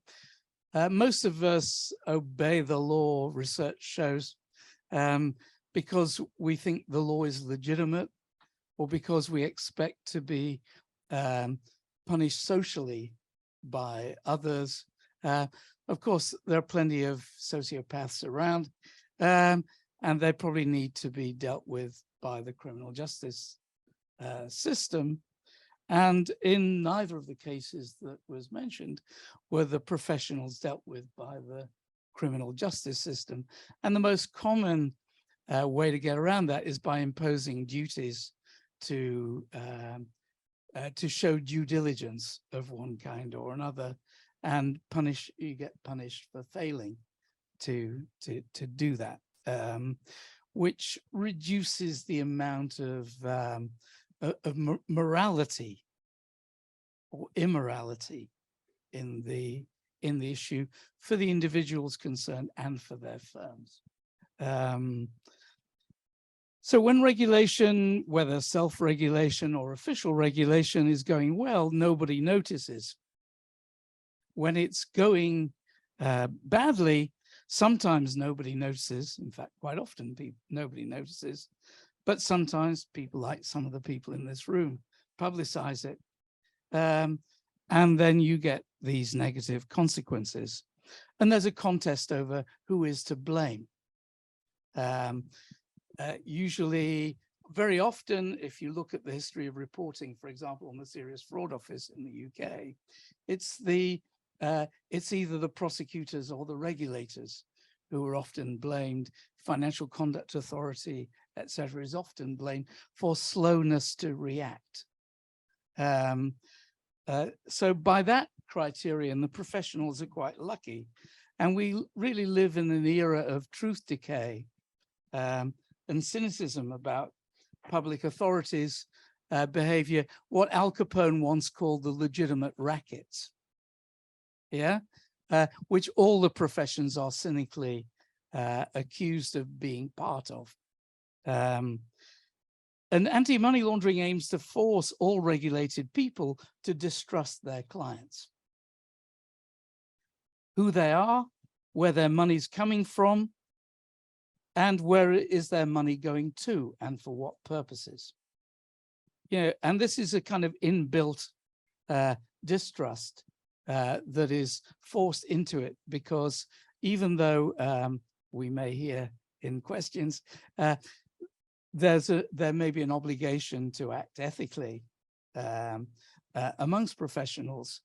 The distrust means that this is our primary method of control, and we get punished for not distrusting people enough.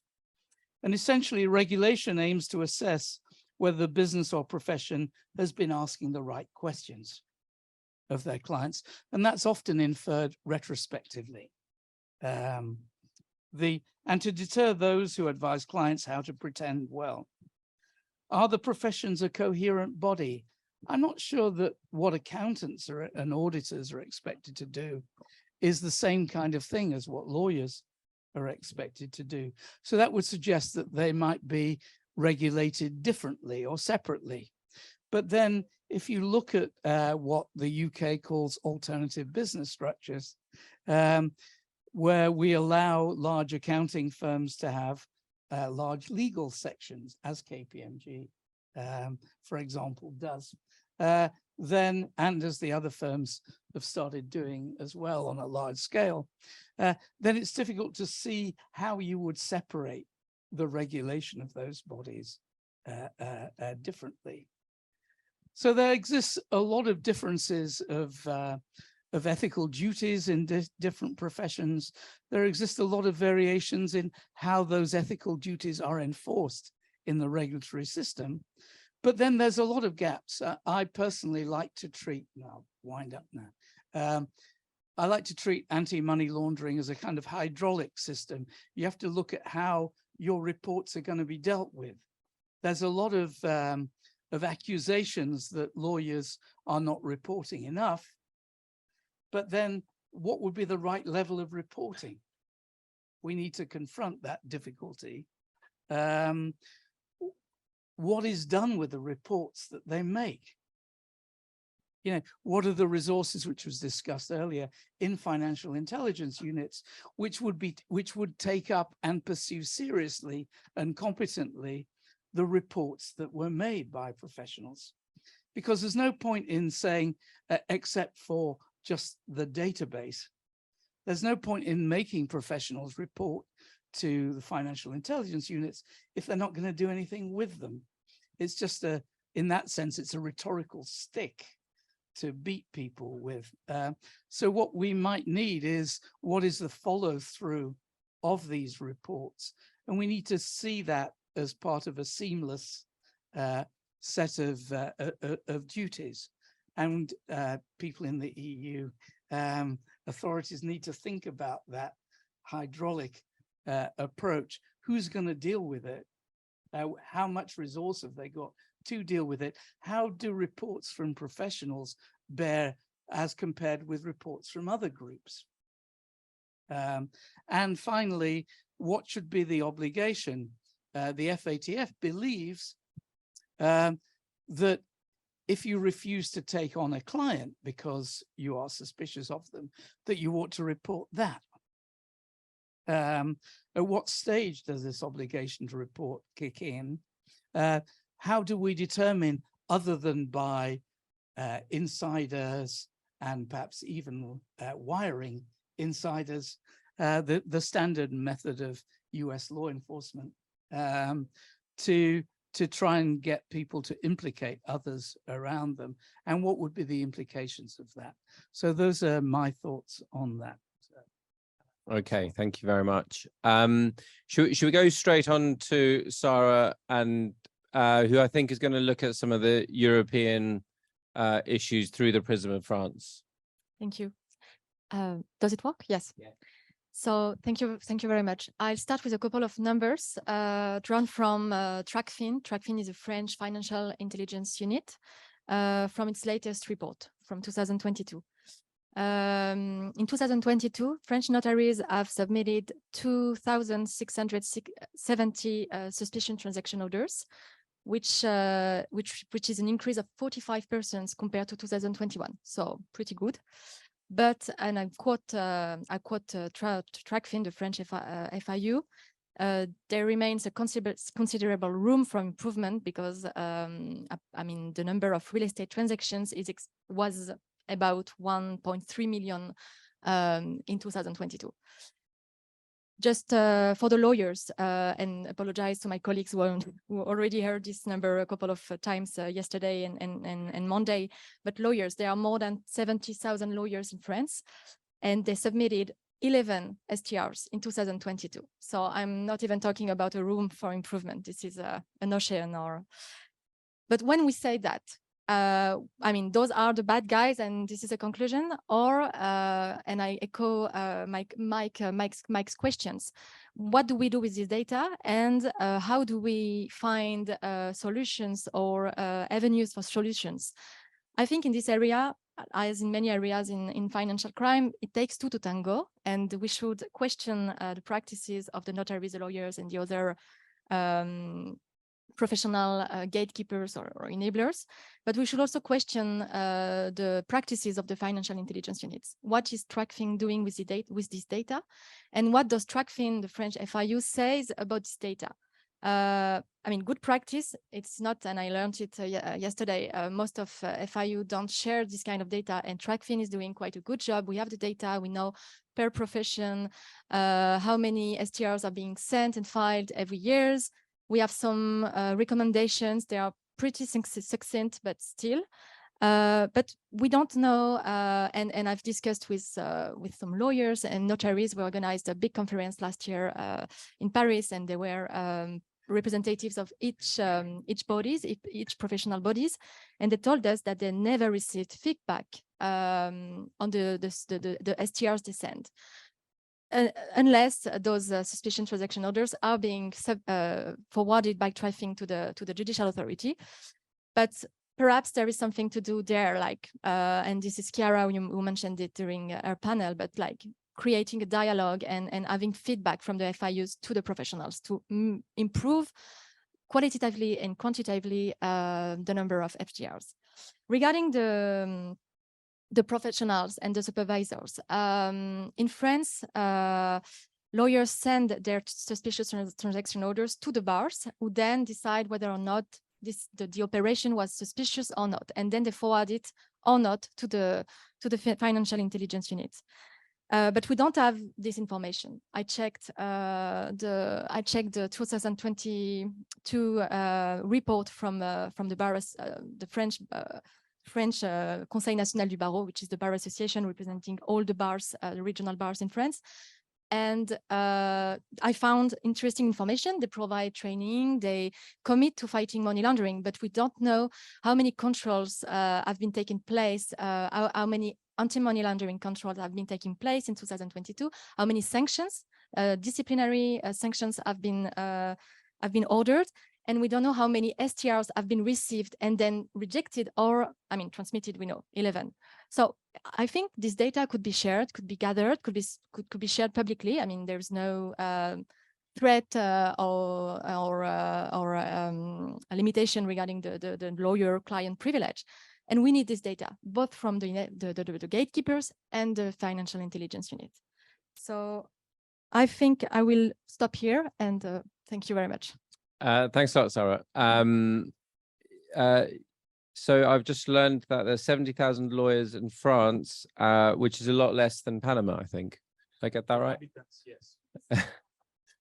Oh, 27. Sorry, I thought it was 127,000. Okay, I misheard. Okay. But the population is not exactly the same. Right. Everyone's a lawyer. Right. So, Nicola, do you want to take us home before we take some questions? Yes. The beauty is that I still have no idea what I'm going to say. So,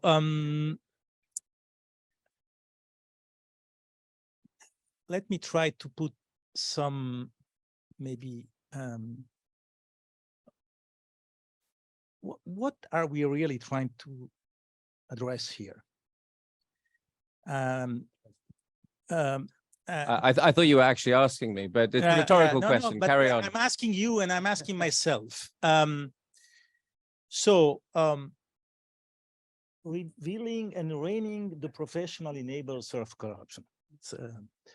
very strong title. I'm very glad, by the way, that this is Chatham House and I can speak freely. I'm joking. I understood the rules of the game. So let's try really to dig a bit more. Let's take the data that Sarah has indicated, which prima facie is striking. Then you think about it. Okay, apart from the fact that we don't know exactly what is the gap indeed between the STR who have been transmitted to the French bar and the ones that are then transmitted by the bar to the authorities, to FinCEN, to TRACFIN. But isn't it a bit normal that there are many more notifications by notaries than lawyers? Because in any case, the role is not the same. So we go back to what Michael was saying. When you are a notary, you clearly are involved in a, by nature, ipso facto, a financial transaction, because there is a household which is sold, so there is money going on. When you are a lawyer, you're giving a lot of advice, which is, I mean, there is financial transaction in the sense that your advice is not for free, that's for sure. But there is no financial. So how much it is this discrepancy on data? How much it is? And I'm really thinking loud here. How much it is the result of the lawyers not performing or not asking the right question or not really digging, or is it a difference also in terms of nature of the work? So that's my first reflection. The second reflection, when I was listening to, I have to say that I'm completely schizophrenic in this panel, because I'm a lawyer now representing the private sector. I was on the regulatory side for 26 years. So I'm totally schizophrenic, and I feel a bit like you remember Harry Truman was asking for an economist with one hand, because he said economists are always saying on one hand and then on the other hand, and I'm a bit like Truman here. I'm on the one hand, I think that the idea that is underlying here is probably not accurate. Most of the lawyers are trying to do their job in an honest and decent manner. I would say the very vast majority. On the other hand, it is also absolutely true that there are lawyers who are either the professional enablers, but these ones are really a tiny minority.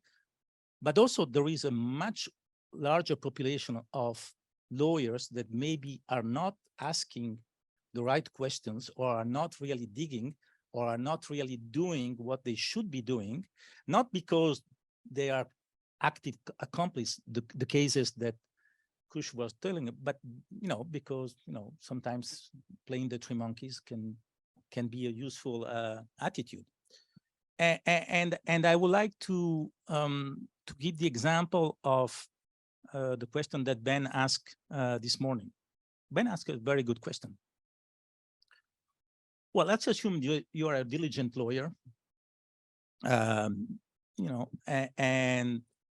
you are abiding by the rules of the French bar, Article 1.5 of the rules of the French bar, which tells you that if you have a suspicion that the ultimate goal of the transaction for which your advice or your involvement is requested is illegal, you should tell your client, discourage your client to pursue, and then basically, if the client is not discouraged, you should withdraw from the case or from the file or from the whatever it is. So let's assume that we are in an ideal world and the lawyer does that. The question is then, what prevents the client to knock at the next door and seek another lawyer? And maybe after having knocked at 235 doors, he will finally find the right door. So what is the answer? The answer of Michael was saying, the answer that GAFI, FATFs says, because FATF is only they have only one answer, which is reporting, is to report. Is it really the right answer? I'm not sure. Or is it maybe an answer which needs a bit more discussion and refinement with the bars? This is a text which the bar association, the French bar has enacted, not FATF, not the journalist. In my view, it would be more productive to engage in a dialogue with the bars and asking the bars to say, okay, you have enacted this Article 1.5. So you have established yourself a policy that basically a lawyer should not willingly advise in an illegal transaction. How do you think you can ensure that this is fulfilled by all the lawyers? And I think, one of the problems, and I'm really here talking more generally, one of the problems with this issue, how it has been put forward in the last 2 or 3 years in particular, is that we have, on the one hand, you see, I'm an economist. We have, on the one hand, the FACTI report, which basically says all the lawyers are abusing their professional privilege. And on the other hand, this is where I'm going to be kicked out by the bars, the French bar.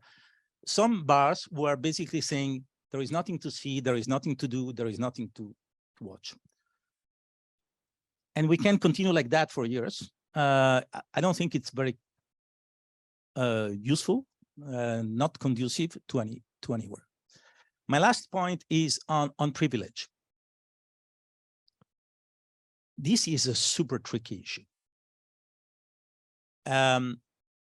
Because again, this is the kind of issue that you cannot address in a binary way. You cannot say client attorney privilege should be removed, or you cannot say client attorney privilege should be always protected and there is only one duty, which is the duty to the client. But how much do we know exactly what is the issue country by country? And let me give you an example. And I don't take it just hypothetical. It's not hypothetical, and clearly I take it because I think it's an interesting example. Switzerland, okay? Which has a very strong client attorney privilege. Well, even in Switzerland, in 2021, for example, the Federal Tribunal of Switzerland, which is a sort of Supreme Court, ruled that correspondence between persons not accused in criminal proceedings and non-EU lawyers is not covered by client attorney privilege. That means that if there is a correspondence between a US lawyer and a Swiss bank related to information that the Swiss bank could have on a client, this correspondence is not covered by client attorney privilege. Naturally, the US lawyer will claim it is covered because the lawyers will always claim it is covered by client attorney privilege, but there is a ruling. There is another interesting ruling, which is of March of this year. Same tribunal, Federal Tribunal, rules that reports and interviews produced by external legal advisors during internal inquiries into anti-money laundering violation are not protected by client attorney privilege. So it means that if a financial institution is carrying out an internal investigation and uses an external legal advisor in order to get the benefit of the client attorney privilege, because in Switzerland, like in most of the European countries, in-house lawyers do not have client attorney privilege, this is not working. So how many of you knew that? The two cases I told you. How many of you knew? So you see, there is also a lot of, one has to, it's not enough to say client attorney privilege is a problem. One has to go through country per country. And one of the difficulties indeed is that there is no international approach to this issue. The rules are different one country from the other, but one has to be much more cautious in what we are talking about, because there are extreme differences in the country's implementation and an understanding of the client-attorney privilege. All this is to say that it is a super complicated issue with a lot of angles. And I think, we would all gain collectively, because honestly, let's be very frank, I've been in this business for not 1972, but 1992. AML, collectively, it's a collective failure. Let's say it's a collective failure. When you see the amount of energy, the amount of money, the amount of time that collectively the international community has spent on this issue, and the sums that are still. So going back to the blame theory, instead of trying to blame let's accept that it is a collective failure, and let's maybe try to see together how we can improve the situation. Thanks, Nicola. Yeah, no, I mean, I agree. I think one of the key problems is there's just a sort of lack of harmonization across jurisdictions, and obviously that plays into criminals' hands, because they obviously are very adept at finding the best places to go. Let's open it up. Do we have questions or comments? Daniel, do you want to start? Have we got the microphone?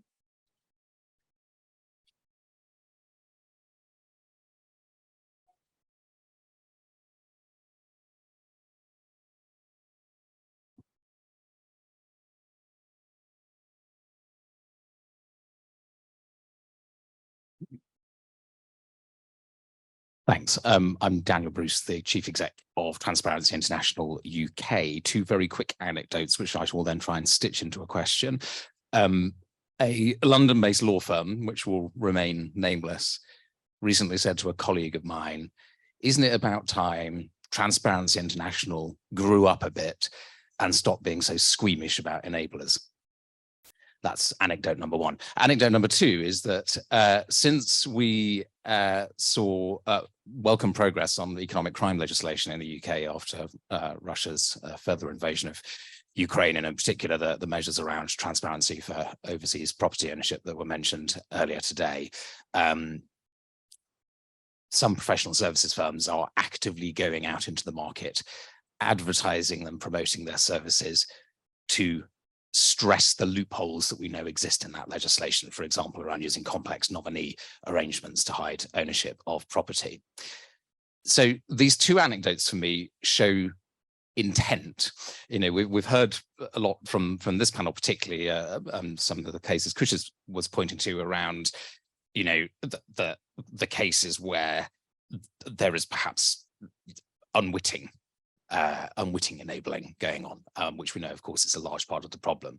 But it troubles me that today in 2023, we've still got firms seeking to sweat those loopholes when the purpose of the law is clear and what it's trying to achieve. And when there is an attitude it's one anecdote, it's one firm, which seems to show a willingness to sail close to the wind or to look the other way as far as they possibly can. So I think the question is, what does this tell us about the limits of regulatory solutions, the limits of self-regulation, and to my mind, it points to this issue around reputational risk, the moral obligations that exist upon the profession, and a lack of squeamishness on the part of some to adhere to those. So I think it's sort of grasping for that sort of third layer of solution, which I'm not sure we quite have yet. Thank you. And maybe before we answer that, also, I think it is worth saying, because it's sort of come up a few times today, we're really only talking about a small sliver of, I mean, in this case, the legal profession. It's not, I think we'll assume that most lawyers don't necessarily fall into that category, but we're dealing with, the actual enablers as it was defined earlier, or complicit gatekeepers. Before we answered, did you also have a question or a comment? Yes, sorry, I don't know your name. Thank you. My name is Claudio Cocuzza. I am the chair of the Anti-Money Laundering Commission of the CCBE, the Council of European Lawyers. So I am somewhat of a role with the professional enablers. And I have a few comments. First of all, I would like to thank you very much for the engagement and the discussion. I think it's important for us to understand the positions, to hear very attentively the concerns, to share the objectives. And the objectives are shared. This is the first thing. We are fighting. We have been fighting. Chiara Bacci was, I think, mentioning that is a couple of decades the lawyers have been included in the list by FATF of active collaborators. We are 1 million lawyers in European unions. We have been running programs. We are of awareness of anti-money laundering. We are being studying and practicing know your clients. We have been contributing with authorities red flags.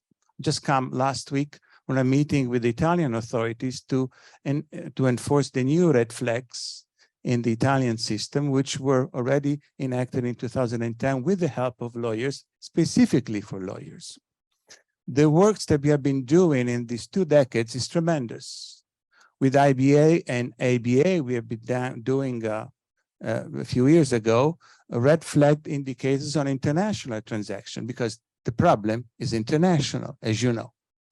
I mean, I will not cite, the list is long, but the point is every time you find a bad apple, please think that every day, every good lawyer, which is the largest majority, does his job, fights the fight, identifies the client, asks the right questions, asks the beneficial owner, and if there is something wrong,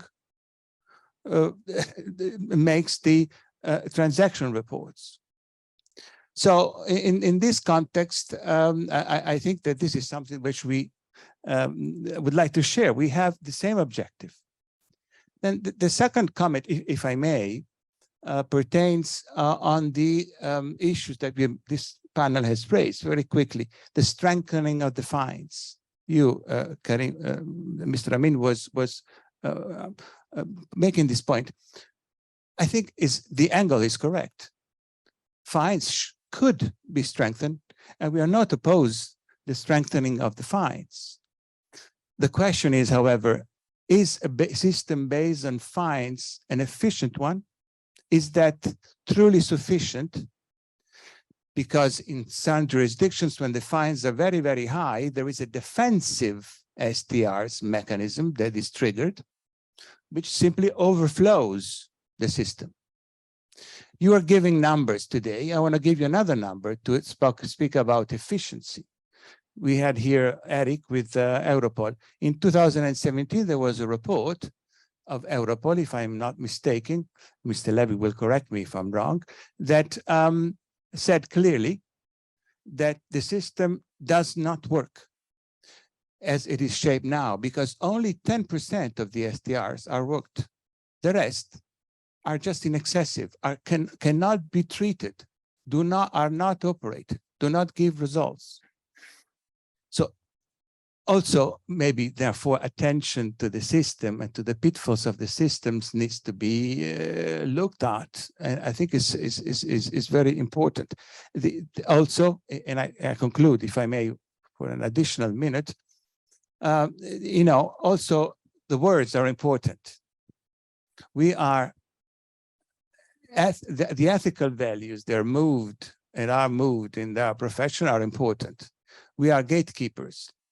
We are obedient to both the client and the rule of law. This is what mandates every ethical code in every EU country in Europe and in many, many jurisdictions abroad Europe, outside Europe. So enablers, in my vision, and it is the belief, I want to share this opinion with you, enablers are criminals.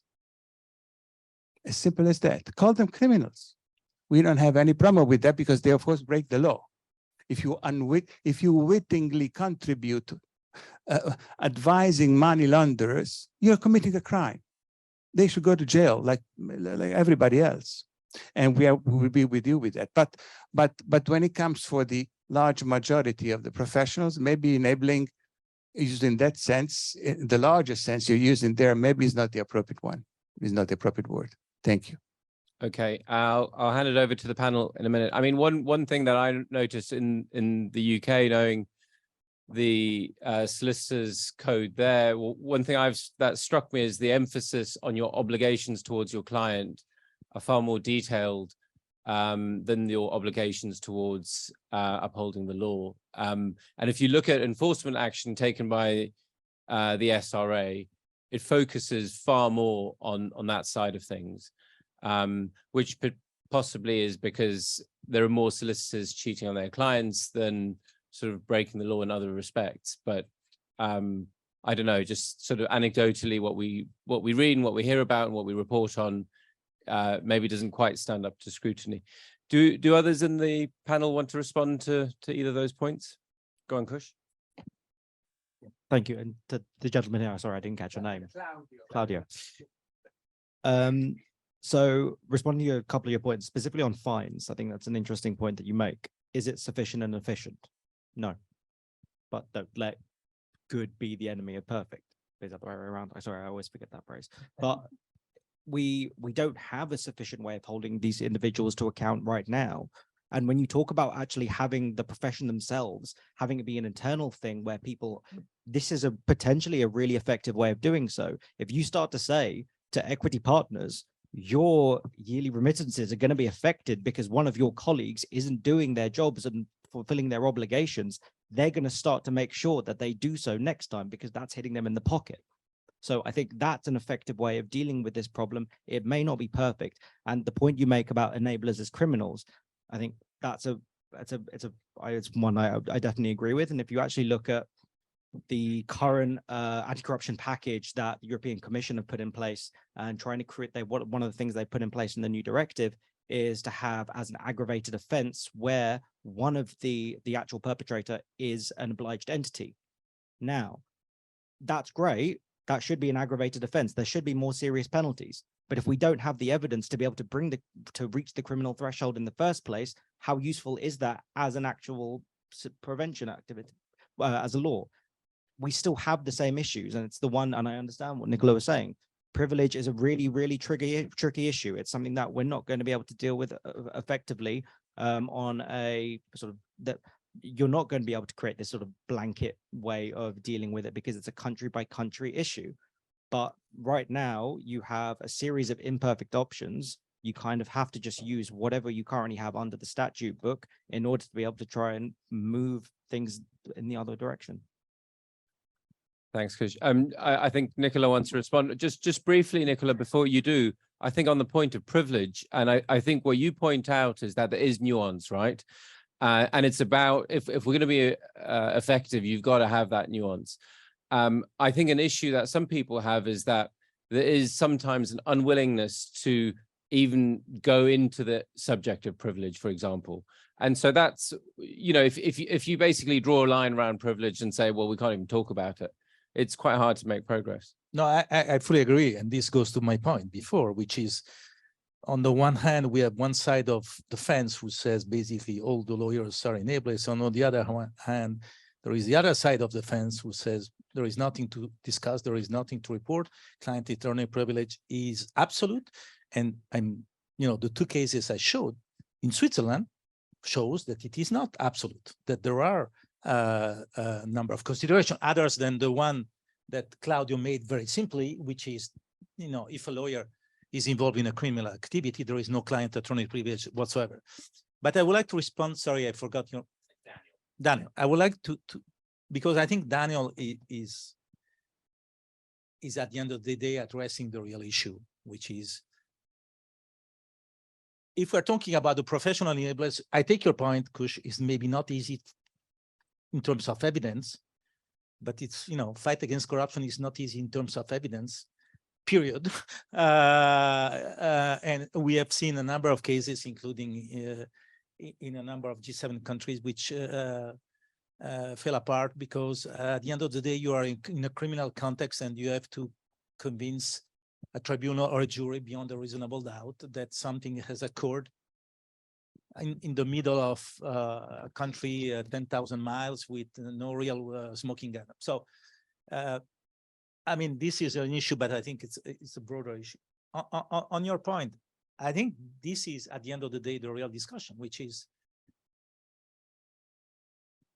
what is ethical and non-ethical is different from what is legal and illegal.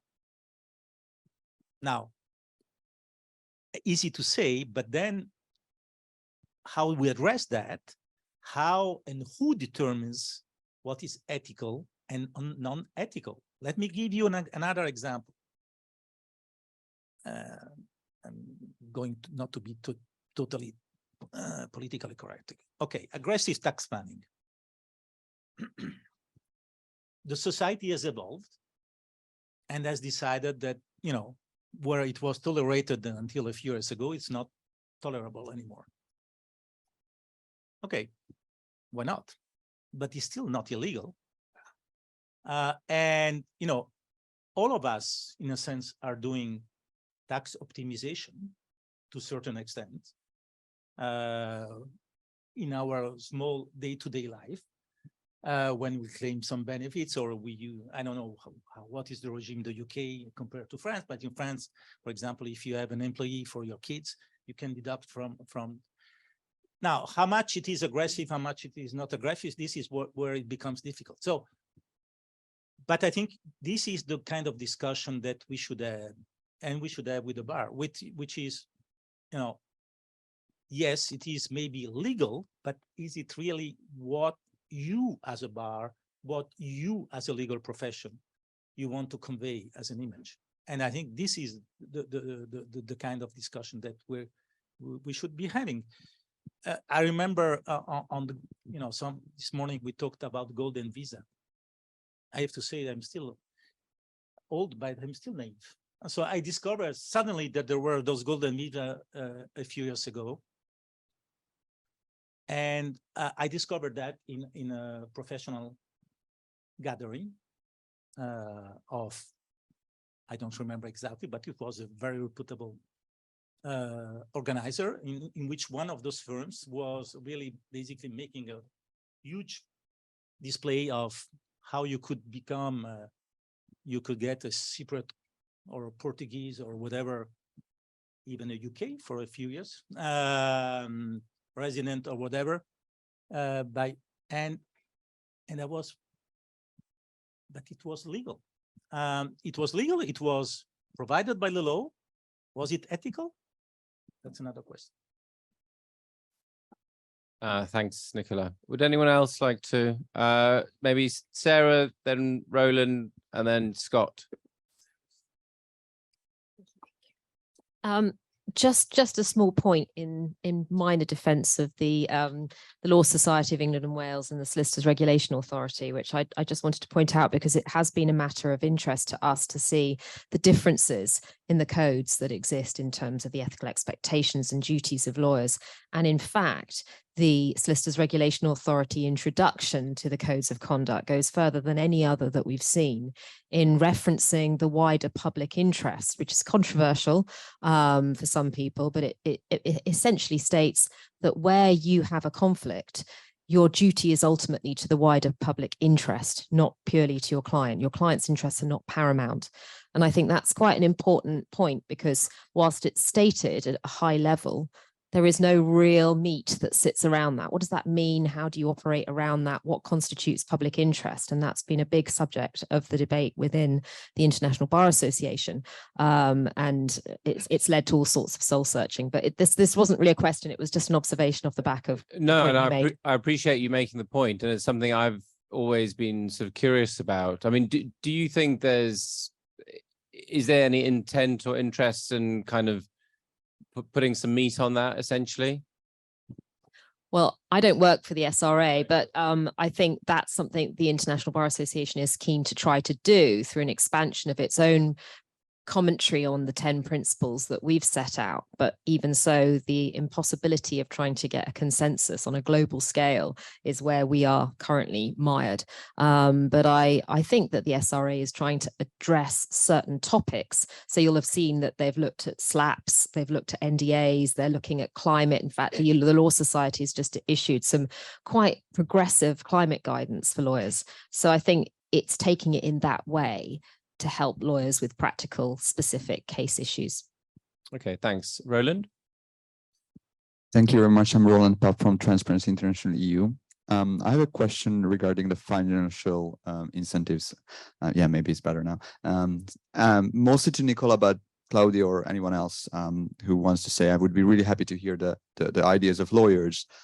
Because when we think about, for example, a law firm, which is not like what Daniel mentioned, those, but like a decent firm, they did their checks, whatnot.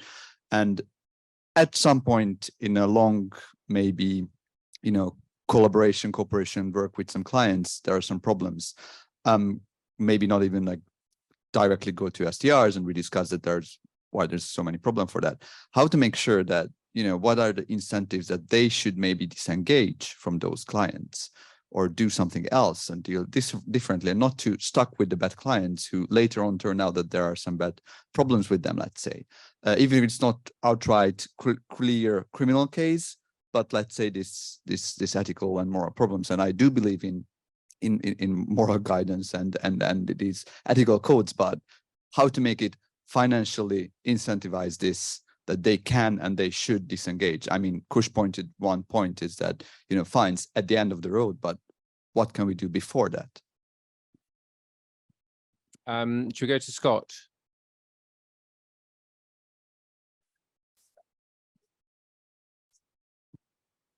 Just a point about the privilege obstacle that we're talking about. I get the sense when we're talking about typical anti-money laundering regulations, there's no privilege concern if an attorney were to collect and verify beneficial ownership information about their client. There's no privilege concern if they were to do due diligence or enhanced due diligence. There's no privilege concern if they were to have AML programs or officers, et cetera. We're really talking about whether they can disclose a client communication to a regulatory authority, right? So in the United States, even the ABA says that if a lawyer believes that disclosing a communication, they have a reasonable belief that disclosing a communication is necessary to prevent the commission of a crime, that they can do that. They just don't have to do that. So if even the ABA's ethical standards acknowledge that the concept of privilege in the law can be preserved, and a lawyer could report that information and still act ethically and respect the boundaries of privilege, why can't we just make that the standard in law and say that if they have that reasonable belief that they do have to, because they already can, and maintain the integrity of privilege? Thanks. Go on, Nicola. Okay, that's an interesting point, and I don't want to enter and to be too technical, but there is a difference in the approach. I don't know about the UK, but from what you said, between the US, certainly, and at least for France, I don't know about Italy. In France, the lawyer is bound by what they call professional secrecy, which is the equivalent of client-attorney privilege, even if the client, exactly. So the client can waive, but the lawyer itself can never waive. So it's a real technical difference, and actually it's even really a violation punished by law if you do that. So that's why I said this is a discussion which needs granularity and which needs really looking at almost country by country, what are we talking about and how we can define the boundaries, going back to my point of nuances. On your question, well, I don't know. I would hope. I work a lot with companies in terms of anti-corruption compliance, and I would hope that good behavior is not only driven by financial incentives or disincentives. I think Michael was saying, why do you stop at the red light at 2 o'clock in the morning in the middle of the city where there is no car? Because you feel that socially you need to comply with the rule because it's in the interest of the society to do that. Not because you're afraid of suddenly a cop popping out at 2 o'clock in the morning. So, and I think this is the kind of behavior that so working on behaviors is much more difficult than incentive and disincentives in terms of financial, but I think it's more promising. And maybe going back to Daniel, this time I remember, maybe one of the things to follow in the future is this new young generation of lawyers, the ones that, for example, in certain law firms said within the firm that even if it was legally possible to work with Russian clients, we don't want to work with Russian clients. Maybe this is where you can have also some behavioral incentives from within the law firms, from the clients of the law firms, from other, stakeholders. Yeah, go on, Mike. Perhaps I can just return to the question of the economic crime bill.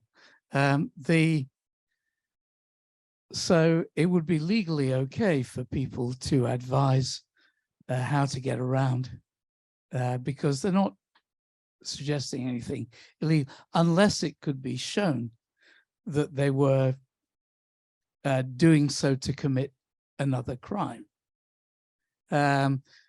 Now, one question would be, if we called the firm out for doing that, if they're openly advertising that or saying so at conferences like this, then what would be the effect on that firm's business?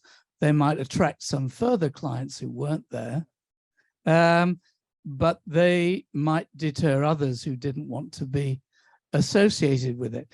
That kind of social cost benefit analysis it remains to be determined.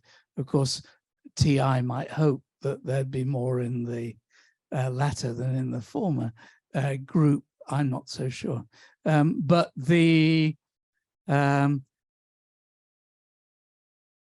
a very open question, but we ought to have perhaps more arguments about ethics and morality in business and not just in the Journal of Business Ethics than we currently do, which is all about AML obligations whose consequences are very obscure. As somebody who's been studying anti-money laundering since 1988, the chances of being done for money laundering if you're not actually doing a very serious crime, or else a very simple crime like depositing the proceeds of your local drug dealing in your local bank, are very small. Yeah, go on. Thank you. Perhaps just just a remark on the work that has been done by bars association for decades. I have not talked about it, but I'm a lawyer by myself. I don't practice, but I am a lawyer. And what I trust is what I see. And for instance, I like reading, like everyone, but the annual reports. And in all, not just for lawyers, but notaries, accountants, we just have some lines at the end of the reports on how anti-money laundering is important. I think it would be interesting and really critical to just show the efforts, like sanctions have been implemented, sanctions by the bar, all those data like TrackFin. We could ask more data from the authorities, from the FIU, but we could also ask more data, just high-level data, to understand the efforts and not just announcements, because I think it is critical to also understand the fight and perhaps as a civil society organization's representative to provide more relevant recommendations as well that are realistic and efficient. Go on, Tom.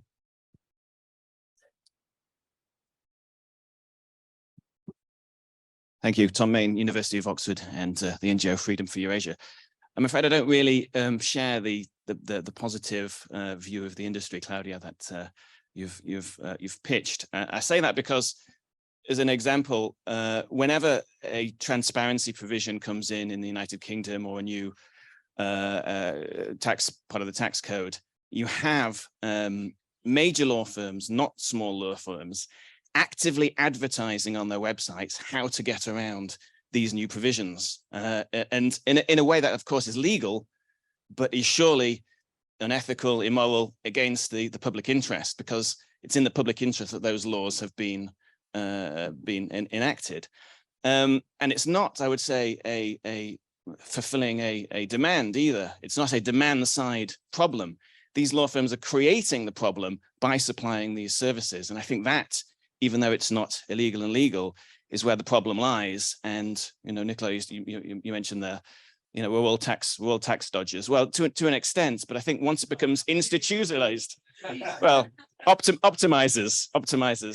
When it becomes, you know, part of an institution, and you can hide behind, you know, firms doing this kind of thing and have this veneer of respectability, I think that's when it gets, you know, beyond the pale, in my opinion, and to use the phrase again, against the public interest.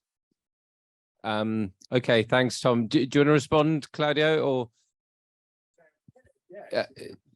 Yeah, I mean, also just maybe before you do, I mean, you know, sort of Kush's initial point about sort of weak enforcement and low fines, and, you know, I think we all agree weak enforcement is a huge problem, lack of resourcing, and then this kind of idea of having you know, your reputation, sort of reputational standards, relying on that, you know, they're sort of opposing arguments. And, you know, if you take what Tom said into consideration, what you know, where are you now? Facts. You want facts. Average police department investigation in law firms and notary public offices in Italy last year, average fine 150,000 euros. It's significant, isn't it? You find it in the local national report. There are hundreds of sanctions and activities to enforce, to make professionals comply with the law. This is a fact. Another fact is that every FIU meeting that I go, the FIU says to professionals, we want quality STRs. Define quality STR, please. And when you ask, oh, is the STR that the lawyer would do because you're so smart and good in detecting. So I'm confused, because on the one hand, you measure the quality of a lawyer by the quantity of the STRs, and on the other hand, the same entities say that they have too many STRs and they need quality ones. So please teach us how to make a good job. On the text comment of the colleague, I hear you. It's you know, where is the fight?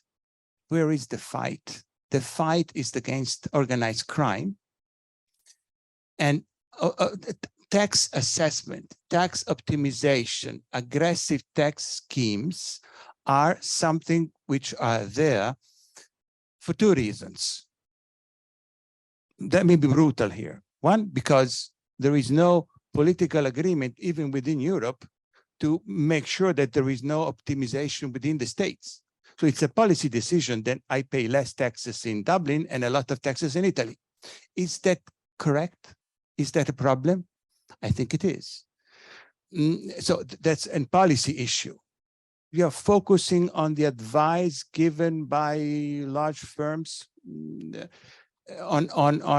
I think it is an issue of, yes, however, maybe the issues are to be also looked after in other areas, which are maybe more relevant. Okay. We probably have time for one more round of questions. Should we do Myra and then Chiara?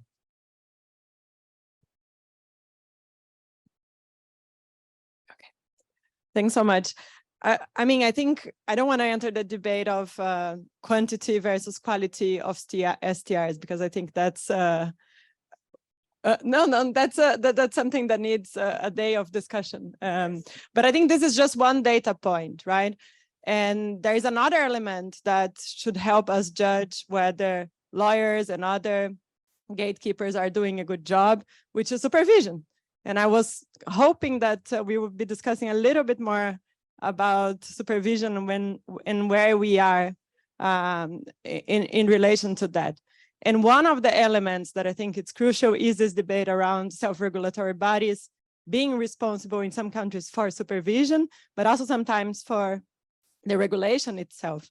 And I give an example. I'm from Brazil originally, and in my country, since 2012, the anti-money laundering law defines that lawyers should have AML obligations, for example, but left for the Bar Association to define those and then supervise the sector.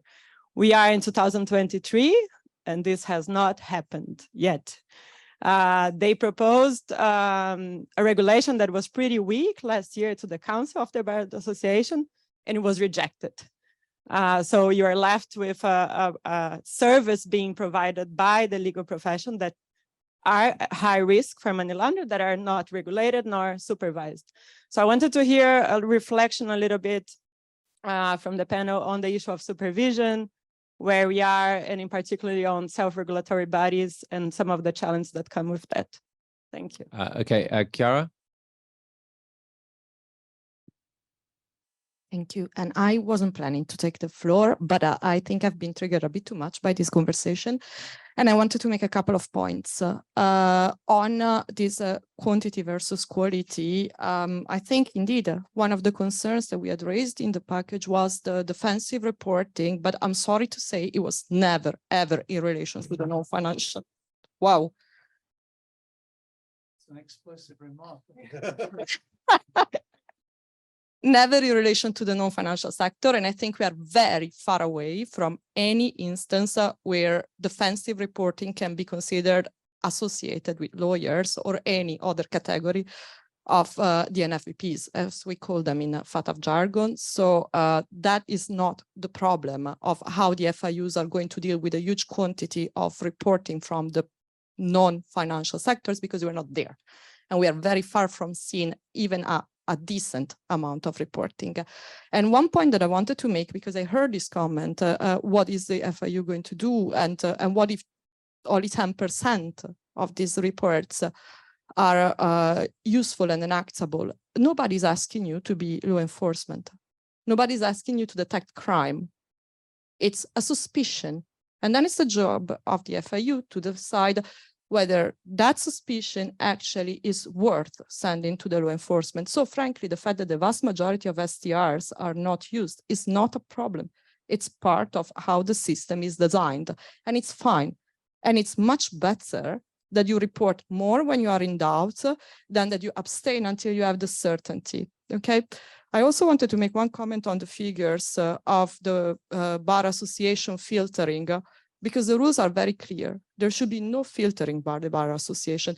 The passage through the bar is to protect the confidentiality of the lawyer so that the FIU doesn't know which lawyer filed the STR, but there is no duty and no right for the Bar Association to stop an STR from proceeding to the FIU.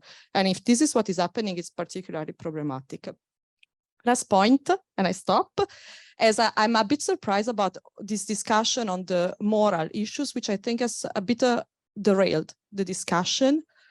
Indeed, there has been a lot of discussion on tax avoidance, but we were extremely clear from the beginning that tax avoidance is not a crime, and nobody expects lawyers or tax advisors to act on tax avoidance the way that they should do with regard to tax evasion, for example. So I don't think that we should move the discussion to what is moral and what is amoral. I think we have enough problems in terms of implementation of the AML obligations today, which are related to real crimes by some professions. And like I said this morning, we wouldn't have come with those proposals in the package. So I think, yes, there is a lot of progress that has been done in the past 20 years, but I would also caution against the complacency that I heard in this panel, because I think we really are not there yet. Thank you, Chiara. Quick one from Tana. Sorry, wrong way. Thank you. Yes, just very briefly to echo the comments made by my colleague Tom Main and to address the response, because the response focused only on the issue of tax avoidance, but that's not quite the point. So in our research, we saw time and time again what Tom explained succinctly as these intermediaries, so the service professionals in the UK, not only responding to a demand, so it's not only policy driven or responding to the oligarchs coming there and the poor lawyers having to comply with their wishes, but also actively creating this demand by advertising themselves in an integrated way. So let me make a few examples. So the lawyers for the ruling families in, if I'm not mistaken, Uzbekistan and Kazakhstan, that some cases we're looking into, so clearly as shady as it gets, we're advertising their integrated services in terms of managing wealth, buying real estate, residential properties, and also arranging residency permits and golden visas and so on and so forth, and highlighting the skills, the language skills that go with it. Surprise, surprise, after Russia's invasion of Ukraine, these pages have been taken off. But if you go, if you check out with the Wayback Machine, they were there. So this is one of the indications, but there are really many, in which you can see that there was really, throughout the years, a situation in which you as somebody who wants this integrated service knows that they can get it in places like London, right? So it's not only any longer, let's go and fish and then somebody responds to it, but I'm going to the place that it's giving me this integrated service. And to finish, another point that was made also earlier is that sometimes these professional services have become so powerful and so influential that they not only kind of provide their services, but they have also been helpful in shaping the laws in some respect. One example is Henley & Partners that advertises itself as the global leader in citizenship by investment that is proud in having advised governments on how to set up these golden passport schemes. Another example is the ICAJ investigation on Baker and McKenzie. So I'm just adding these points not to kind of, throw a lot of shade on the very many good upstanding lawyers that surely are there. But I just don't think it's helpful to turn a blind eye to a problem that is clearly there, which is that it's not only a response, it's also creating the demand. And this is something that I think the legal profession should have a reckoning with. Okay, thanks. Mike, I think you wanted to talk about supervision specifically. Yeah, but also to make the point that what was illegal about what Henley & Partners were doing, it may be immoral, but to come back to Chiara's point, as far as supervision goes, I think, Brazil may find itself exposed in the FATF report, the mutual evaluation report, for failing to do that. But I think one of the tensions in European countries, including for this purpose, though not an EU country, the UK, is that, or England and Wales, more accurately, is that a lot of practicing lawyers are not persuaded by the supervisory competence of the supervisors. So normally, and that's true in other spheres as well. But if you come to the question, well, why did you behave like this? Why did you take this client on? What does the documentation tell you? That's the standard method of supervision. And people are often, and if you say, well, this is a risk-based approach, why did you come to this judgment about the riskiness of the client? And that should be an interactive conversation. It's not a self-evident thing that you should or should not have taken on this client, that you should or should not have acted. And the number of lawyers reporting in the UK is very substantially greater, and always has been for the last decades, than in most EU countries. And it is a problem. Your point is quite right. But as far as supervision goes, there certainly is a tension in the profession between on the quality of supervision. And so if you're going to say, well, let's hand it over to a formal supervision process, which many lawyers in Europe, in EU countries would object to. It's not clear that it's going to be that much better. You're right, however, about the particular case of Brazil. But I wonder to what extent that is true in other EU countries. So perhaps I'm being too kind here. Very briefly, maybe to respond to Tela about, I think you're raising another issue, but it's an interesting issue indeed of the role of lawyers in the shaping of the legislation. As you know, most of the parliament's lawyers are overrepresented as a category in. So there is and if I remember well, where is our Panamanian friend? Yes, Mr. Fonseca was a personal advisor of President Varela, no? Right. But you know, again, it's another issue. On the, we can have a discussion with Chiara separately on DAC 6, exactly what DAC 6 requires. But on the more general point about complacency, I don't think I was complacent, but I would like to read the end of a post that David Lewis posted after the panel that Sarah had last week on the same subject, more or less. For those who do not know, David used to be the executive secretary of FATF for 8 years. And I only want to read the last part. In summary, criminals use lawyers. Lawyers are reluctantly regulated in most countries. This is largely ineffective, and the same measures intended to crack down on crime can undermine the rule of law. I think he said it all in one part.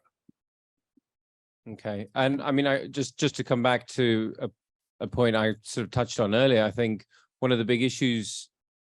So if you look at the FIU side, that's one side of it, but the enforcement side is also sort of massive issue. I mean, you just ultimately see very isolated cases of enforcement, and actually there's just very little muscle. And if we think about societally how we deal with enforcement of other kinds of crimes, you know, it's a massive political issue that every government takes seriously, whereas financial crimes are actually, relatively speaking, not taken seriously at all. And most lawyers who are prosecuted for the frauds that they have committed rather than for acting on behalf of others. Yeah. Yeah, I think that's all we have time for. Thank you very much. And yeah, speak to you in a bit.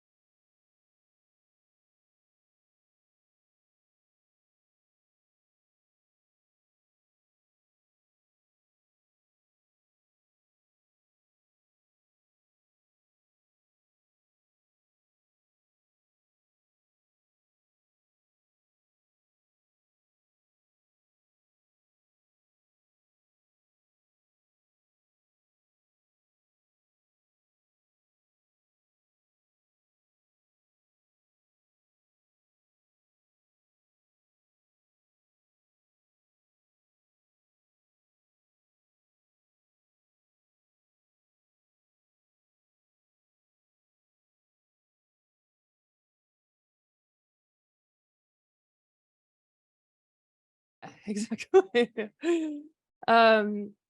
So before we close, we did want to kind of zoom out a little bit again and share a few comments about what to look for from here on this issue from different perspectives. I'm going to share a few ideas. This is my colleague Jonathan Bala from the UK Foreign Commonwealth and Development Office, who also is going to share some ideas. And we might have a few moments of others from the floor in a more forward-looking way, either things that they're planning to do or that they absolutely think need to happen on this front in the coming months. And in particular, because this is a event that's convened by the Global Anti-Corruption Consortium, you know, where these stakeholder groups can come together in maybe ways that are a little bit unusual and benefit from each other's perspectives, which I think today has demonstrated, hopefully, and for me at least, the value of doing that. I wanted to reflect a little bit on, along those lines, some of the outcomes of the 2 days prior. As has been mentioned a few times, we had a group of civil society and academic experts and investigative journalists who were kind of came together to talk about our work in this area. And one of the challenges was mentioned earlier is, especially on the reporting side, you know, this reliance on leaks and how little information there is to try to shed more light on the complexity of enabling behavior, all of its different forms, which I think has come through very clearly today. So if just to mention 3 of the kind of more forward-looking ideas that came out of those conversations. One is, I think, a real commitment to continue reporting on these types of stories. I think at OCCRP and other organizations, you know, there's a bit of loyalty or habit when it comes to reporting on the bad guys. And yes, they may use enablers, but the story is about the bad guy. And increasingly, I think there's an awareness across the field that sometimes the service provider is the story, or the gatekeeper, or the enabler, and it's kind of turning it on its head a little bit and having that be the main story. And I think that came through a bit in our conversations. That type of reporting, including what we have already, but hopefully more investigations in the future, can accomplish a few things. One is it can expose actors who've broken the law, and that can be of value to enforcement actors to then follow up on that, and it's most kind of concrete. I think also exposing the broader playbook of enablers, of these are the types of tactics that are used. I think what was emphasized today is that whether it's in sanction evasion or in the money laundering space or on other types of corruption, we do know a lot of those tactics, whether it comes to, you know, stacking up shell companies or using certain jurisdictions that have favorable laws. But that's not to say that they're not also evolving. And some comments came in about different use of cryptocurrencies and use of fintech and other things. So I think both are true, that keeping an eye on the playbook continues to be extremely important. This reporting can also shed light on all the gray areas that came up today. I mean, I was struck when Pete Jones, when he was talking about the Rottenberg investigation, said, you know, as a journalist, one thing they struggle with is what is sanction evasion and what isn't. And so that was a big investigation that revealed all kinds of professional services that were provided to sanctioned and unsanctioned individuals in different jurisdictions. If a journalist or a policymaker even were tasked with taking all of those functions and placing them either in a sanction evasion bucket or an okay bucket, that would be extremely difficult to do because there is so much gray area there.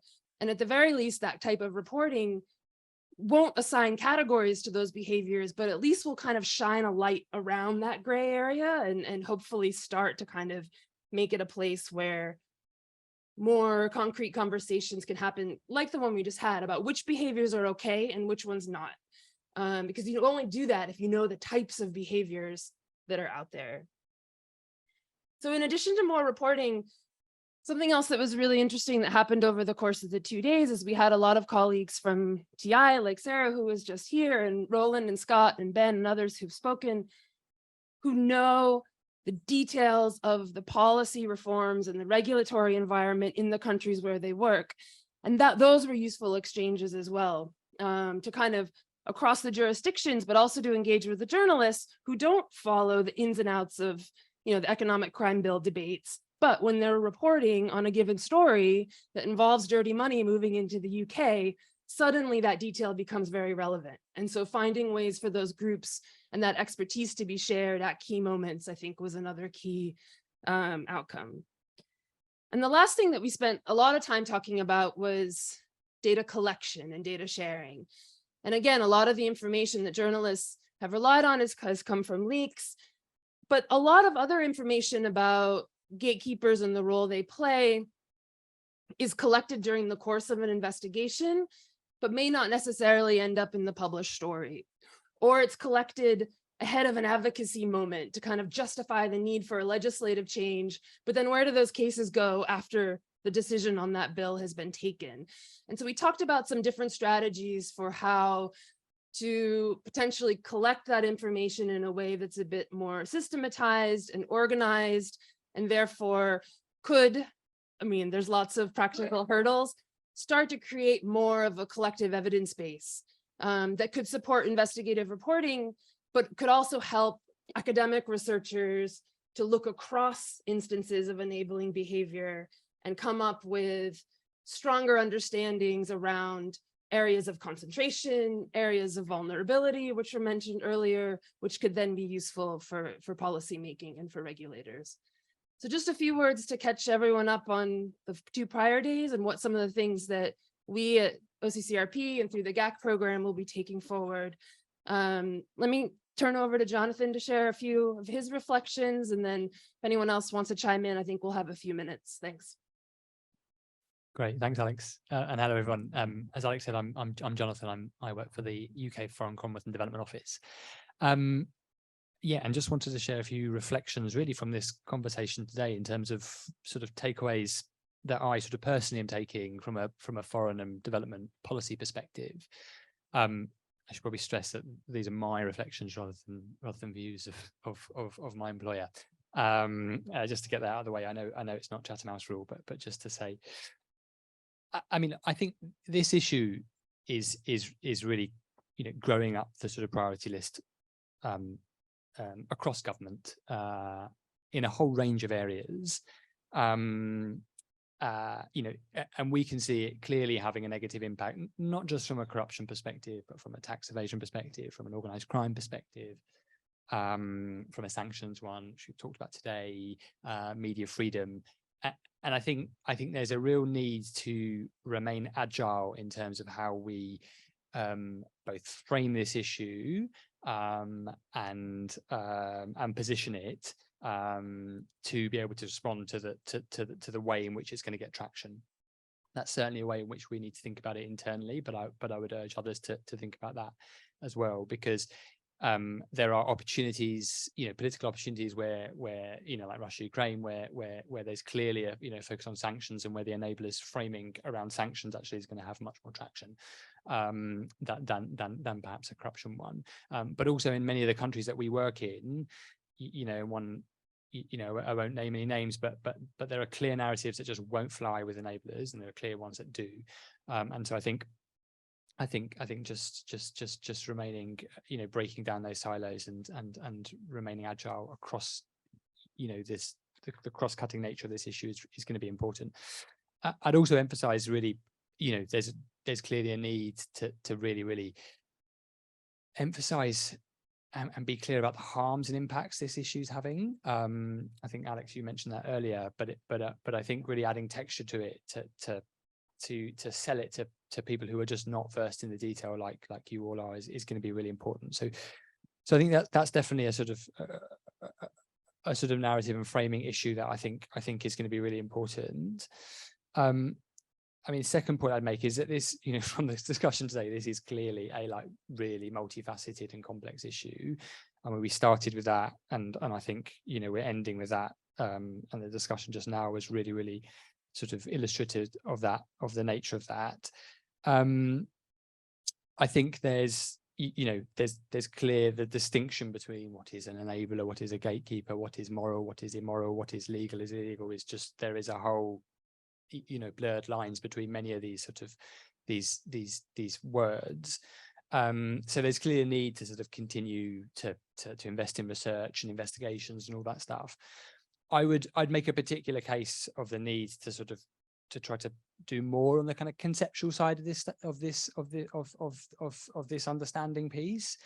you know, from a policy perspective, I think navigating this complexity, being able to pull back and be able to explain this in ways that make sense to non-experts and people that you need to influence is really important. And I would just flag that, you know, the work that Tenor and Ricardo have done recently on Nigerian PEPs and that sort of framework is again just a really good example of how I think it really you know, of helping to understand the complexity of this issue and how it sort of how different sorts of behavior sort of come together. So just a plug for that sort of type of work. I think the discussion just now around supervision and regulation was really interesting. That is clearly part of the response and solution. But I mean, from listening to today, there is a much broader toolkit that we need to deploy to this issue. I think, you know, exposing this issue, raising the risk profile of enabling activity to shift incentives is something that came out quite strongly. The potential role of sanctions as a disruptive tool for certain types of behavior again came out really strongly. There are others around information sharing, etc. But the being really clear on what the toolkit, you know, beyond supervision and regulation that we have at our disposal and what tools are appropriate for what parts of the problem is going to be certainly an issue that I think me as a policymaker and my team are going to have to think about quite a lot. So that's another point. And then lastly, I think, you know, keeping the momentum and conversation going is going to be really important. I was part of the financial transparency and integrity cohort discussion. I'm really glad to be here. I think this needs to continue. I mean, my sense in terms of how I think this should go forward is sort of on three levels. I mean, I think there's definitely a need for innovation and sharing best practice and trying to sort of unpick, you know, where we need to focus in terms of standardizing rules across different areas is one thing. I think that was talked about today. Prioritizing where we focus is another one, and then thirdly, building a stronger collective voice around those priorities is going to be really important. So that's certainly something that I'll be taking away, and hopefully we can discuss a bit more in terms of how we take this conversation going forward. But I think there are some really good opportunities on the international calendar to sort of keep this going, with a particular long review to S4D3, where I feel there might be an opportunity to sort of, you know, do something a bit bigger there. But I'll stop there. Thanks very much. Great, thanks a lot, Jonathan. I think your first point really resonated in particular about, you know, where countries have embraced this as a priority, particularly including from their foreign affairs perspective, what they can do to spread the word in jurisdictions where that hasn't yet raised up the authority. I mean, we heard from Olga from Panama how the hard-ish tools of FATF gray listing and European Union blacklisting were so motivating of reforms there, but even in the absence of those, kind of how to get other jurisdictions to be taking more action. Does anyone else want to come in terms of final reflections or other forward-looking things that we should kind of be keeping an eye on? Yeah, Tom, please. Someone could help with the microphone, maybe Connie or someone would be grateful. Thanks, yeah, Tom in again. I think the crux of the matter, you know, it's on the board there. The name of this workshop is the professional enablers of corruption. You know, not organized crime, not money laundering. And when we look at Russia, for example, you know, we have you know, the parliamentary Russia report, you know, being very critical, saying that it was an open door policy, no questions asked about the influx of Russian capital into the UK. But we know that you know, oligarchs aren't drug dealers. You know, the majority of that money is legal. The majority of that money has been legalized in Russia through, well, we know how it is. So, Nicola, when you talk about perhaps the rule of law being undermined by reporting standards, do we say that, you know, this influx of Russian capital has been beneficial to the UK, to our democratic institutions, to the rule of law? Surely not. So that's why I think we have to somehow come to terms with this discussion of, it's not just about illegal versus legal. It has to have some kind of other framework that we're being led by. Else, this money is just going to continue to flow in with the results that we're seeing now in the UK, where we're rapidly trying to catch up to dealing with this issue through sanctions and through whatever means. Whereas if we'd have been a bit more careful at the beginning, we had a bit of a warning sign when someone was poisoned in 2007, that this maybe was not a good idea. And yet we did nothing until, the tanks rolled into Ukraine. Thanks. Myra?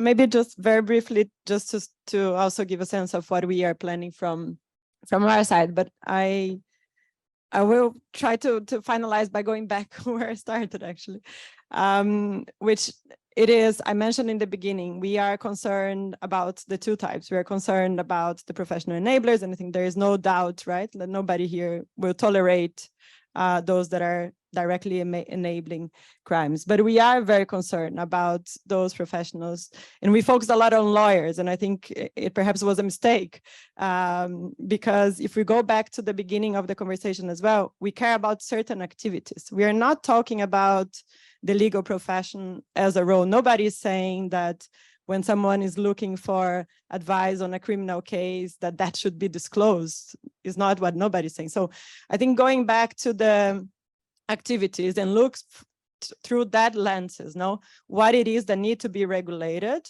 what it is that needs to be reported.